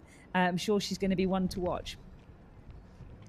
Yeah, absolutely. She placed 9th in the A final last week in Szeged, so she's a very strong contender in this heat, I think. And like I said, Deborah Kerr, great to see her at the World Cup here now, racing in lane 3. I'm sure she's going to be a strong contender also. So I think that's where we're going to be looking, around lane 3 and lane 8 probably. Lane 5, interesting to see how Alexander Clark from Australia goes. Australia also always produce fantastic paddlers, so be interesting to see for them now. Like I say, it might be a little bit chillier than they anticipated here in Poznan for them compared to back home in Australia. Their summer months will be a lot warmer than this, I think. I think they will be. So maybe this plays into the hands of the British athlete, who will be definitely used to what is quite miserable conditions out here today. So she will have experienced that a lot in Nottingham and indeed Scotland. So let's see how she goes. I'm expecting a strong start from Deborah Kerr as they line up into the buckets here. Let's hope they get away cleanly. Let's hope that this is an exciting race in the women's K1 500 meters. They are under starters' orders. Again, their starter seems to be holding them slightly longer than I would certainly like in that bucket, in that wind. But they're talking to them now, and hopefully they're going to get off any second now. And there we go, they're off, they're exploding out the start. Really good start, strong start from Siskos from Hungary in lane 8. Also over there in lane 5, Clark, the Australian, has taken an early lead. Deborah Kerr in lane 3 is up there with them. Also Romero from Mexico is doing an incredible job out the buckets. In the middle of the Australian and the Great Britain, we've got the Italian Rossetti, who is also trying to stay up with the leaders. But it is Alexandra Clark from Australia in the early lead in lane 5 in this women's K1 500 meters. Strong start, Jenny, from all of them. Yeah, absolutely. Alexandra Clark from Australia really showing her progress over the years, I guess, now leading out the 500 meters. So it'll be interesting to see the second half of the race. I think Chikos from Hungary in lane 8 will be a very strong finisher. She's a fantastic 1,000-meter paddler and also 5K and short course marathon. So as you can see, she is pulling up now as she goes through the final 200 meters. She looks like she wants to win this heat. We also have Deborah Kerr in contention, lane 3. And also Singapore, Stephanie Chan, who's an Olympian from Paris 2024, showing a great race here. So the top 4 places are coming very close together, Emma. Fifth place is to be at the moment Italy, Rossetti. However, we've got Slovakia quite close to her over in lane 1 also. So Chico seems to be making her move now. She's got a very slow, powerful stroke race. She's really pushing that nose of the boat forward as she comes into the final 100 meters, and she'll be looking to win this race. It looks like Deborah Kerr is having a great final part of this race. She's coming into second place over in lane 3, and it's going to be Chikos from Hungary in first, Deborah Kerr in third, followed by Australia fourth. I think fifth place Stephanie Chen, and who was close at the end there. I'll have to wait for confirmation, I think, of that one. I think Stephanie Chen could have actually been fourth there. Yeah, I think you're right there, Jenny. I think Chikos came through to the win. Deborah Kerr second, with the Australian Clark in third, and Chen possibly in fourth. But let's wait for confirmation. I think she had to work hard for that one, Chikos. A great delivery by Deborah Kerr.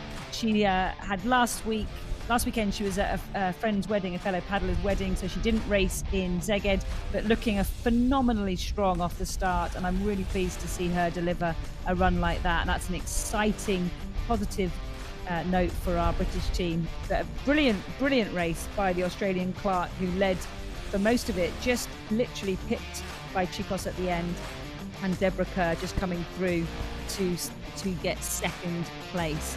But what a close run. So Deborah Kerr in second, the Clark, the Australian, in third, Chen in fourth, and then the Italian Rossetti coming through for fifth. So super exciting in heat 4 of the women's 500 meters. We've got one heat left, which has got, wow, some big names, huge names in this final heat. Just waiting for confirmation of the heat 4 results, and there we are. Chikos in first for Hungary, Deborah Kerr second, fantastic, 1.79 behind the Hungarian Clark. In third from Australia, Singapore, Chen in fourth, Rossetti, Italy in fifth, and sixth place Slovakian. We'll have to wait to see whether they are one of the fastest losers, but all of those top 5 straight through to the semi-finals. Fantastic race by all of those athletes. So strap yourself in, Jenny. This last heat is going to be something special. We've got Amy Fisher and Nang Wang going to fight it out in lanes 5 and lane 6.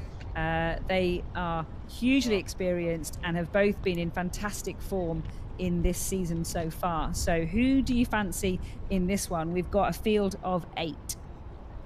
Yeah, I think you can't look past Nang Wang probably to win this, but Amy Fisher, like you said, will be up there probably looking to win it. Also, Hermione Peters, a fantastic paddler from lane 4 also. So she'd be looking to improve on winning the B final last week in the 500 meters. You also have Jule Hake from Germany. She is a multiple Olympic medalist in crew boats in Paris 2024, the K2 and K4 500 meters, and also World Championship bronze medalist in the K1 500 meters from 2022. So like you said, fantastic caliber athletes in this. I'll just name the lanes now. So lane 1, we've got Colombia, Castro. Lane 2, Great Britain, Russell. Lane 3, ICF Soltani. Lane 4, Belgium Peters. Lane 5, New Zealand Fisher. Lane 6, China Wang. Lane 7, Germany Hake. Lane 8, Turkey Avci. And also Emma Russell, lane 2, has started off the season very strongly. She won the selection races in Nottingham in April, so I'm sure she'll be looking to secure a place through to the semi-final here today. Absolutely. I think she's had a great winter. I often cross paths with her in the physio room warming up first thing in the morning, so I know the work that she puts in, just quietly going about her business but making that boat go faster. So fantastic to see her. Also next to her, Soltani in lane 3, really interesting athlete, one that was able to train with some of the GB athletes over in Seville on a training camp. So fantastic to see that collaboration between the athletes from different nations to help each other go faster. And they're off out the buckets there. Really good start, as you would expect, from Amy Fisher and Wang in those central lanes, off out of the blocks and into their race as quickly as possible. Amy Fisher slightly in the lead, but Wang not letting her get away at all, nor is Hake from Germany. She is staying up there with them. In lane 4, Peters also in that front group, and Emma Russell had a fantastic start from lane 2. So it's those 5 athletes at the minute fighting it out for those 5 places through to the semi-final. But Amy Fisher looking focused, strong, and as we would expect, quite smooth and really determined to put down a marker. Wang clinging onto the back of her boat as they come down into the race, really settling into their stride. But Amy Fisher now pulling out a bit of a gap between her and the rest of the field, but it's incredibly tight between Emma Russell racing fantastically in lane 2, Peters from Belgium in lane 4, Wang from China in 6, and Hake from Germany just ever so slightly behind in 7. All those athletes chasing down Amy Fisher. Those look like our top 5, Jenny. Yeah, absolutely. I think Amy wants to get revenge in ways for last week in Szeged. She was 4th, so I'm sure she wants to get on the podium this week here in Poznan. So obviously she had a great 1,000 meters last week. She won the 1,000 meters and she's racing the 1,000 meters this morning, got straight through from the heat to the final. But here we have it, the women's K1 500 meter heat 5, Amy Fisher dominating, and it looks like Hermine Peters in lane 4 from Belgium is coming through into second place from what we can see when the camera pans out. And in contention also is Wang from China in lane 6, Hake from Germany in lane 7. So it'll be interesting to see. I think Russell is also in contention, yes, over in lane 2. So there's our top 5 paddlers progressing straight through to the semi-final, with Turkey having to wait on the time to see if she gets one of the 2 best 6 times to qualify through the semi-final. So there's Amy Fisher, looks quite at ease, able to relax now after her heat. She's had a busy day with the 1,000 meters earlier and then the 500 meters this afternoon. So she was very impressive there. She's a lovely technique. Everything connects very well together. Her whole body works as one unit, and it's great to see that level here at the Canoe Sprint World Cup in Poznan. Yeah, fantastic. I must try and be more Amy at the end of my races. I've never seen anyone look so composed and not out of breath. I am normally gasping for air, and I've only done a 200 meters. So that's going to be my mantra, Jenny, going forward. Be more Amy, or be more Lisa. There's definitely people to follow in our Olympic sprint colleagues. But a fantastic race, looked always in control, but absolutely brilliant to see Emma Russell up there fighting with the best in the world where she belonged.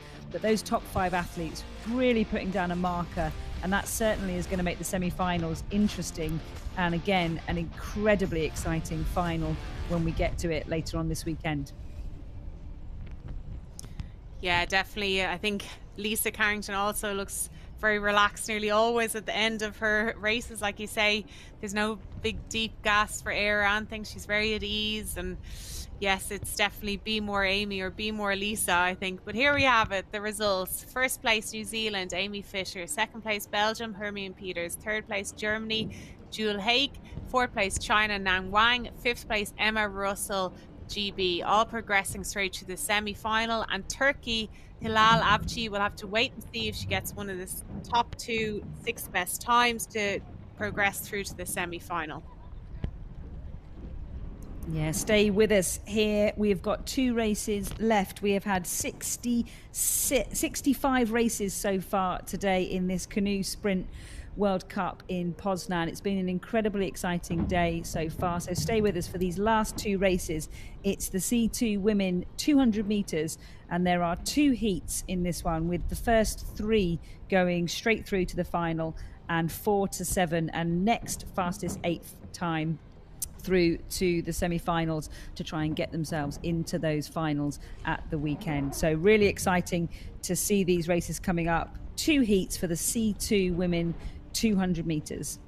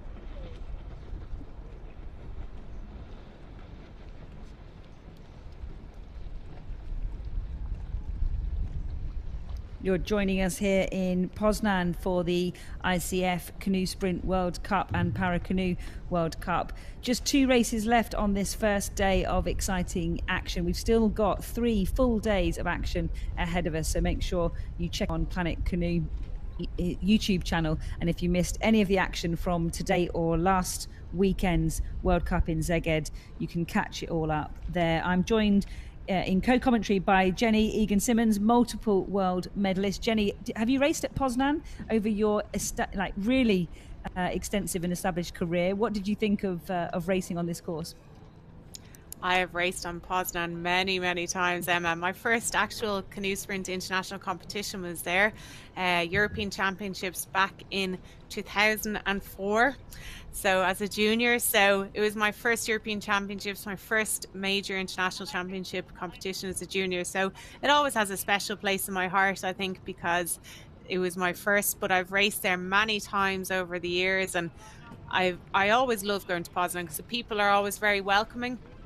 And it's always a nice place to race, and everything is quite in close proximity to the race course, so that makes things a lot easier.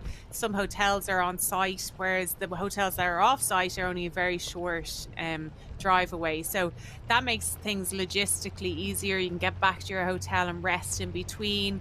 The one thing about Poznan is, as you know, Emma, it can get quite windy sometimes, but here we are and the weather is looking good. And here we have Heat 1, C2 women, 200 meters. Got lane 3 Ukrainians, Tereta and Fedoriv. Lane 4, China, Li and Zhu. Lane 5, Hungary, Kiss and Nagy. Lane 6, Poland, Spirkuskis and Medenska. Lane 7, Germany, Jacob and Kliemk. So Emma, we've got a few strong paddlers in this. I think Kiss and Nagy in lane 5 from Hungary will be very strong contenders, considering they won a silver medal last week in the C2 200 meters in Szeged. Yeah, absolutely. Obviously, it's not an Olympic event, but still fantastic to see the athletes out there honing their skills and looking what they can do against the best in the world. So absolutely keep your eyes on lane 5, the Hungarians, but the home favourites in lane 6 from Poland will probably want to be showing the crowd what they've got, and also giving them something to cheer. So it'll be really interesting. And don't forget, it's the first 3 that go straight through to the final, with the rest having to fight it out in a semi-final. Don't ever discount the Chinese athletes either. They seem to dominate in the canoe events. So it'll be interesting to see how this pairing go in this heat of the C2 women's 200 meters. It's going to be quite fast. It's going to be quite furious. It looks like the tailwind has picked up again down there at the start of the 200. So I'm sure that will help them move their boats across the water as they're coming into the buckets to get under starters orders. So this is heat 1 of the C2 women's 200. We've got one more heat after this. First three boats through to final A.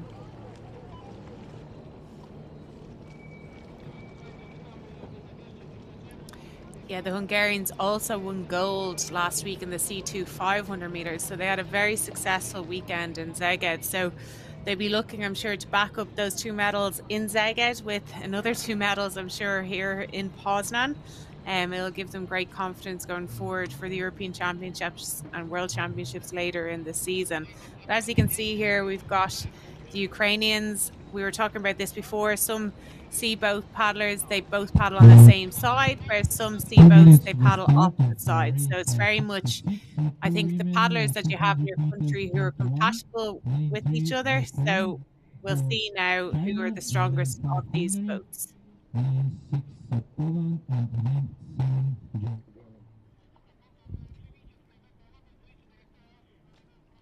It's the starter trying to get them all organised at the start, making sure that they don't come into the buckets ahead of each other to allow them to make sure that they can get the boats underway as quickly as possible. You don't really want people coming in at different times because it just disrupts the start. So they're trying to just encourage them to come into the buckets together.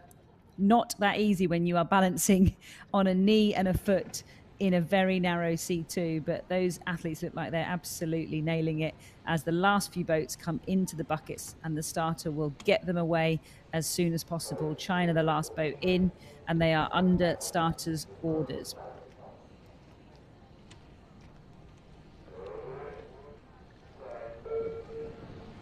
And they're away cleanly, thank goodness, no false starts. So they're all the boats in this race pulling away from the starting buckets and trying to get into their rhythm as quickly as possible. And as you can see there, it's neck and neck. The Germans in the lane closest to us look like they're just taking the lead, but the Hungarians are not letting them get away from them. It looks like the Hungarians are now putting down a bit more power and just pulling ahead of the Germans, the Chinese and the Polish athletes in the fight as well. Don't forget, we are fighting for first 3 straight through to the final, so they absolutely want to be in one of those spots as they're coming down the course. The Hungarians now have a half a boat length lead, but it's really tight between the Germans, the Chinese and the Ukrainians, and it is an absolute photo finish. I can't believe, Jen, that was that close. We'll have to wait and see what that photo showed. What do you think? I think that was, well, clearly Hungary first, but how did you see those last 4 boats crossing the line?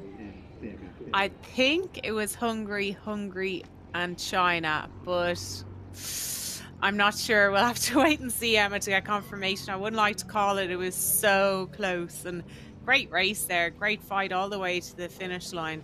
So well done to all the paddlers in that race. Really tight. And Ukraine at the top didn't seem to be in it, and they came from nowhere to be in that photo, so they didn't want to be left out. So the judges have got a real job on their hands here.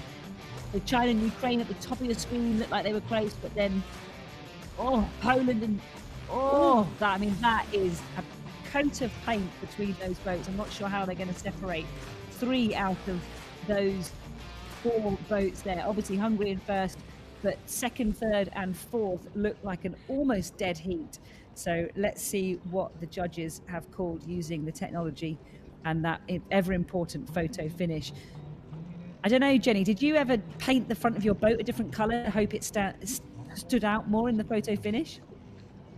Yeah, so I know Nello have little stickers that you can put on the front of your nose to try and make the colour more obvious in a photo finish. It's just, so I used to put them on my boat sometimes. There we have it. Hungary first, Ukraine second, and China third, straight through to the final A. Whoa, what a close finish there by all 5 boats. That is brilliant racing, and it makes it set for a great final, whoever progresses through from the semi then tomorrow. Unbelievable. 0.03 of a second between second and fourth. So really there's nothing you can do about that. That's racing. That's our amazing sport. And that's the excitement of the 200-meter distance. So well done to all the paddlers. Last race of the day. We've got the C2 women 200 meters heat 2. Looking like it's getting a bit darker in Poznan, but this is the final race of the day. We've got Chai and Chang from Taipei in lane 3, Harper and Gisele from America in 4, Stazabinkia and Boleska in lane 5 from Poland, Teng and Zhang from China in 6, and Wojek and Grant from Canada in 7. So again, there are first 3 through to final A straight away, with the others having to go to a semi-final. So 3 of these 5 boats will go straight through, and they will all be wanting to do that. And they're on the start line ready to go. I think you have to look at lane 5 here. They were the gold medalists in the C2 200 meters last week in Szeged from Poland. They're on home territory now here in Poznan. They'll be wanting to show everyone form they're in. And they're off. So there's going to be top 3 straight through to the final and the rest going through to the semi-final. Look at lane 5, Poland. They have to be the favourites in this. And also lane 6, China. They came 5th last weekend in Szeged. So we've got lane 5, Poland, just behind lane 6, China. And then over in lane 4, we've got USA having a great race, and also Canada in lane 7. So it's very tight between these 4 lanes. It's going to be a fight all the way to the finish line. They're in the final 50 meters of this race now. And it looks like the Chinese just have their nose slightly ahead of the Polish here. And it's all to play for third place between Canada and USA. Oh, and the Polish just had a speed wobble and they put themselves out. Did they get the first place or second place? I'll have to wait and see, Emma. We didn't see, did we? Oh, saving the excitement for the last race of the day. We didn't quite see what happened there. I think the Polish team got second behind the Chinese, but it definitely looked like they had a bit of a speed wobble that nearly cost them the race. But we'll just wait for confirmation. I think it was China in first place straight through to the A final. We'll just wait for the photo finish for second and third when everyone else gets through to the semi-final. But again, pretty exciting race to finish the day.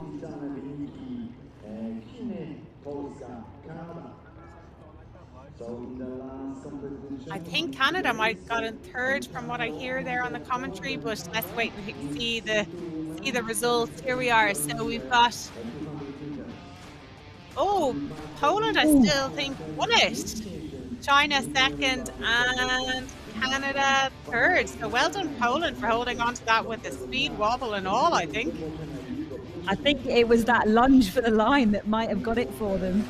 I think people were confused. I think maybe they thought China had got it, but let's just wait for the confirmation, because that again is a photo finish. I hope they haven't packed up at the end of the day. What a lunge from Poland if they did manage to get it. Oh, 0.03 of a second behind China. So China take the win, Poland in second and Canada in third. But another great race. Those athletes going straight through to final A, with America and Taipei going through to the semi-final. What a phenomenal day's racing, Jenny Egan-Simmons. Really exciting to have so many athletes here. Over 600 athletes from 50 nations competing here at Lake Malta in Poznan for the ICF Canoe Sprint World Cup. Oh, what an exhausting day. 67 races we've had, Jenny. Should we do it all again tomorrow? Should we do it all again starting at 9:30 local time? Absolutely. Bring it on, Emma. I'm excited now for tomorrow. It's going to be some great racing. And look, how lucky are we that we've got 4 days of competition for this World Cup. So looking forward to the 3 days ahead. Fantastic. We hope you join us again for the next instalment in this Poznan ICF Canoe Sprint World Cup. See you tomorrow.